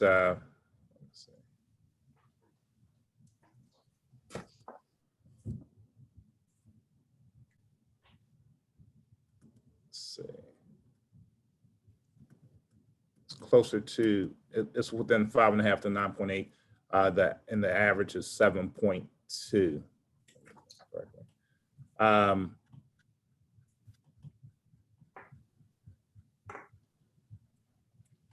One thing I'd like to add was, as David mentioned, that the property was at one point, there was anticipation that there would be some development and the property would be torn down. But however, that has been delayed significantly. The property is 100% operational and 100% leased. It's income producing. We feel that the income approach is a better indicator of value at this point, as that the current assessment was an anticipation of a tear down and future development. And being that the property is 100% operational, as shown by the leases in place going extended through 2021, we feel that the income approach would be a better indicator of value. Now you can argue the cap rate here too high. The RERC supports a cap rate in the 7s, the average being 7.2, and that's for first tier. So that's very conservative there. As David mentioned, this property is to be torn down, so obviously it's not first tier. So by them having an average cap rate of 7.2, that's an indicator of where the cap rate should be for a property such as this. Well, the problem is, I guess, is it's on the historic downtown mall, and I know the city uses the cost approach, but there's not a whole lot of tear down going on in the downtown mall, other than the ice park, which was just on the west end recently. Guys, I'm okay with the city's assessment on this. I've run into this many times over the years where there's a gap or a difference of cost approach versus income approach on the mall properties. And the city's always done cost in my experience. I think that's the big difference. Yeah, I agree. And I also don't think that while the delays that happen in city council to get things approved are aggravating and whatnot, the fact that it now has its approval, correct? That Seems like it. Yeah. the value shouldn't be negatively impacted because it's now got the full rights to do what you guys wanted to do with it. So while there was a delay, that didn't necessarily decrease the value of the property while that was being delayed. Yeah. I'm Yeah, I okay with agree. affirming it. Yep, same here. Okay, Jay? Sounds good. Thank you for your time. Thank you. Okay, thank you. Okay, have a good day. And then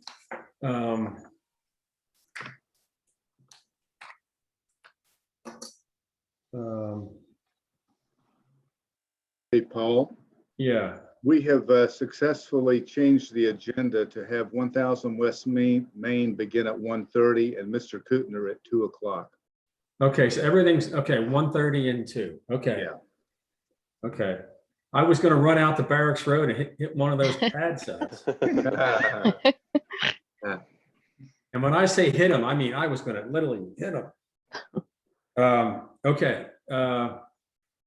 Our last of the AM session, on the schedule AM, but Milmont. Yes. Yeah, there he is. There she is, Suzanne. Okay, thanks, Suzanne. Are you calling or are you video? My video isn't working on my laptop. I apologize. That's okay. So I'm kind of Okay. calling in, and nobody really wants to see me right now. You took the words right out of my mouth. Thank you. My hair is finally growing back, so it's kind of all over the place. Oh, wonderful. Okay, so it sounds like you've been listening for the last couple of appeals, maybe? Yes, I have. Okay, so what we try to do in the interest of time is just kind of get right to it. Is it, and you're at pretty big delta here. You're suggesting 7.5 million and the city's at 17 million. Yes. The 7.5 million kind of puts you back historically to 2003 assessment. And my guess is, and you can feel free, but this is all COVID related, correct? Yes, sir. Okay. Should I start? Well, I was just gonna say one thing that may help the discussion along. If you've been party to the last 2 or 3 appeals on our call, the city does not have access to all of the financial information for the full 2020. We've learned that on many appeals. And what we're projecting is that the negative impact of sales and on hospitality, for example, will be further felt on January 1, 2022's assessments. Yes, So, I overheard you guys talking about the 2019 and not having the 2020, but that, and I also heard Ross, who I used to work with, mention that information might not be available, but that's the reason we have an appeal opportunity. Other jurisdictions will take the 2020 into consideration. Some won't, like Virginia Beach, but Norfolk will consider it. Richmond will consider it. Trying to think, of course, Fairfax, but that's Northern Virginia. So yeah, my appeal, if you turn to page, I can go real quickly. On page 6 is a side-by-side analysis. And we feel that the city overstated the revenue that the property can generate, obviously because of COVID. The city revenue is 5.6 million, which is 3.1 over the reported 2020, but it's also 1.4 million over the 2019 and 1.6 over the 2018. We use the actual expenses. We included a 5% replacement reserve, which has been the historical amount that this property has had. We agreed with the city's cap rate of 10%. And we also took below the line deductions in the amount of $5,000 per room for furniture, fixture, and equipment, and also a COVID adjustment to adjust for the loss in revenue year over year of 1.7 million. I did provide a chart on page 7, but I heard you guys saying that you don't really want to talk about Northern Virginia. I just kind of put this chart together because the assessor in Virginia Beach was like, let me know how other jurisdictions are valuing hospitality. So I put this together more for him, but I included in our appeal package just to show. But the one count jurisdiction that's really important is the Albemarle County one. The Courtyard Charlottesville North was reduced 39% year over year, and it currently has a value on it of 7.9 million or 53,000 per room. And I would think that's pretty comparable to this property. We also on page 8 provided equity comps. Those were provided through the STARS report for the subject. All of those assessments are, the average is at 60,513,000. The mean's at 53,000 per room. The current assessment's 159,645 per room. And I know it's a really difficult task. I'm an assessor myself, and I have the utmost respect for both Jeff and David. But I think because of COVID, it's just such a unique situation, and hospitality was so drastically affected. I really think they, in reducing the values, 15%, they tried, but they didn't quite get there enough. David, why is there such a big gap between your revenue and the pro forma? The pro forma is based on 2020 numbers, not 2019 numbers. Right, and so she's at 2.6 and you're at 5.6. I'm using the 2020 income and expense, and David's using the 2019, I assume. Is that what it is? It's 2020, but it's, yeah. Yes. So she's using actual 2020 numbers. We use 2019. Okay, so it's the same. It's the exact same scenario we've hit 3 or 4 times today. That Ethan Giddings had, who I also used to work with. And if I can summarize where I think we're at, it's that the assessor's office has applied a 15% reduction to account for COVID. You feel that that reduction is not adequate. Other people have also felt that reduction is not adequate. After fleshing this out back and forth quite a bit with David and how he arrived at the 15%, I believe he said, well, there could have been a range of like 15 to 20% based upon the data he got, but the 15% is closer to what the actual numbers have been in the city. But with some exceptions, it seems like we were able to adjust that to the 20%.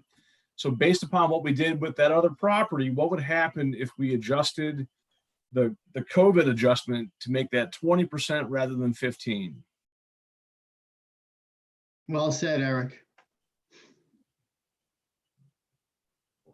Are you asking me, sir? No, I think she's asking Okay. David. Yeah. So you're going to have to give me just a minute on that, Eric. I can play some Jeopardy music during that.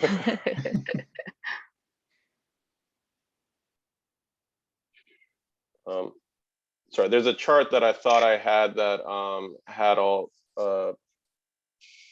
right.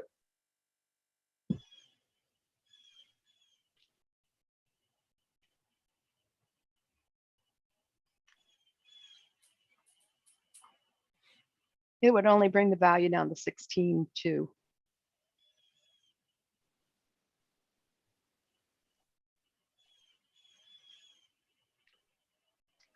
The assessment in 2020 went up to 20 million.2. It was at 18.1.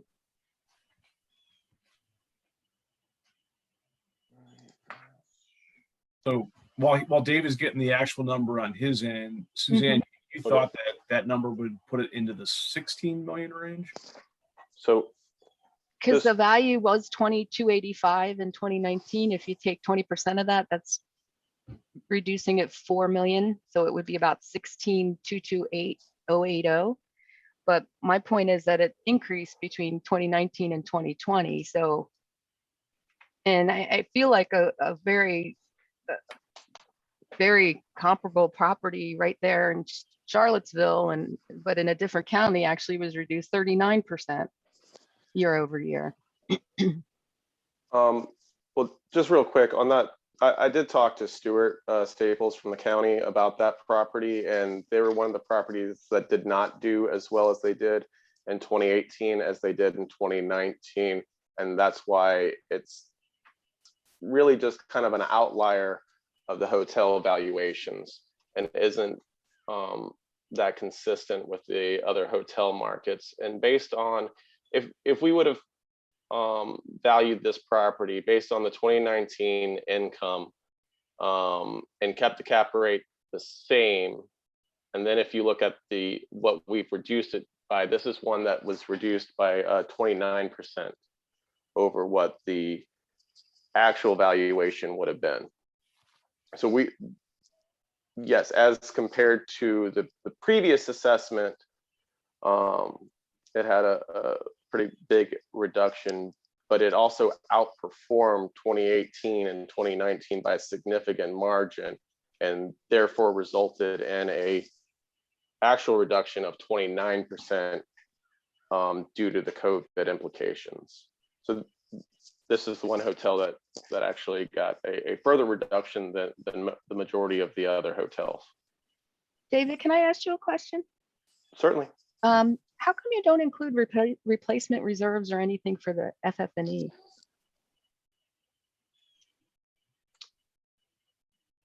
Or is it included somewhere else that I just didn't see?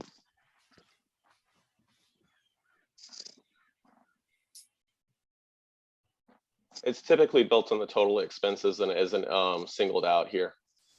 So that's as a result of not getting income and expense data as per our request, and only after appeal. So including replacement reserves, you're only using 30% expenses? No, undistributed expenses. Oh, okay, the operating's up there. I get it, 59%. So, Susan, I had we're a at I had a pretty question. wide gap here, 17 million versus 7.5. That seems like a huge gap. Can I ask one question quickly? Yeah, I noticed at the bottom, there's a COVID-19 adjustment, yeah, I saw that but too. I feel like that's double dipping because you already have the reduction in revenue as a result of COVID. Is that for something else, or what is that? No, after I was looking at this when I was reviewing, I would be comfortable with the 9.8.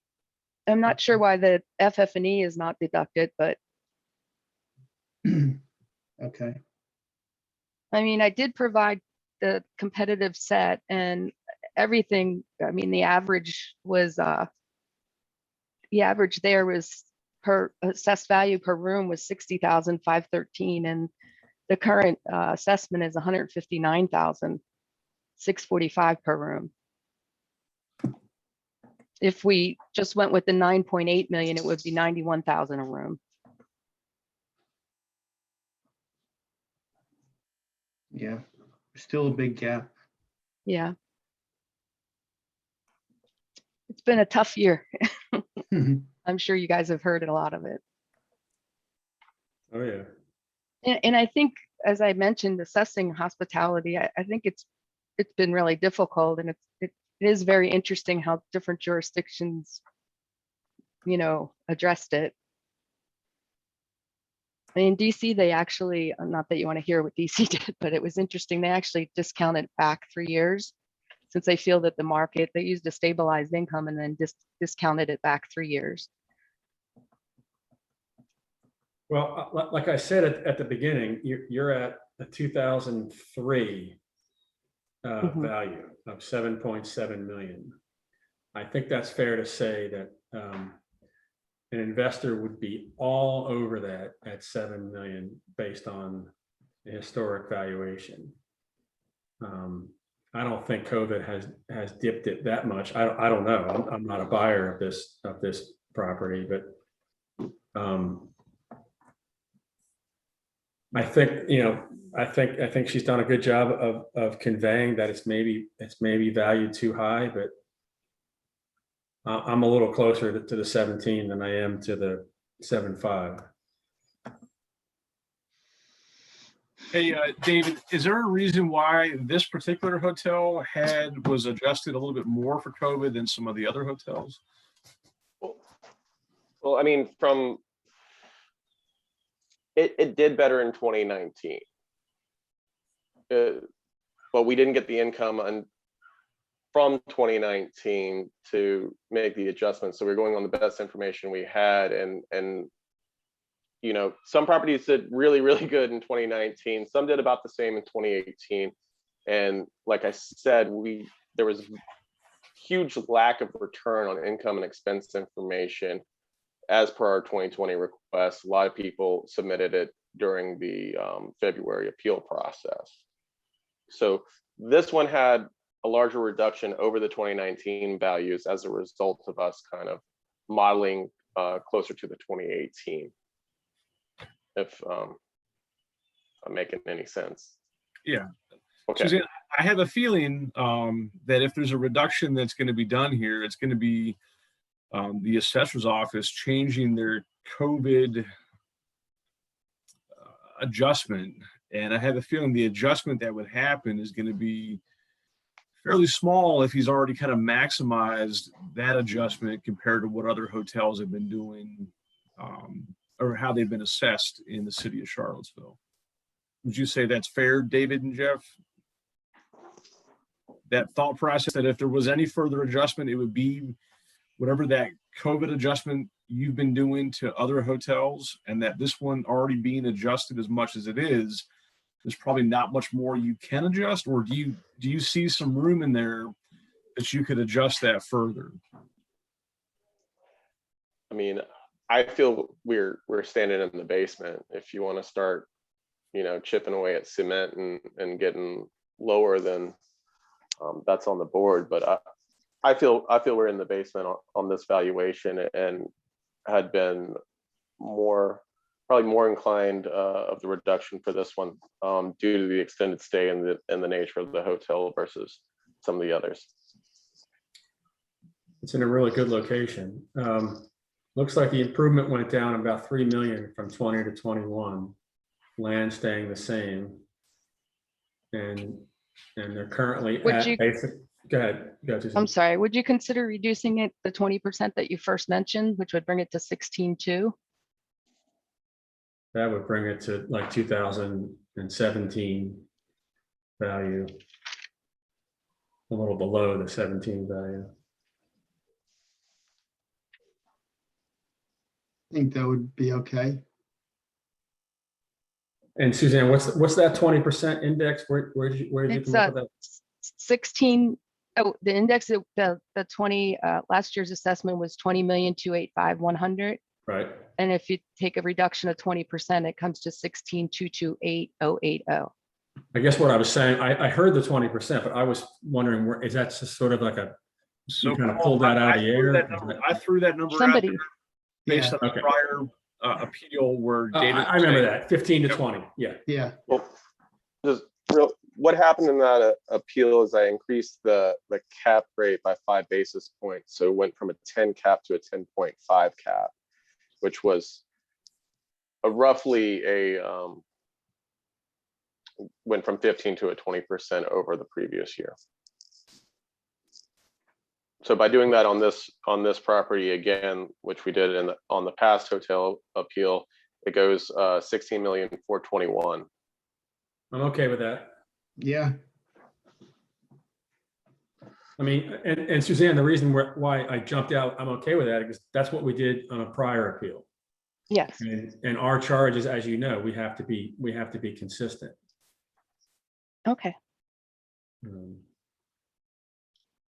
Okay, so David, one more time. I keep asking this. One more time on the 16. 16,421,200. Okay.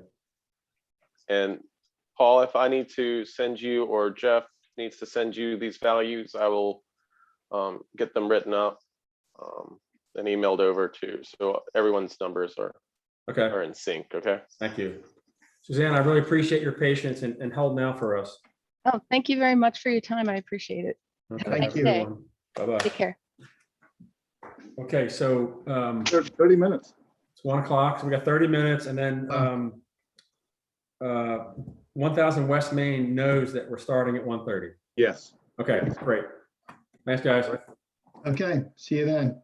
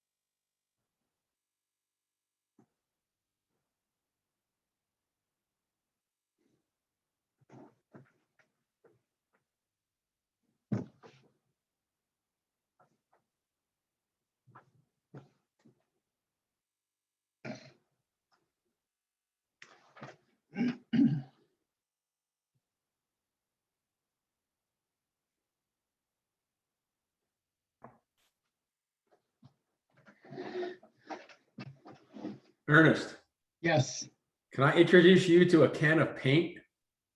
a can of paint. We need some color in that room, my friend. We don't use this room that much. Apparently. It's a getaway for everybody. There you go. That's your Ernest cave. Yeah, I do have a little bit of color, but not much. That's okay. This next one seems fairly close to the assessed value.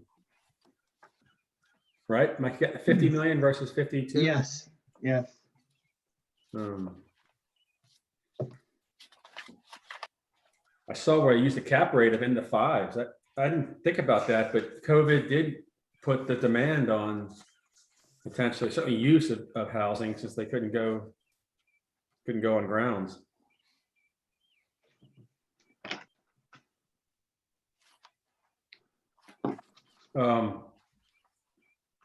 Is it Michael Owen that we're hoping to see? Yes, sir. Oh, Michael, you are there. Okay. Yep. Yep. Okay. Are you just voice or are you video as well? Video. There we go. There you are. I do have a lot of backlighting. Sorry. It's okay. Ernest, did you see how he's got some blue paint in those walls? I'll keep it in mind. Yeah, thanks for hanging in there with us. We got a little delayed in the morning sessions, so. No worries. But yeah, we've got the rather thin packets of information, so we have it all here. We understand that you're in pursuit of modifying the $52 million assessment, and you come up with 50 million. Is that right? That's right. Okay. We went to the first level, and Mr. Milton, made an adjustment, which I thought was good. But they came back to me and sent me their recently commissioned appraisal and asked me to take another look.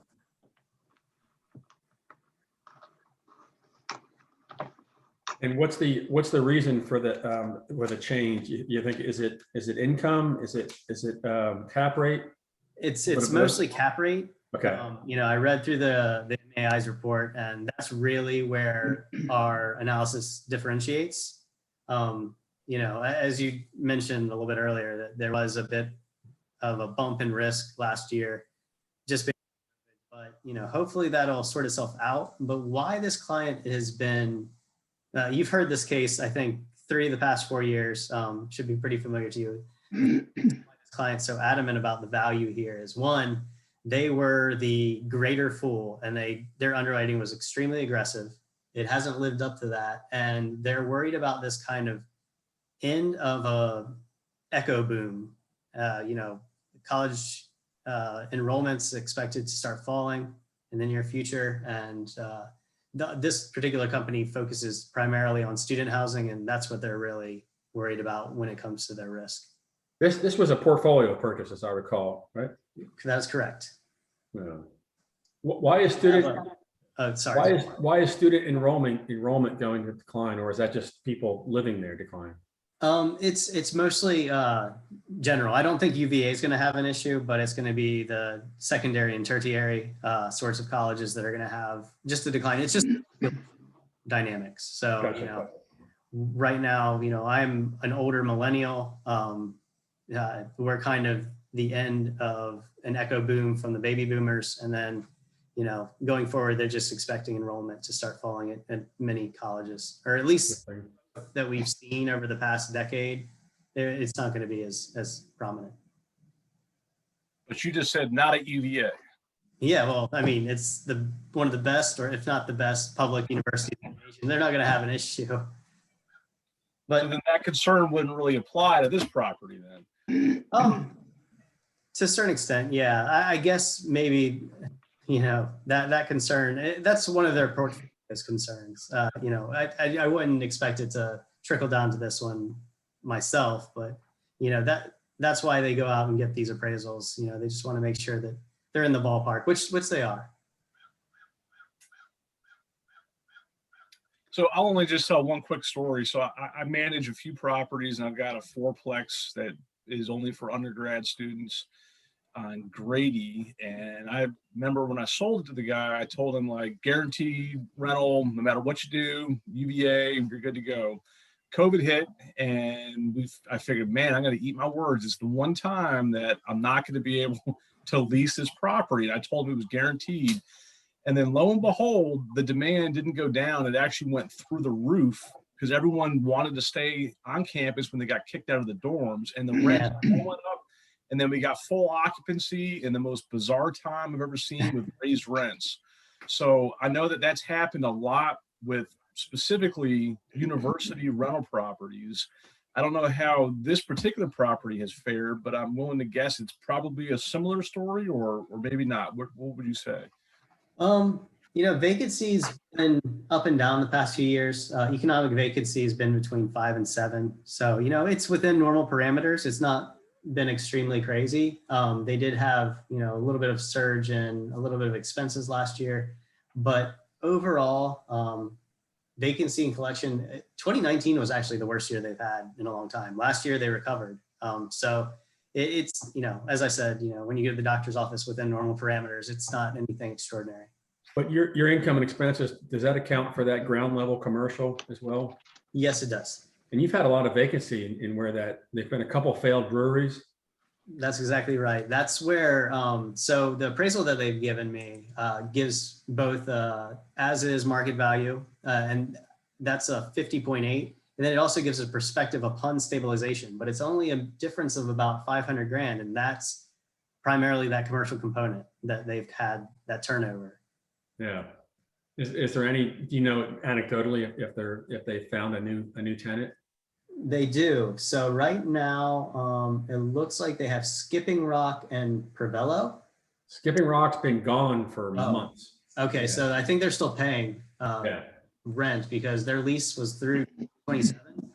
And Wow. I haven't seen any sort of termination fees come through on the income and expense. So I think just taking the hit. Draining to a certain extent. Yeah, definitely. Okay. Well, I'm okay with the city's assessment on. I move to affirm. I think we'd be splitting hairs really to try to figure out anything different. Yeah. We've seen a lot of wide discrepancies. This doesn't seem to be too bad. So I would say the city's pretty close and good enough.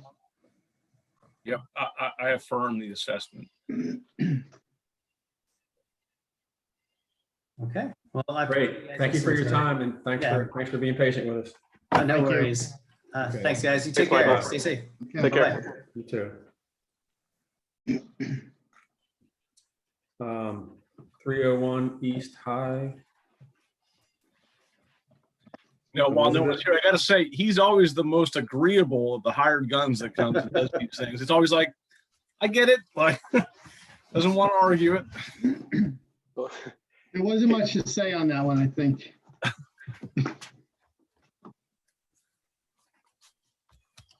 This next one's also fairly close. It's a big discrepancy in the land, I noticed. Is this next one we're referring to as Ludwig Kutner? No, this is I have 301 East High Trust. Is that what you guys have? Yeah, you go ahead. Wait. A little bit of check. I'm sorry, I didn't mean to interrupt. Do you guys want to start this one earlier? You want a little time to relax? Oh, well, Jeff, I thought maybe I'm off schedule. I thought this is the 301 East High Street. That is, yes. That's still Kutner's. I think it's in a different name perhaps, but that's their appeal. Oh, it is their appeal. Okay. Yes. Okay. And Val can contact them and they could start probably a little early if you want to. Okay. That's fine. Yeah. Let's do you want to try to do that? Yeah. Let's do that. What time would you say? 1:50 in 10 minutes? As soon as they can get here. ASAP. Yeah. All right. Good deal. And just like we did last year, Eric, do you want to take over for the sure. 522? Maybe we'll let Ernest take it this time. No. Gotta take turns. No. Or Paul, I think what we did last year was we removed the one that you had a conflict on. We addressed the other ones. And then let's just do that. So we'll just kind of go through the first couple ones. And then when you have to recuse yourself, I'll take over. That's when I'll put my laundry from the washer to the dryer. There you go.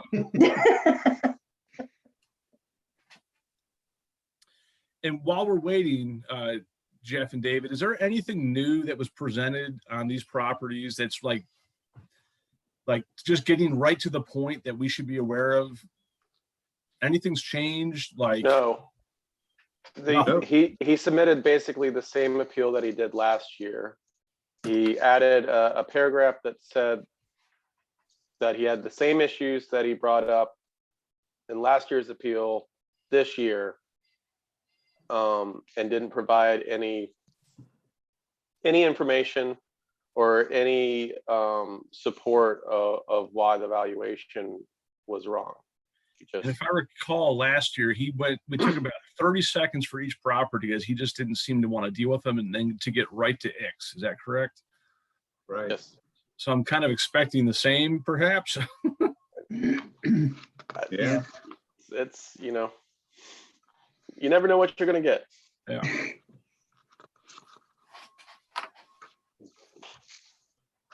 Well, then if that's the case, Eric, I don't remember last year them really having all these in order. Like, do we all have the same order, I guess? 301. You Mine should are all have. jumbled together, so we'll just have to figure out which one we want to do first. Okay. And I guess just for the simplicity, how about we do that 301 East High Street to get the Elizabeth Dickerson one out of the way? Is she actually coming online, Jeff? I don't think so. Okay.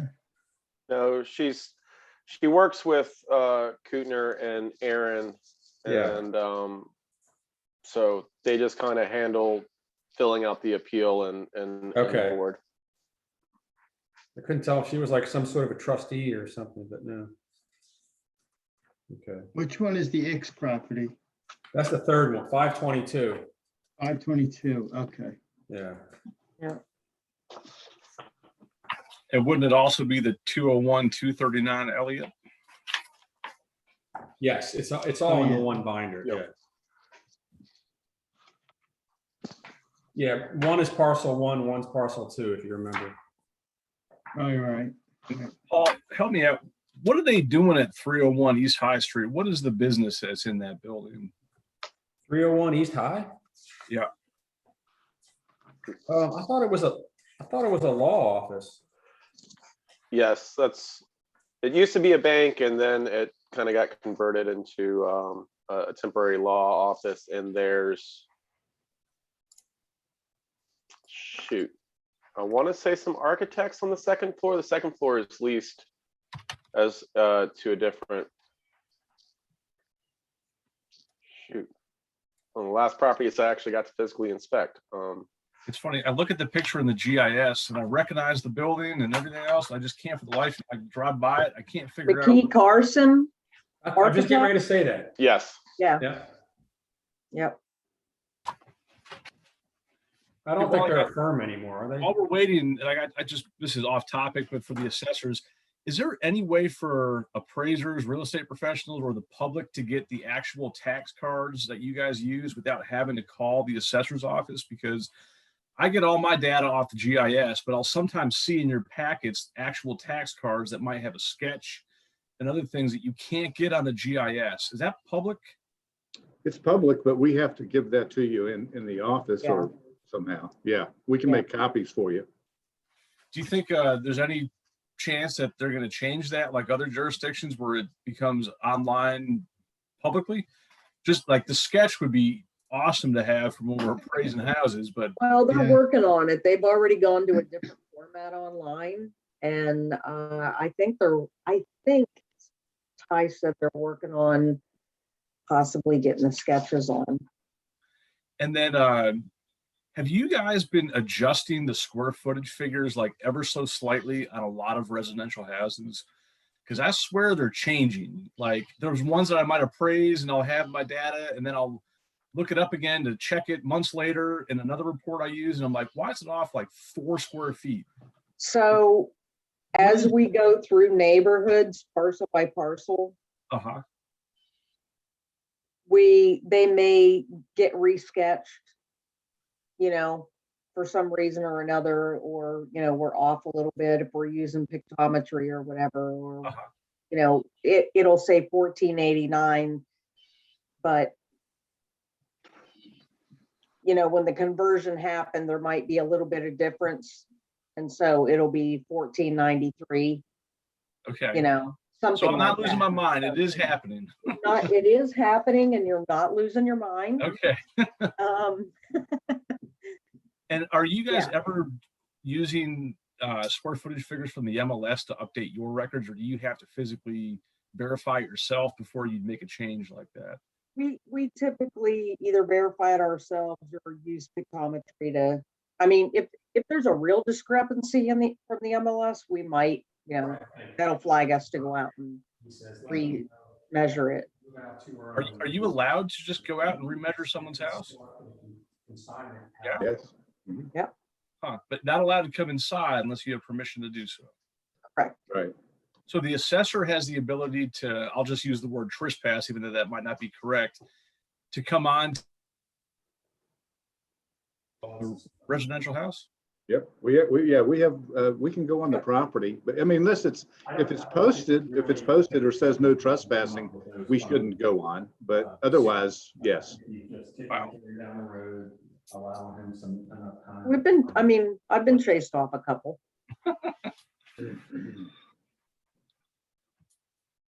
That's a different story.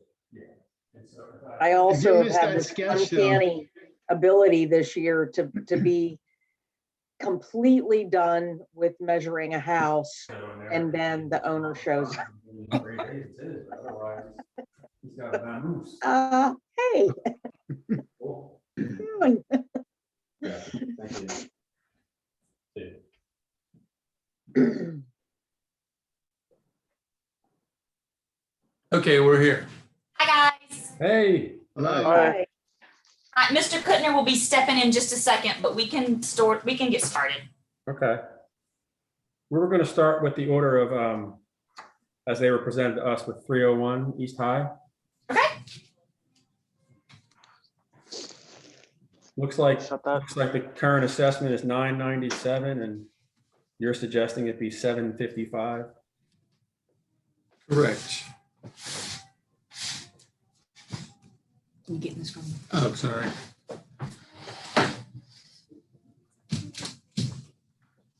And again, sort of back to our prior issues with this building, is it's extremely aged. We've had trouble renting one of the spaces for a significant amount of time, and basically just don't see where the value really matches up with the underlying economics of the building. And David, you're using or is this Jeff? David. It's David. David, you're using the cost approach here? Yes. Okay, that's what I thought. And so you have had a chance to check its current condition prior to December 31, 2020. I was in the building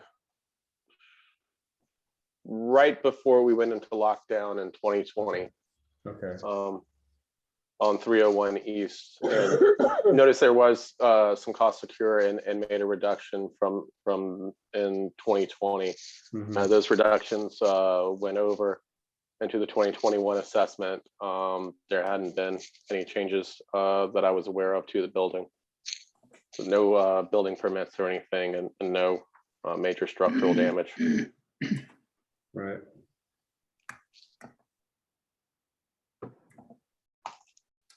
Looking at the history of assessments, so yeah, it looks like 755 would knock us down to back in like 2005, 2006 ish. yeah, I noticed that the applicant has a significant difference with the land value. They're suggesting it be 430, and the city has it at 751.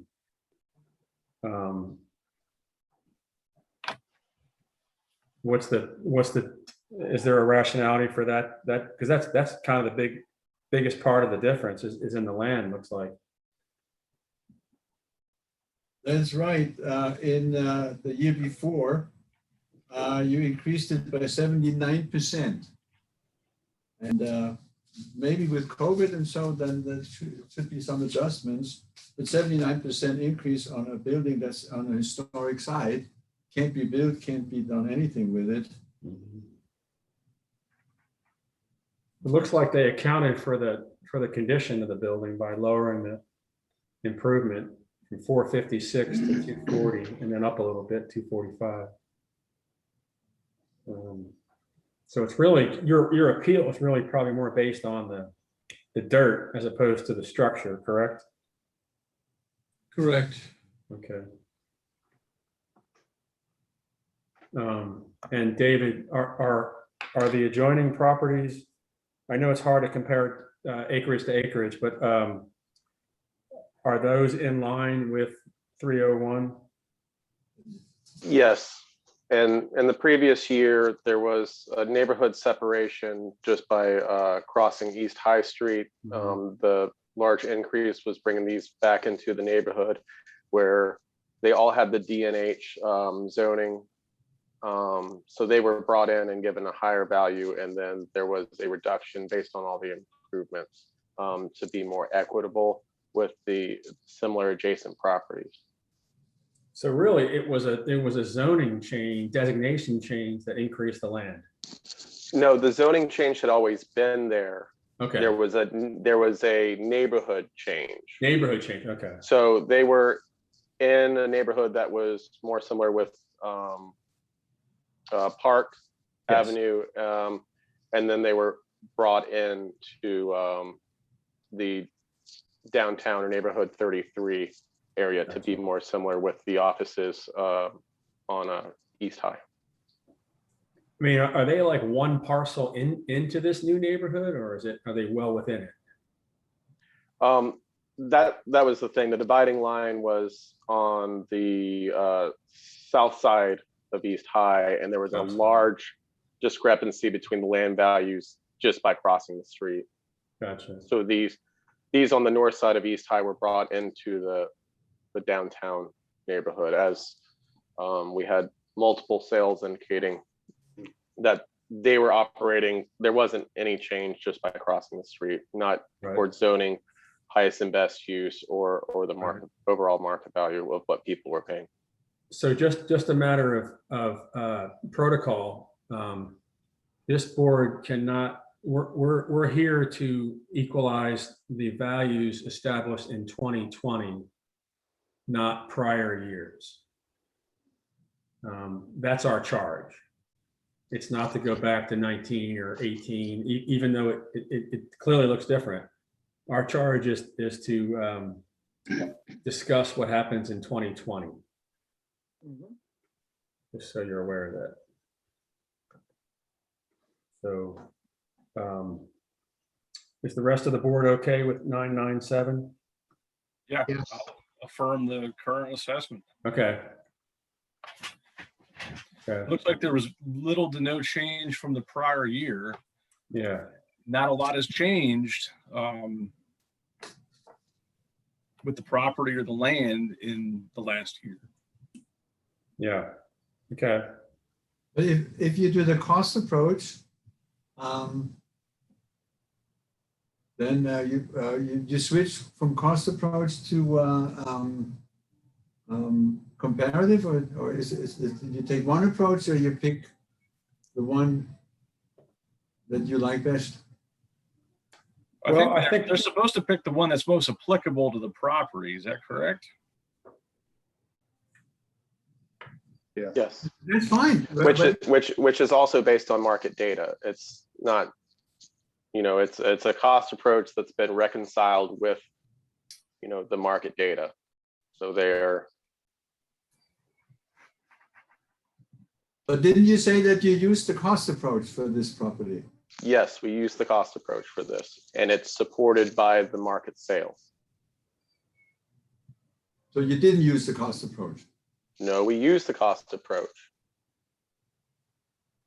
So, Mr. Kutner, a lot of times they will use an approach, but still develop other ones. And he's saying that the other one, while not used as the primary way to assess the property, it's supporting the value that the cost approach came up with as well. Yeah, I hear you, but when you use a cost approach, then you use a cost approach. And that's This what was a question, only question. Yeah.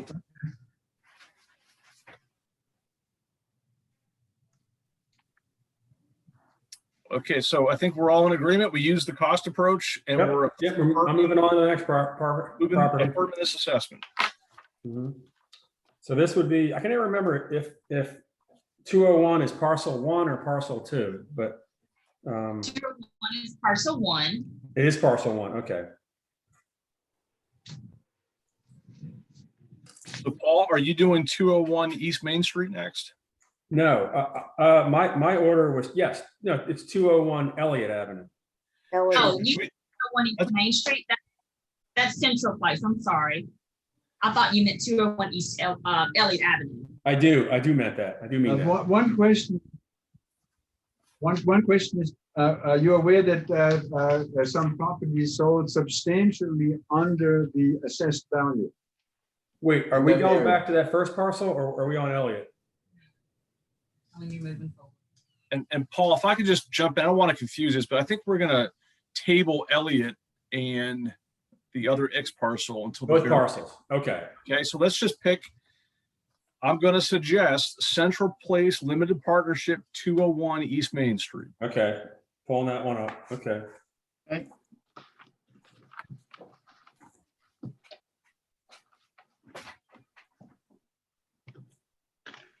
Okay, got it.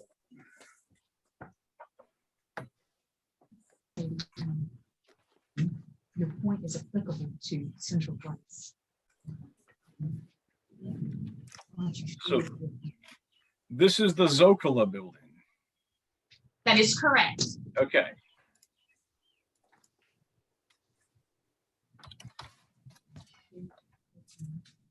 So it's basically a $600,000 difference, right? No, wait.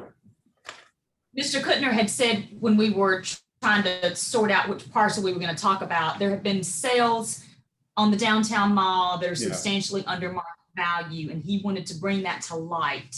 Okay. Go ahead, Luke. And Aaron, before we bring those to light, just wanted to make sure, are those sales that occurred in 2020 or are those sales that have occurred in the last 5.5 months in 2021? They occurred in March of 2021. Okay. So the assessor is only going to be looking at the 2020 data. Those are all good talking points for us to have, and certainly for the assessor to have when they're valuing properties next year. But for this year's current assessment, sales that occurred in 2021 are not going to be considered in valuing this property.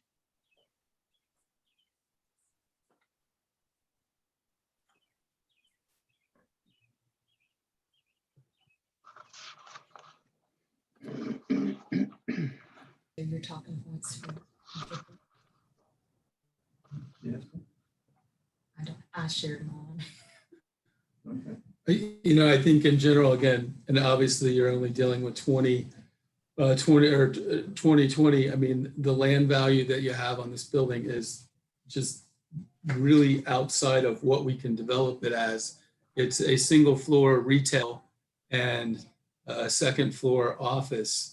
And we've just spent the last sort of 16 months trying to keep all of our tenants relatively in business, and have had a number of vacancies occur in the office space without any real prospects, you know, on the horizon, as well as a huge amount of supply coming onto the market in the submarket. And it's kind of hard for us to understand these values. I realize if we don't have a reasonable comp, you're just, you know, going to go for it. But I mean, it's just the way we're operating. I mean, we have, you know, had to, you know, do abatements and all kinds of things just to keep folks alive. And, you know, now we've got to talk to them about another small increase in the property taxes. And I'll be honest with you, they don't really quite understand it. And so, outside of this, there's a logic mismatch here between all of these properties continuing to have property tax increases and the people who are occupying the spaces not really being able to make any money. So we've heard that a lot today, and I'm with you 100% on that, because logic seems to have gone out the door the past 18 months or so. We would all assume that COVID would hit, things would get slow, and value should be plummeting, but it's kind of had the complete opposite effect on a lot of kind of real estate segments, particularly in Charlottesville. So I don't know how it has directly impacted the value of this particular property, but that's what you could tell us about if there's been some data in 2020 that would change this value from what the assessor has it. Rents are paid with less than 50%.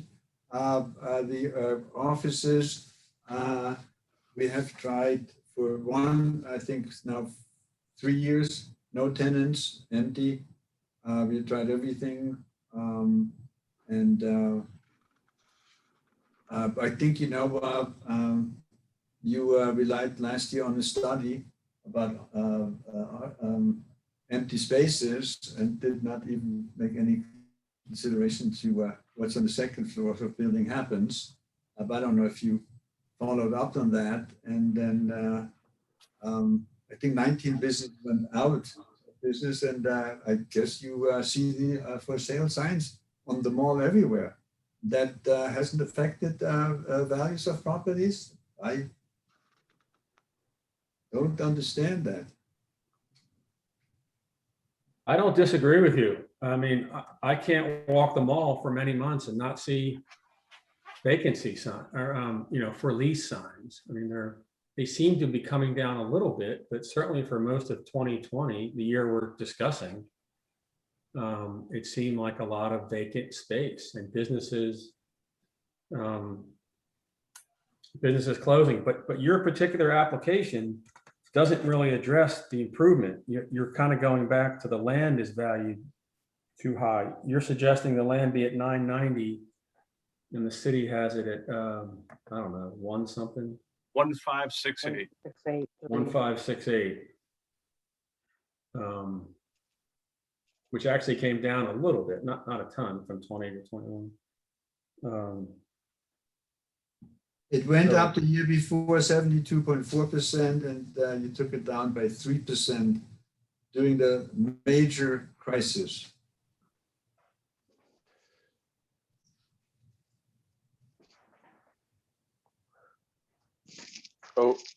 Overall, we haven't, there has been an increase in vacancies, but we haven't seen people putting up for sale actual properties on the downtown mall. No one's getting out of the market. Sales that we have seen were stabilized and consistent. There hasn't been a huge reduction within the market value and the sales to indicate a large adjustment yet. Most of the, I just kind of read over a thing about the businesses that have closed down on the downtown mall have already been replaced. There's already processes going on to fill those, people coming into those spaces. So there was a transitional period during 2020, but it wasn't the bottom dropping out like I guess we all feared last time we were sitting around going through the appeal process. Can you give us some examples where people move in and where you said there's new tenants moving in? Well, there's been a new restaurant opened up in a space down, a new restaurant that's moved in. And I think there are other spaces that are being converted now down the mall. They're being renovated to have other people come in. So I think there is some movement out there now. Could you specify which ones? Let's see. I'm trying to think of the name of the Cafe Frank. Yeah, Cafe Frank. That's the one that just opened. And the one, Joan Fenton moved out of the building down there. They're renovating that space right now.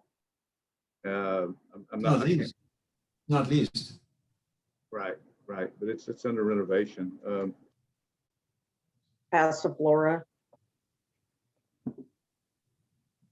And you know what the occupancy is or what the leasing is on the court building? I do not. 60% not leased yet. Which building is that? The court building? Code building, the one that's under Oh, the construction. code. Oh, I'm not surprised. I mean, the one that they just finished off of, south of the mall, I think that has a lot of vacancies too. The one behind the bakery. What, 323? Yeah. Are you hearing the same? The court building is offering spaces at 1 and 2 years free rent. Now, he can afford it, but that's what the market is. And that's ultimately what this building has to compete with. And we don't have, the same shiny product to compete. So we know that our rents will go down, or we'll have to make concessions that we have not made in the past. I mean, it's just, it's again, obviously we understand it's this year, but I mean, the value of this building, it's just going to be tough to realize in this situation. We've also, in the past, looked at this building and, okay, how can we build up? How can we expand the base? And, all the work we've done said that basically that would be impossible. So, I mean, if there's an assumption that we can redevelop this building on a highest and best use, that, where we could basically build a taller building, it's not possible. We've had engineers and architects look at it and they just said, well, you would have to spend an inordinate amount. So, I mean, for this building, it seems like it's at a very high level, and we have a lot of operational and structural barriers that won't let us achieve this value. David, have you accounted for that in the depreciation? A, and B, have you received? I'm just whipping through the applicant's application. I don't see any income and expenses. Did you get them? No income and expense information was provided to the city. It is not assessed as though it could be a 4-story building. It's assessed as is in its current state. There's been no assumptions of further improvements. And current assessment is at $191 a square foot, which is well below what we're seeing on a price per square foot paid through market sales throughout the downtown mall, which are, run a range of $236 up to $369 for as is, without development or further development increases. Those are just what the dollar amounts that people pay to be on the bricks, as it were. So I would say, and I would definitely support, because we've done this in the past, giving the applicant, another day or two, some short amount of time to produce the income and expenses. And so, 'cause I agree with you. I'm sure it's hard to lease up that building, but if the city doesn't have a copy or any reference to at least the first part of 2020, it's hard to account for the vacancies and a decreased value, overall value, if they don't have that data. Just a suggestion. Thank you. Yeah. Okay, so I believe we're affirming the current assessment. Is that correct? I would say, I mean, we've done this in the past. We've allowed the applicant to if they didn't submit what David needs for their appeal, which looks like it's about a $600,000 difference between what the city says and what the applicant wants. It would make sense to me because they've just said they're having a hard time leasing up the building. So if there's vacancy and their income has gone down from 19 to 20, and they can show it, I'm all for affirming a lower assessed value. But isn't that kind of time come and gone? Shouldn't they have already given that data? So when we're here at this meeting, we would have that. Did you ask for it, David? Yes, I asked for it. Okay. Asked for it Well, then in maybe February, and I, in previous years. Okay. One question I had is, was there any consideration for the impact of COVID, given like you did with some of the other hospitality properties and income producing properties? Well, overall on the downtown mall, I guess the best sale that we just talked about was 218 West Main. That was purchased for $4 million. We were 1% over that. We just didn't have the market data to show that there'd been a huge decrease in sales price and market value over the downtown mall. We did a small reduction in the land value to kind of take into account the temporary vacancy and to see where the market was going to go this year. And we also had the sale of Willow Oak, which was 74% of the assessed value. It was well below it. The sale was well above what we had it assessed for.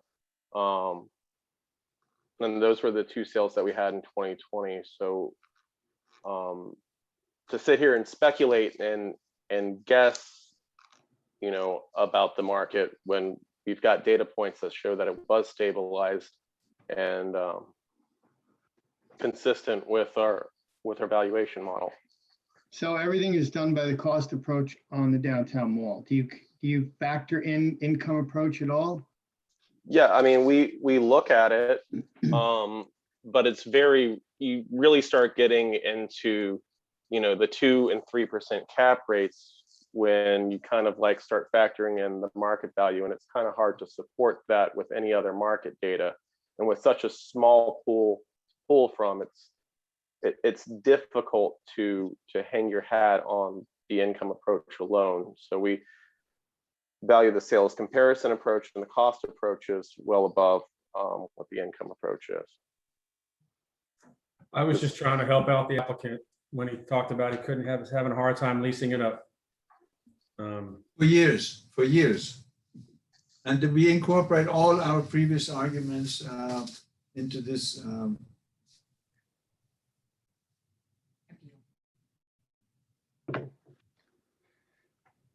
Okay, so basically the sales comparison is going to be what gives you any information going forward, even as far as property values. Yes.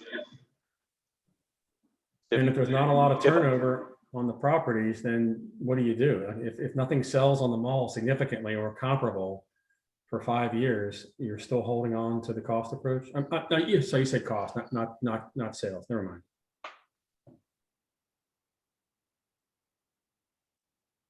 Yeah, it may not be as subject to the volatility of hospitality properties that depend on a revenue stream. Yeah. I just have a quick question for David and Jeff. If this is being valued on the cost approach, how would you apply a reduction in rent against the cost approach? I would say depreciation is how you would do that, is how you would allow for that. How much did you do that on this one, David?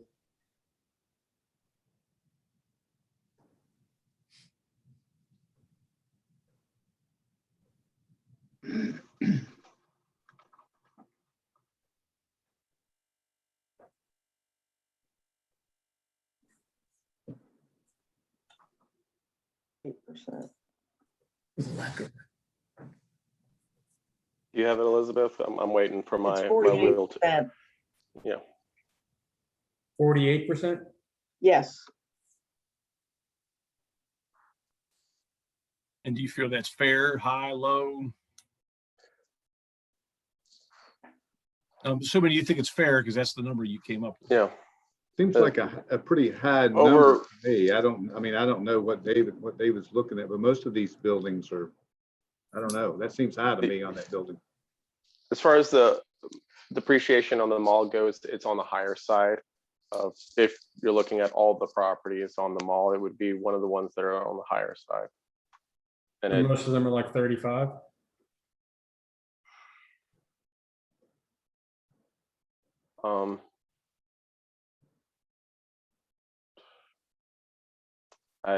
I don't actually have a spreadsheet with all the depreciation values on it, Paul. Okay. Right now, I was about to say about 40% is fairly consistent with on the mall. Because we just had an appeal just earlier this morning where we dove a little bit deeper on the depreciation and made a modification to impact the overall value. Right? Did we go like 30 to 40 or something like that? It went up to 50 on a building, from Yeah. 40 to Yeah. 50. Yeah. What does that look like, David, if it goes to 50?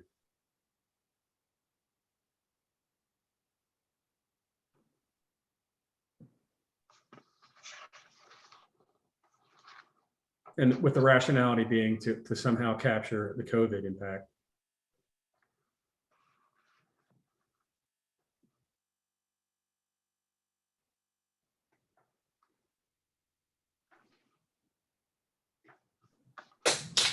It'd be about an $80,000 reduction 80,000.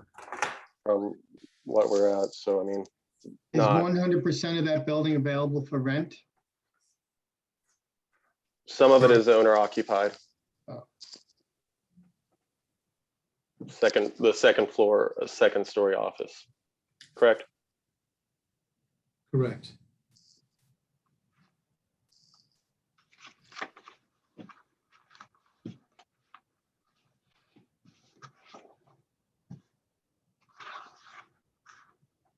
I think it's to understand is like our office spaces are all sort of sub 2,000 or 3,000 square feet. I mean, we're leasing to, you know, the smallest part of the economy that got hit the hardest. And then the ground floor is retail and restaurants. And, you know, that has not gone well in the last year. Was shut down. But no one's willing to sell. We don't see properties being listed and people saying, I'm getting out of being in the downtown market. Everyone's still holding on. Market values have remained stable through this rough patch. No one's willing to take a reduction in their sales price. And these things are still selling at a premium value, regardless of the current economic conditions. With the restriction that you then take, it takes some time until people realize that the properties are overvalued and sell lower. We gave you two examples. One is 36%, and the other one is 31%. But you cut it off, and that we heard your argument. I'm not debating that, but I think your statement is possibly wrong. To have happened. I'm okay with the increasing the depreciation to 50%. I know it's a nominal decrease in the overall assessment, but we've tried to do this with other applicants today. We've tried to somehow account for COVID, somehow account for all the reporting data is not fully in for 2020. And so we've tried whether we modified the cap rate or increase the depreciation value number. I would support doing that. Jeff, do you think that's totally out of whack for the mall to have a depreciation of 50%? Well, there are, many forms of depreciation. Yeah. So no, I don't think that's out of whack. You can have physical and functional and external obsolescence. So I think that's within reason. Paul, on a per square foot basis, this is already the lowest assessed property on the downtown mall. Mm-hmm. Just for the record, like this is one of the lowest assessments we have. And as far as depreciating it further, I mean, I've been to Zocalo. I like that restaurant. I like the building. It's in the smack dab center of the downtown mall. It's a pretty nice spot. It might be a little bit dated and maybe you can't turn it into something bigger than what it is currently, but it's still a pretty nice all brick property. With a flaming turd directly across the street. Yeah, you got that going for you. Which nobody is willing to do anything about. Yeah. At this point, I almost hope they don't change it. I kind of like not looking at it. It's so not visible to me, but I'm sure it is to you. I'm sorry you have to see that every day. It's only nicer for I'm planting the plants on the side of it. And everybody likes it. I think if I may comment on about the best property, I'm not sure if you're aware that more than a third is in the back hole. And if you take Zocalo, you know, there's a bunch of square foot, but the front is very small and the rest is in the back. Yeah. The office in the back, and we haven't been able to rent them for 3 or 4 years. No windows, which other buildings have too, but we have no windows anywhere in some of these offices. And it's between the Paramount and the back, and no access to Market Street. So I think that is probably a big difference to some other buildings. Yeah. That's part of the functional obsolescence, maybe. Yeah. And I do have one other ask though. If they do a reduction in depreciation, wouldn't it be fair to give the assessors the financial data for the last year or two so they can see that the value, the rents actually did decrease, so they can justify that reduction? That would seem helpful. I mean, rather than saying, yeah, we have fewer tenants, we're making less money, they need, everyone else gives something tangible that they can at least hold up and say, well, here's the numbers. So if they're willing to do that and give you that reduction, I think they're going to need to see those numbers for at least a year or two, so they can have at least some data point to show, yep, they did go down. Let's go ahead and reduce that due to what happened during COVID.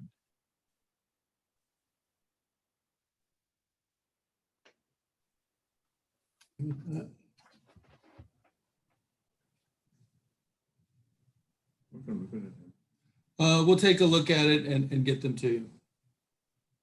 No, that's obviously going to be for next year, right?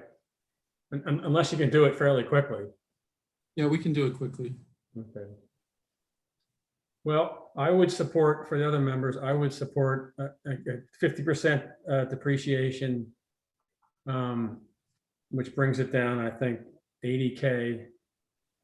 And, you know, I guess David could reach out to us next week and say he's got the income.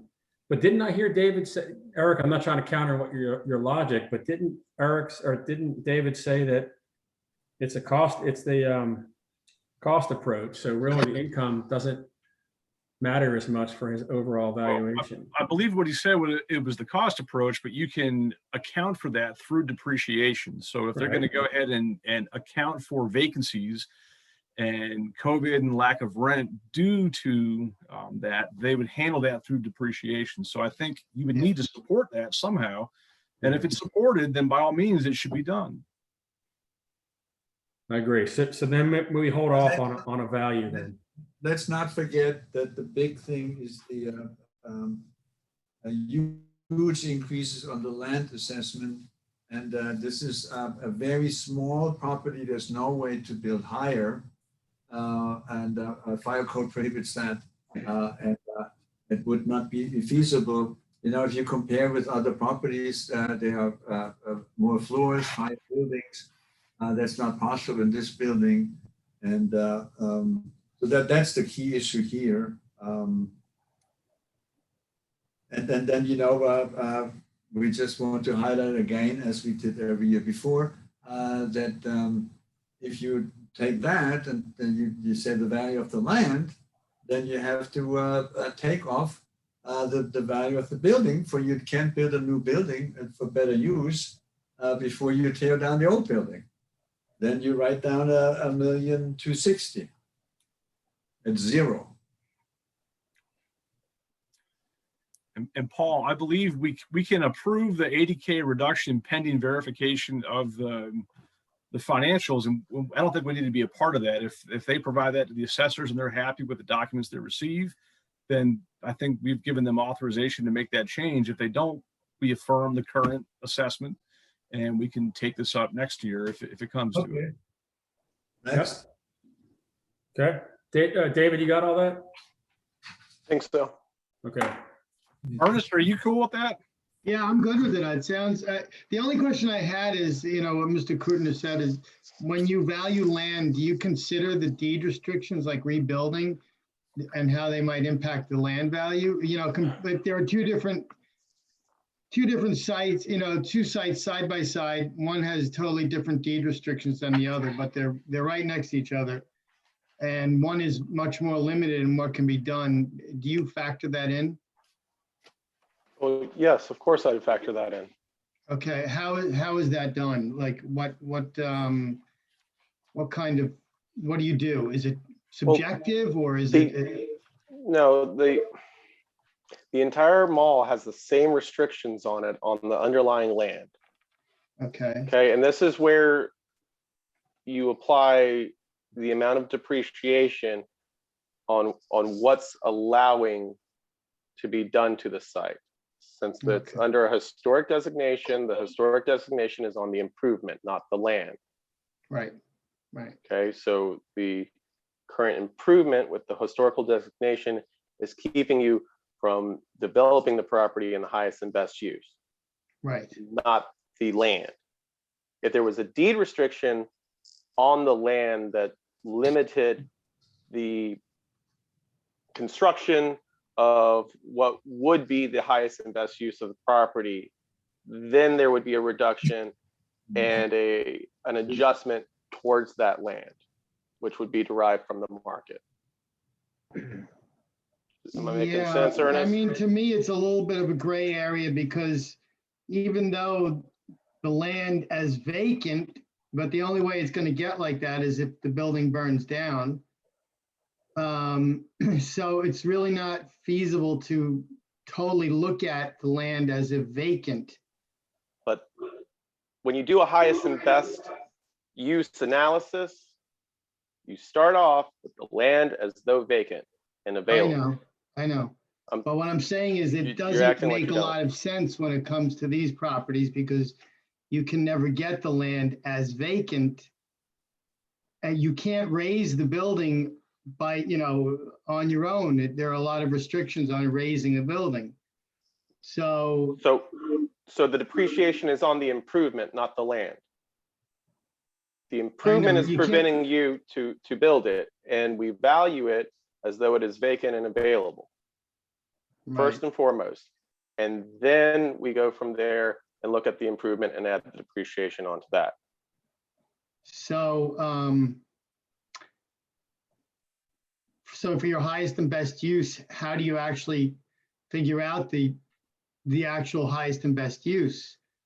Because if you have a vacant site, you could put any building on it, yet you don't have vacant sites, so you can only go with what building is already on there. So what would be your actual maximum highest and best use that you would apply to all the properties? And then depreciate a building because, let's say a 4-story building with double the amount of apartments or units for rent is going to be more valuable than a 2-story with half the amount. Yes. So, If I may add to that, specific on this property, and number one, it's funny, it lost its value when it burned down, and then the city took away or took it over, where people for 8 years, I think 7 or 8 years, realized that it's not worth it, and you can't build on it, and didn't pay the taxes. City foreclosed of it and sold it to us for $50,000. Well, that is a market value some time ago, but very different than anybody else. Second thing is, David, I think we talked about it. Maybe we didn't point it out clear enough. The building on the front is 20 feet wide, unbuildable. There's no highest and best use. And I think that should be for sure considered in consideration. And you can't build up. If you look at the COVID building and part of the crazy price increases on land was based on the COVID building. But they built 8 floors on the whole thing with some terraces. But if you look at Water Street, it's impossible. Fire code, the fire marshal will never approve a building here. And one other thing is should be in consideration now with development on NDA, the cost of getting a permit and the time value of the time of it if you take Garrett Street and the property there, 4.5 years to get a permit by right, and about $400,000 in cost for permits and requests from NDA for engineering, for reports and all kind of things. And these things have to be taken into consideration. And then you have the risk that you do all of that and have then W2, 4.5 million spending, and then it's turned down. Well, I think that would apply to every property in the downtown area, that they'd all be subjected to that same, what I'll call nonsense, that you have to jump through to build something down there. So it's not something that's specific to your property, but all properties would be subjected to that. And all of the properties down there still seem to sell for a very good price.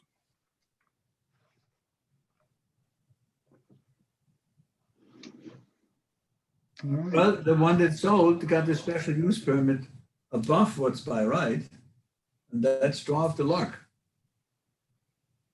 I think Dave, you mentioned you said it was sold for 4 million. Yeah, they got extra height and extra density. But that's not possible on the central place, so it's way too small.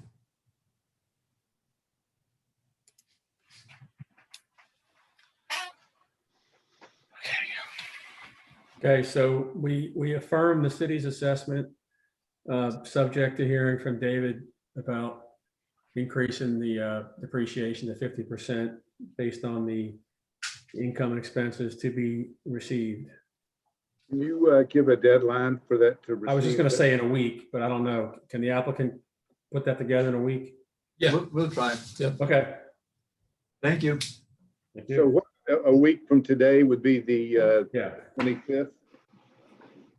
Yep. And we can get specific. Let's say by 5 p.m. on the 25th, if not received, the assessment's going to be. I think you need to. I mean, I just think for clarity, it's good to be specific. Yeah. Okay, moving over to the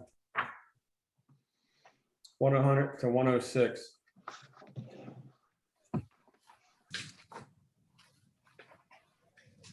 Yes.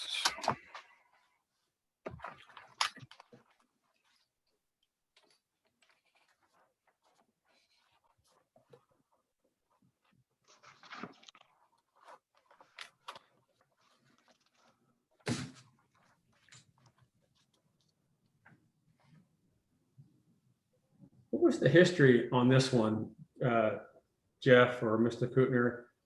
In 1997, it was owned by Hampshire Investments. And then it must have parked for several years with George Gilliam. And then it changed to your name in 13. Was there always an assemblage of buildings on that property? I'm just curious. It was the old Woolworth store. That's right. Yeah. On the mall front, it was the Woolworth store, right? That's right. That's still there. But the Woolworths had a long lease and you couldn't build on it. So part of it was built over it with huge restrictions and problems. That's right. That's right. You could get a hot dog and a Coke for like $2 not that long ago. Yep. All the way in the back. Right? Sit at the counter. Right, all the way in the back, right? Yeah. That was when I first moved to town. Yeah. Along the side. Yep. And you can get your yarn there too. There's a lot of yarn.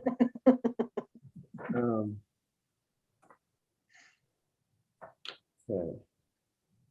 Is this one, in terms of income, is this one fully leased?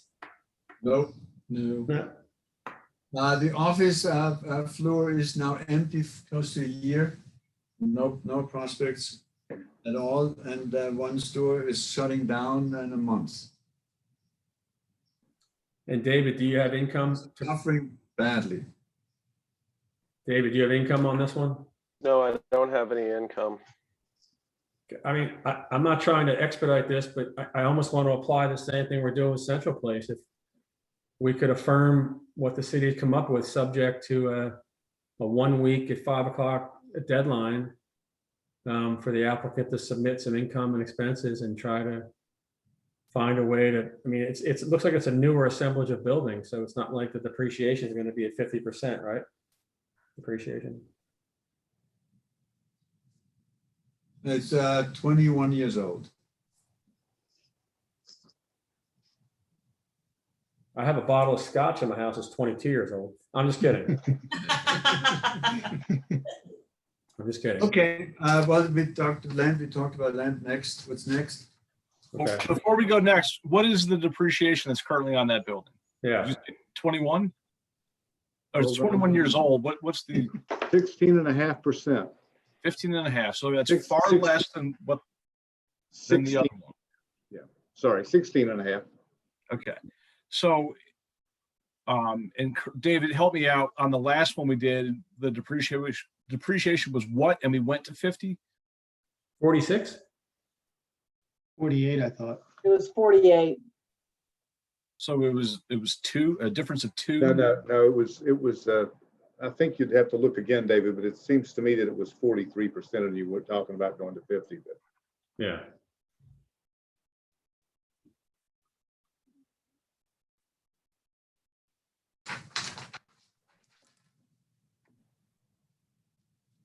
And while he's looking that up, what I'm getting at is if we're at 15% or whatever that number was you just said, and on the last property, we said, assuming we have the same kind of rent reductions from due to vacancies, maybe it's another 7 that's added on to this 15, bringing the depreciation to 22, but certainly not to 50 like this last building. Right.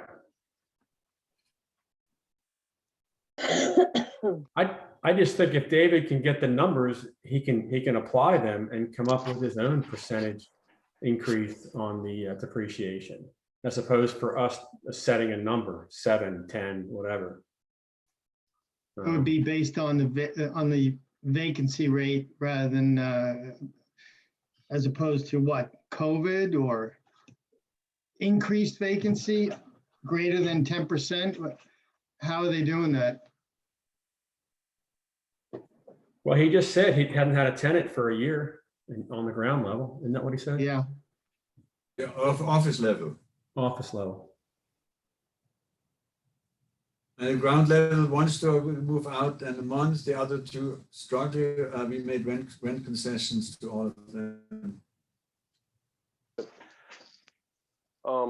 In the packet I provided for the board, you know, I've done an income approach for this property because it is mixed use with the 24 apartment units, the 23,000 square feet of retail and 6,000 square feet of office. And using a 6.5 cap rate, the income approach would be 14.6. So I'm going to have to be pretty far off for the income and expense information to change the valuation, as I use, you know, fairly, you know, accurate market data to come up with values for the retail space and office. So the income approach on this one is, you know, 2 million higher than the current assessment. Can you send that to us, please? I feel like we should make a determination today rather than pushing it forward based on income data that's to be done in a week, because if there's still no agreement between Mr. Kuttner and the assessor, then we're going to leave it unresolved. Unless we have a firm idea of what they would be agreeing on. Do you understand what I'm saying? I do, but I think let's let the numbers tell the story. I don't think, what? like Eric said, we don't need to reconvene and agree with whatever the income and expenses produce for the new assessment. It is what it is. It sounds like David didn't have, at least on Central Place, didn't have accurate income and expense data. And every other applicant that we've dealt with, they have the financials that we can look at and actually have like a meaningful discussion about what these numbers are, what the decreases were. Here, we're feeling around in the dark trying to come up with a logical number, and we have nothing to Right. go on. So what is it that we would be saying the assessor should do?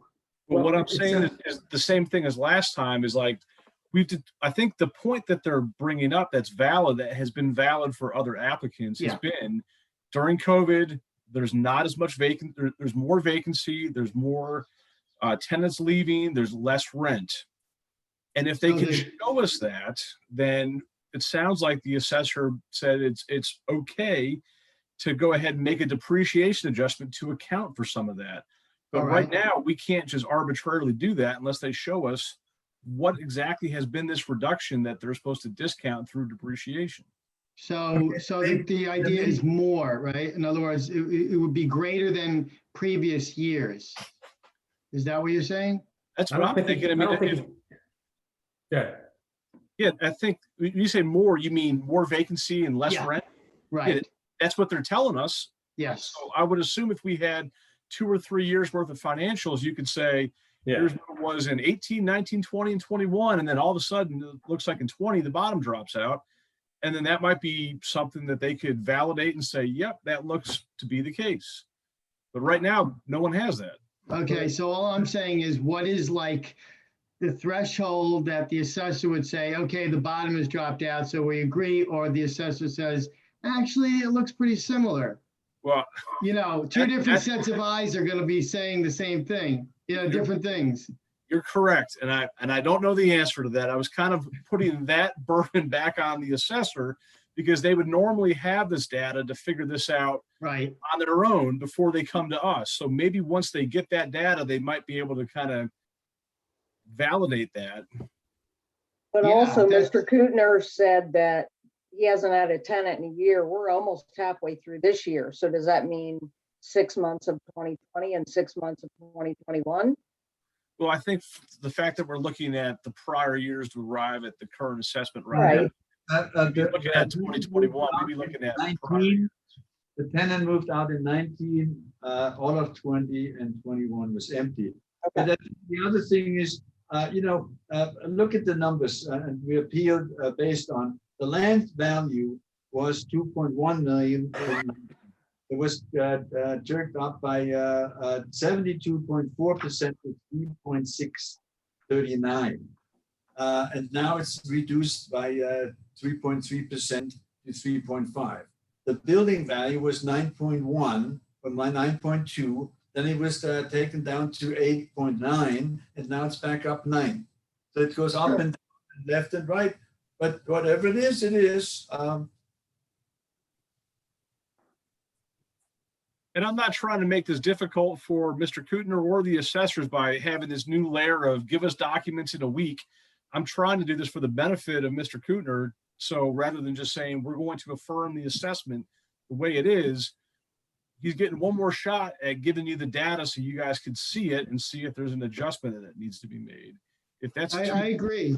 Even the government, like with taxes for small businesses, said that the benefit you should be able to show, let's say, a 25% reduction in gross receipts over a certain period. So I don't know if there should be something where it's kind of like cut and dried. It's either is or it isn't. Well, you know what? In this case, for the reduction that we're talking about, I believe cut and dry is if there was any decrease. Okay, that's fine. I'm good with that. So this way the assessor knows any decrease, then we're good.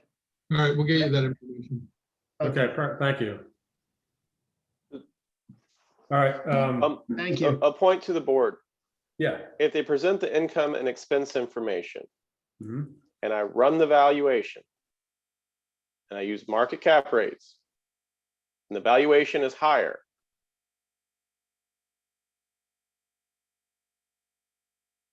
does that mean no change?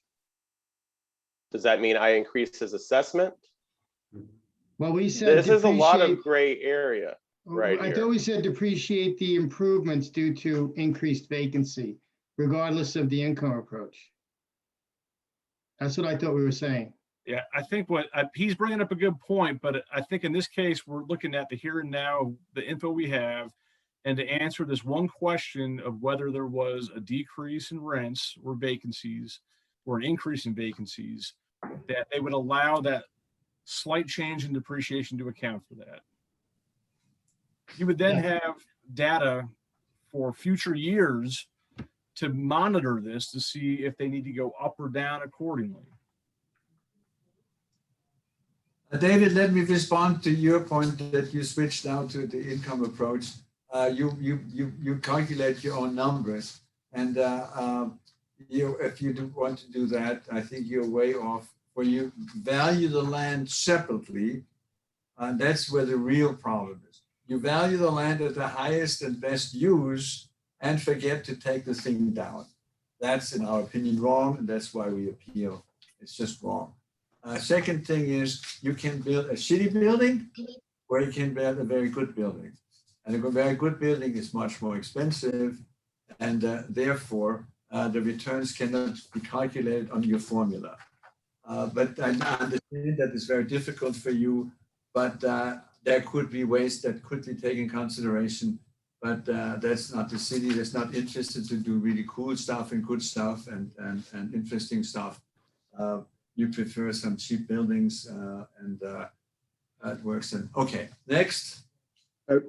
Before we move on, I think David brought up a good point. Suppose you get this income information and it results in a much higher valuation because we haven't gotten any before. We don't know so David has made a calculation based on what he's determined to be market rents and market expenses and market cap rates. And he values the property on income basis right now at about $2 million higher than what it is.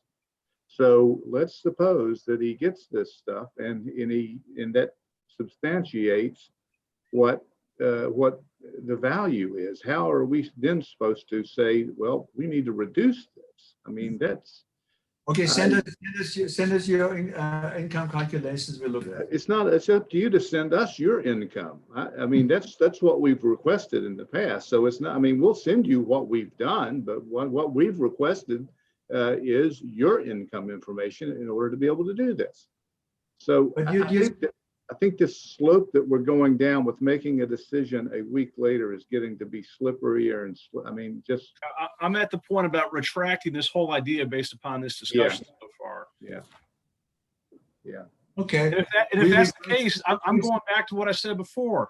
The data wasn't provided. No one should have a special exception. So I'm about to just affirm the assessment as it is, and we can have this discussion if we get financial data for the next year. It could serve as baseline. We request that we get David's calculations of his income approach. Okay, well then I move to affirm the last two properties then. Yeah, let's do that and kick the can down the road till some income data comes in. There you go. The next one is that one down on 5th Street, I think, right? So have we done 100, 106? We just did that. Yes. Yeah. Okay. That's the one we just did. So the next one is the VEC building then. Yeah.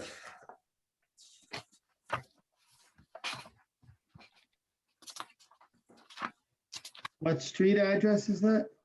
1155 5th Street. Southwest.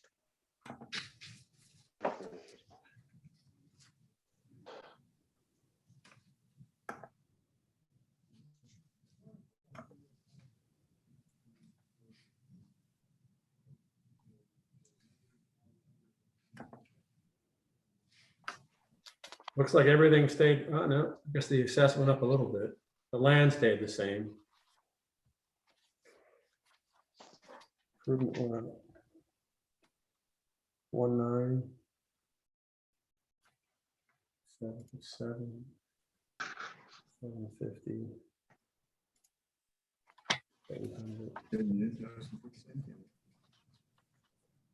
So again, I don't want to keep beating that drum, but David, did you get any income on this one? No. Okay. I mean, it might behoove the applicant to start giving data because then we can have it we have trend from year to year. Assuming you keep appealing these properties, we can now have a baseline data to work from. It might have been good if we had it from 18, 19 on. We could have seen the impact of COVID on your reduced income, but we can't see that. I'm assuming, I don't disagree that you have lost income. I just can't see it.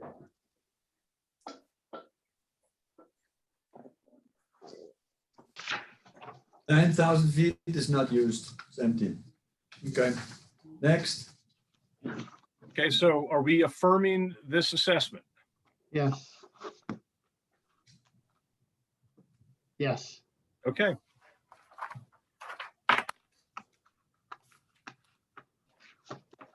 All right, so now the next one, I'm gonna recuse myself. The next two, I guess really the next one, it doesn't really matter. I'll recuse myself for the whole X Plaza. Okay, now, Mr. Kutner, I believe in years past, one of these two parcels is the one that usually you have the biggest objection to. Could you refresh my memory which one that is? Parcel 2. And would that be the Elliott Ave one? Parcel 2 is 522 Second Street Southeast. 522 Second Street, okay.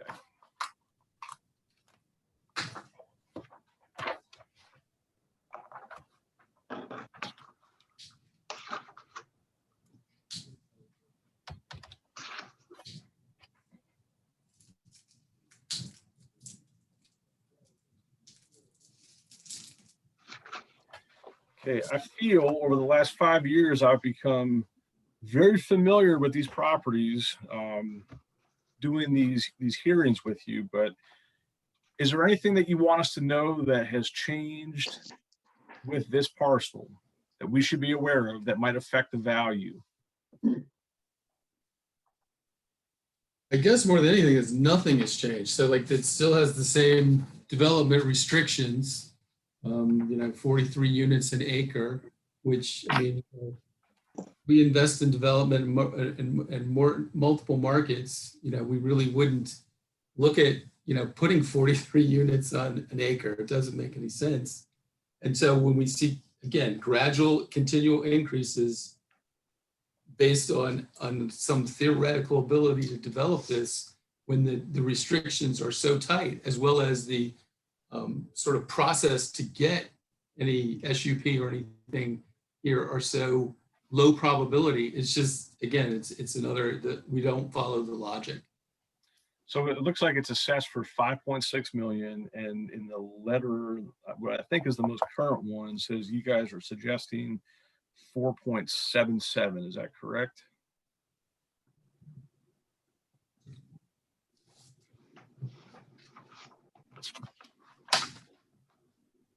Repeat that again.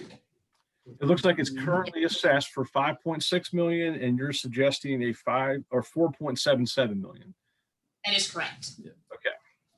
The land stayed the same and the building went up by what, 4,000? No, 20,000. 14,000. 14,000. I mean, I don't really see what we're talking about here. We agreed with the value last year at 5.6. It's assessed at 5.6 again this year. They have not raised your assessment any material amount. And as you said, nothing has happened there. So all we've had is probably the most modest of incremental gains in value. And the market has done far better than what this is indicating in a change from 2020 to 2021.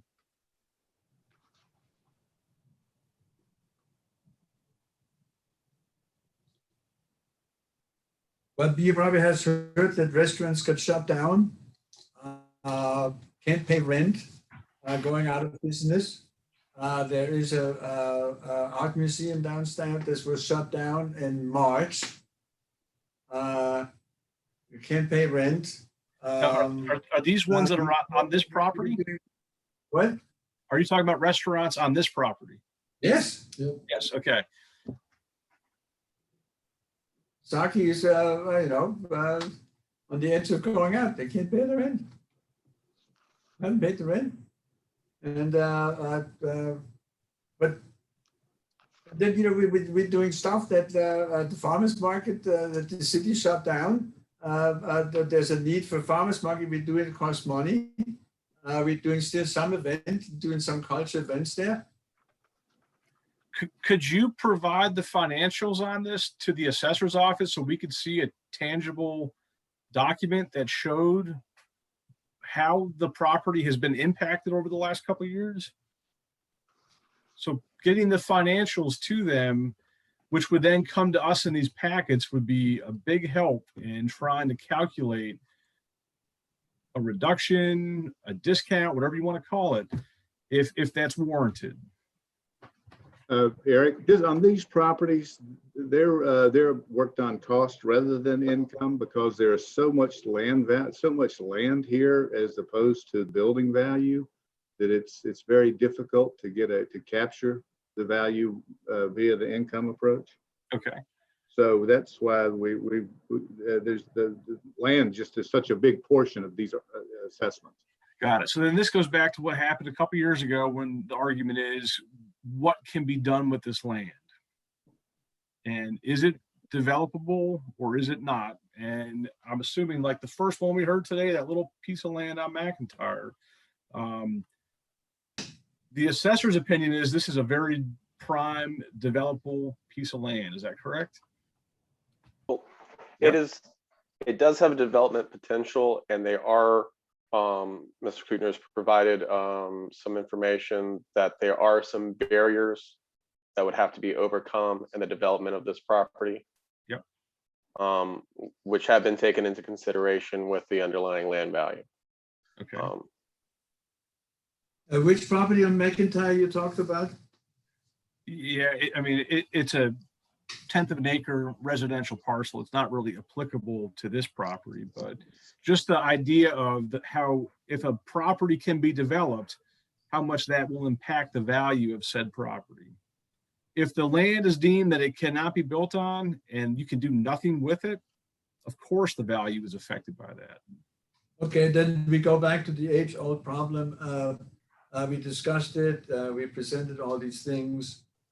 You said you would look at that. We spent a ton of money on engineering reports and everything, and we never got any specifics about that back, including that saying that you didn't have time to read and study it. Well, I recall reading that and being presented with that, and I don't ever recall, and there's limitations that this land certainly has, but I don't ever recall saying that it's a wasteland, that nothing can be done on it and it cannot be built upon.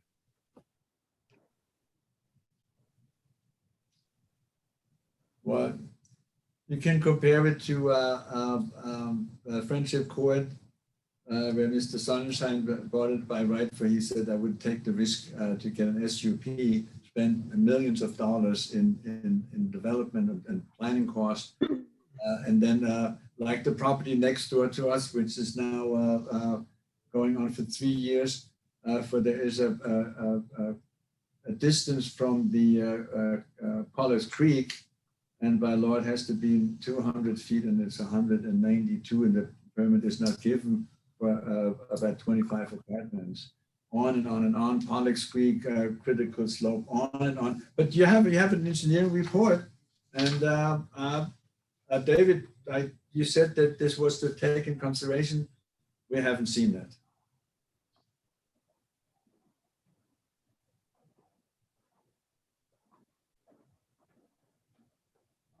Okay, well, I'm of the opinion that the assessor probably has this right. There's been no material change in the property. There's been very little material change, if any at all, in the assessed value. So in the absence of anything else new, I'm set just to affirm the value that the assessor has for 2021. Right. Before you ignored all the reasons why we have it. Well, I don't think anyone's ignored it. I mean, David just confirmed again that in his value, he has taken into account the limitations that this land has. David, show it to us how and where you have to take in consideration. It would be very interesting. We haven't gotten it yet. Gotten what? What are you waiting for? David said he has taken all the reports and all the restrictions on that property, including the zoning. Nobody is going to build an office down there. There's 600,000 square foot of office coming on stream, and they will be empty, unleasable, which is the code building we have already there. And Apex is going to move in soon. That's 500,000 square feet that will be empty in Charlottesville. But this is only lateral moves. And so the restriction is 42 units per acre. When people in housing can build, therefore they have a zero valuations in their calculations for the land. And we have, David, please send to us where you have to take into consideration all the engineering report, which was done by the most reputable, or one of the most reputable engineers in town, and has been around for 40 years. There's been a huge adjustment for topography to account for the critical slopes. The possibility of the sinkhole that was pointed out in the engineering thing. We currently have $16 a square foot on this property, which is probably one of the lowest assessments in the city for one of the most desirable. And I mean, the city planning has come out multiple times with, you know, over improving this property and some of their future plans. Like, I mean, $16.50. We are not comparing this to prime office. This is not, you know, $180 a square foot they paid for code. It's not, you know, $195 they paid for apartments on the downtown mall. This is assessed very similar to where the Willow Tree went and bought a piece of property to build their new facility, which was an old tobacco mill that they, you know, have renovated and been working on, and a much less desirable part of town. Is very similar to that market value. We are not assessing it over and beyond, and we're not comparing it to any of the structures that you just mentioned.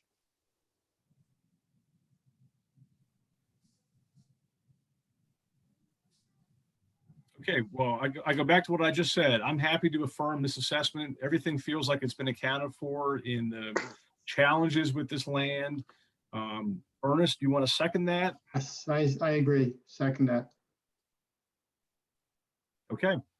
So we have one more parcel to get through, and that would be the 201-239 Elliott Avenue.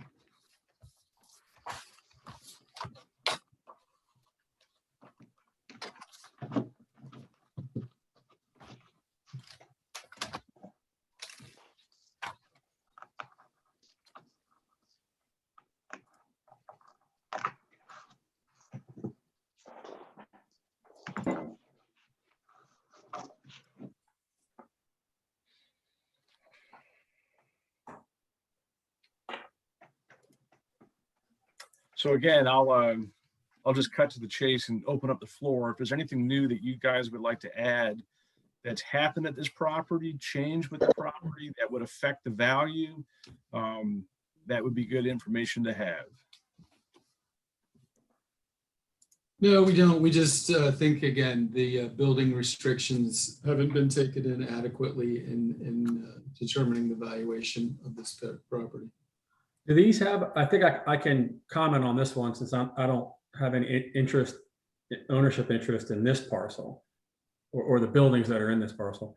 Does that parcel also have building restrictions? You know, I call it the CBS 19 lot where they used to be. That's what we're talking about, right? The one that's closer to Elliott. Yes. Yeah. Well, CBS moved out and it's rented at less than half. I think the biggest thing is that the parcel across the street, they wanted to build 25 apartments, and that was denied for the closeness to the creek. And they are further away. We are right on it, so that's basically unbuildable. And that where you can go into that the thing was refused, 0 building on it.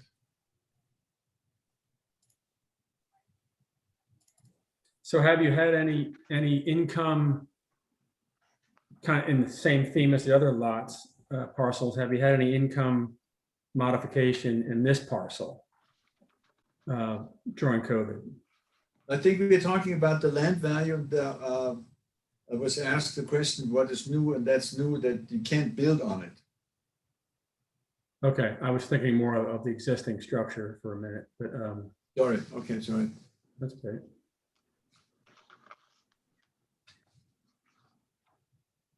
And to be fair, Mr. Kutner, when you say you can't build on it, it is built on right now. You're just saying you likely couldn't build on it to maximize it to its absolute possible highest and best use, as if the land could be built out to its fullest. But I'm quite confident that somebody somewhere could build something quite extensive on a lot that is 10.75 acres.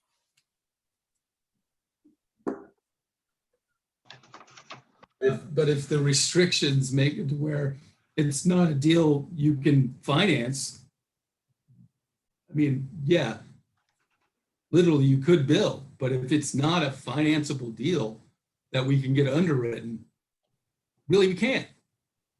What about, and I think I've said this before I started to recuse myself on the other parcel. I think I can say this here. I don't remember, actually, I don't remember meeting you, but you may not have heard this from my lips before, but if that parcel could have another overlay on it, which is a development restriction, right? Because if you can't build on it because of that land, why pay a higher assessed value? Why don't you just deed a use restriction on it in perpetuity? Then your assessment plummets, presumably. And then you work with those buildings that looks like you can redevelop those buildings. There's assemblage of buildings in some manner. And over time, just increase, the value of those buildings and increase rents accordingly.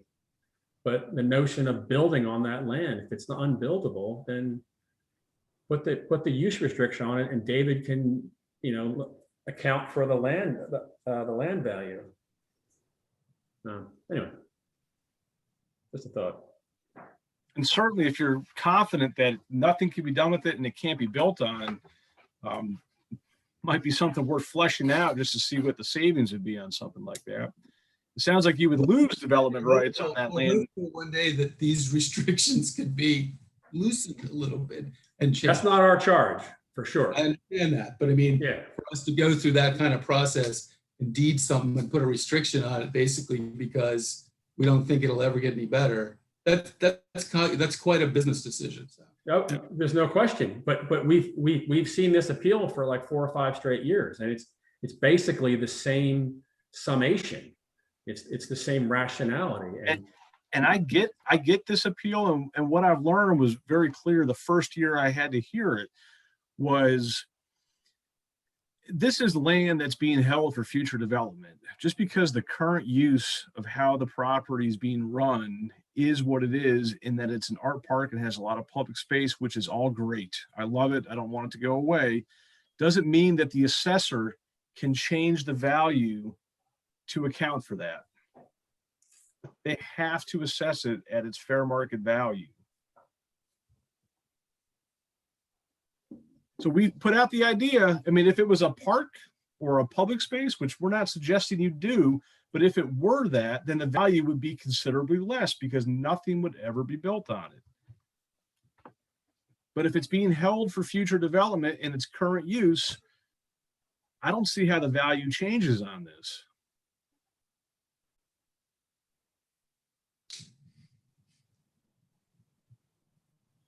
Paul, Ernest, do you guys agree or have anything to add to that? It's been my feeling for many years.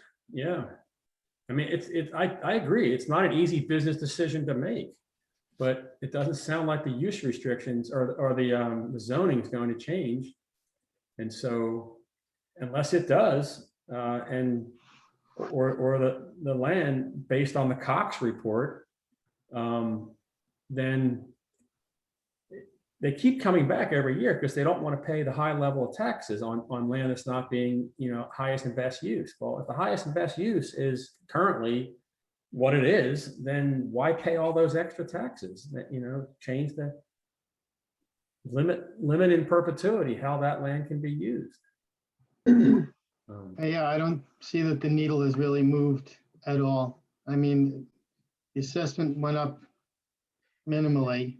Yeah. And the situation is the same, so I would just say that we just affirm the assessment. Agree.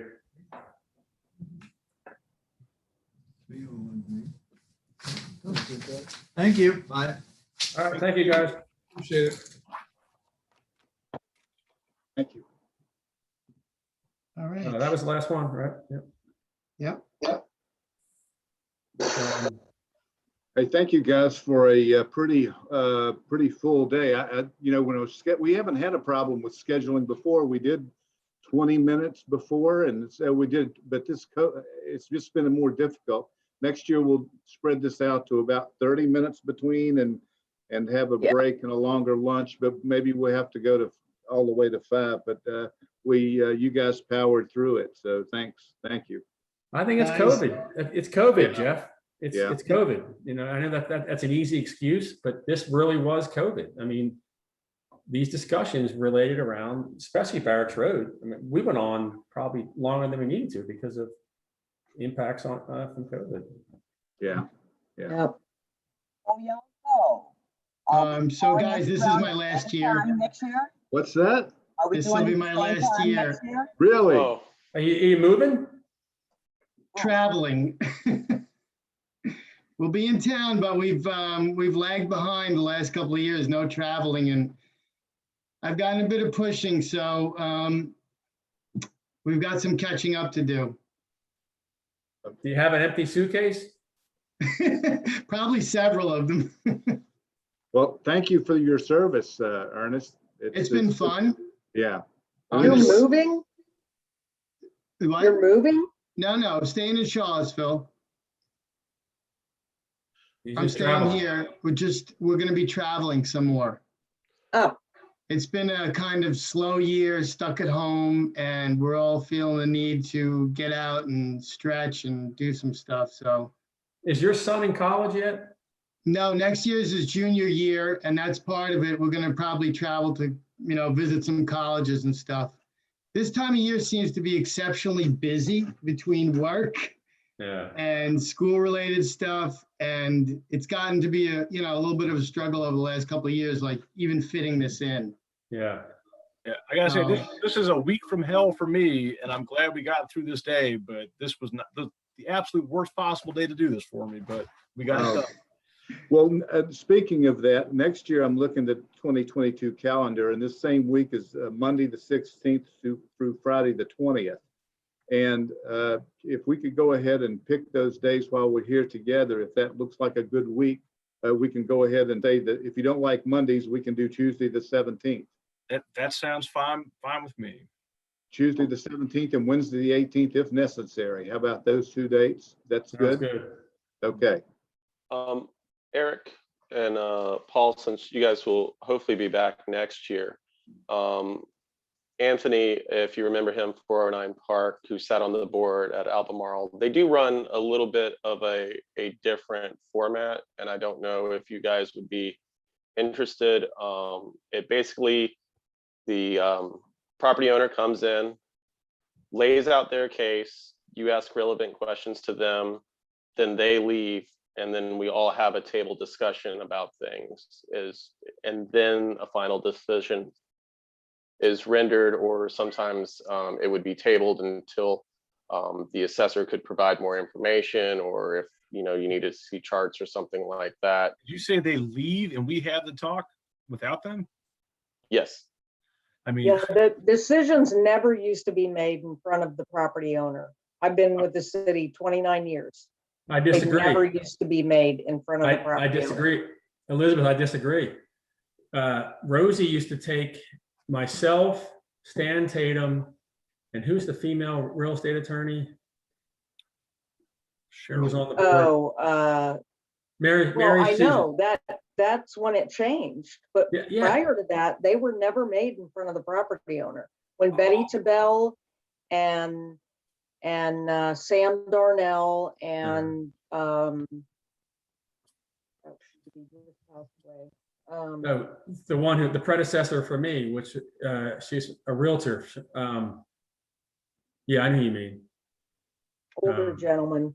Anyway, no, they never used to be made in front of the property owner. Well, I like the sound of that. I think that would simplify the discussions, and It would cut down on the time. it sure would, and allowing them to kind of know that they've got the floors yielded for the next 5 minutes. We've read everything, but please enlighten us to the main point that we're kind of getting hung up on. And then we could quiz you guys and come up with a decision, and that's that. Well, we used to go out to every single property we would visit, commercial or residential. Oh, yeah. The only problem with that, though, isn't there something that if we're together and we're all talking, that's a quorum and it's supposed to be public? So how do we have that discussion without them? I don't know. Well, we used to just go through the property. They would get to say what they needed to say, and we'd say, okay, we'll get back with you, Yeah. you know, in a letter, and we'd say goodbye. Elizabeth, you're right. You're right. We didn't do it in front. We would get back in Rosie's car and then we'd make a decision as we were leaving the property. We tried to do that. And then so when we got back to the office, it wasn't like, no, what happened on this house? That's what we used to do. Well, I made a decision as soon as we got back into the car. I'd like to Please try check with Terry Bourne on that, because I think it's like maybe Eric had, it has to be open to the public, any of these discussions. So I'd like to check with Terry and just confirm that would be okay to do it that way. Yeah. Before you change anything at this point. And I'll do that between now and the next time we meet. A year from now? Yeah, I have a little time. I'm gonna put it on the back burner. Well, Way back burner. one thing that shouldn't be on the back burner, though, since Ernie's leaving, do you guys know who you're going to ask to be on this board for next year? Not yet. Nope. Ernest, do you have any suckers? I mean, people that would be interested I would in. recommend, I think I would recommend some diversity. Maybe a woman, you know. I have a good recommendation, I think, is Carolyn Shears. She is a commercial appraiser. I think she would bring a lot to the table. She's, you know, been in business. She's been a commercial appraiser forever. She's a also female. a commercial broker too, right? Yes, Yep. she's an appraiser and a broker. And yeah, she lives in the city. So that would be helpful. Definitely. Yeah, considering that 80% of these things, if not more, are always commercial properties that are being contested. And I try to wing it as best I can, but I'm not a commercial guy. I know enough about it, but it's not my forte.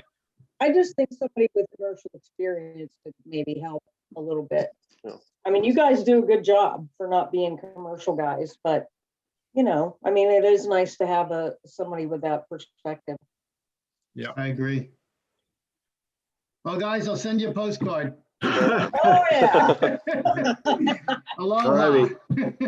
See you. See you guys. Thanks, Joe. Bye-bye. Thanks, Joe. See you guys. Yeah, thanks, Joe. All right. You got it. Good seeing you. You too. Good not seeing you, I guess. All right, bye.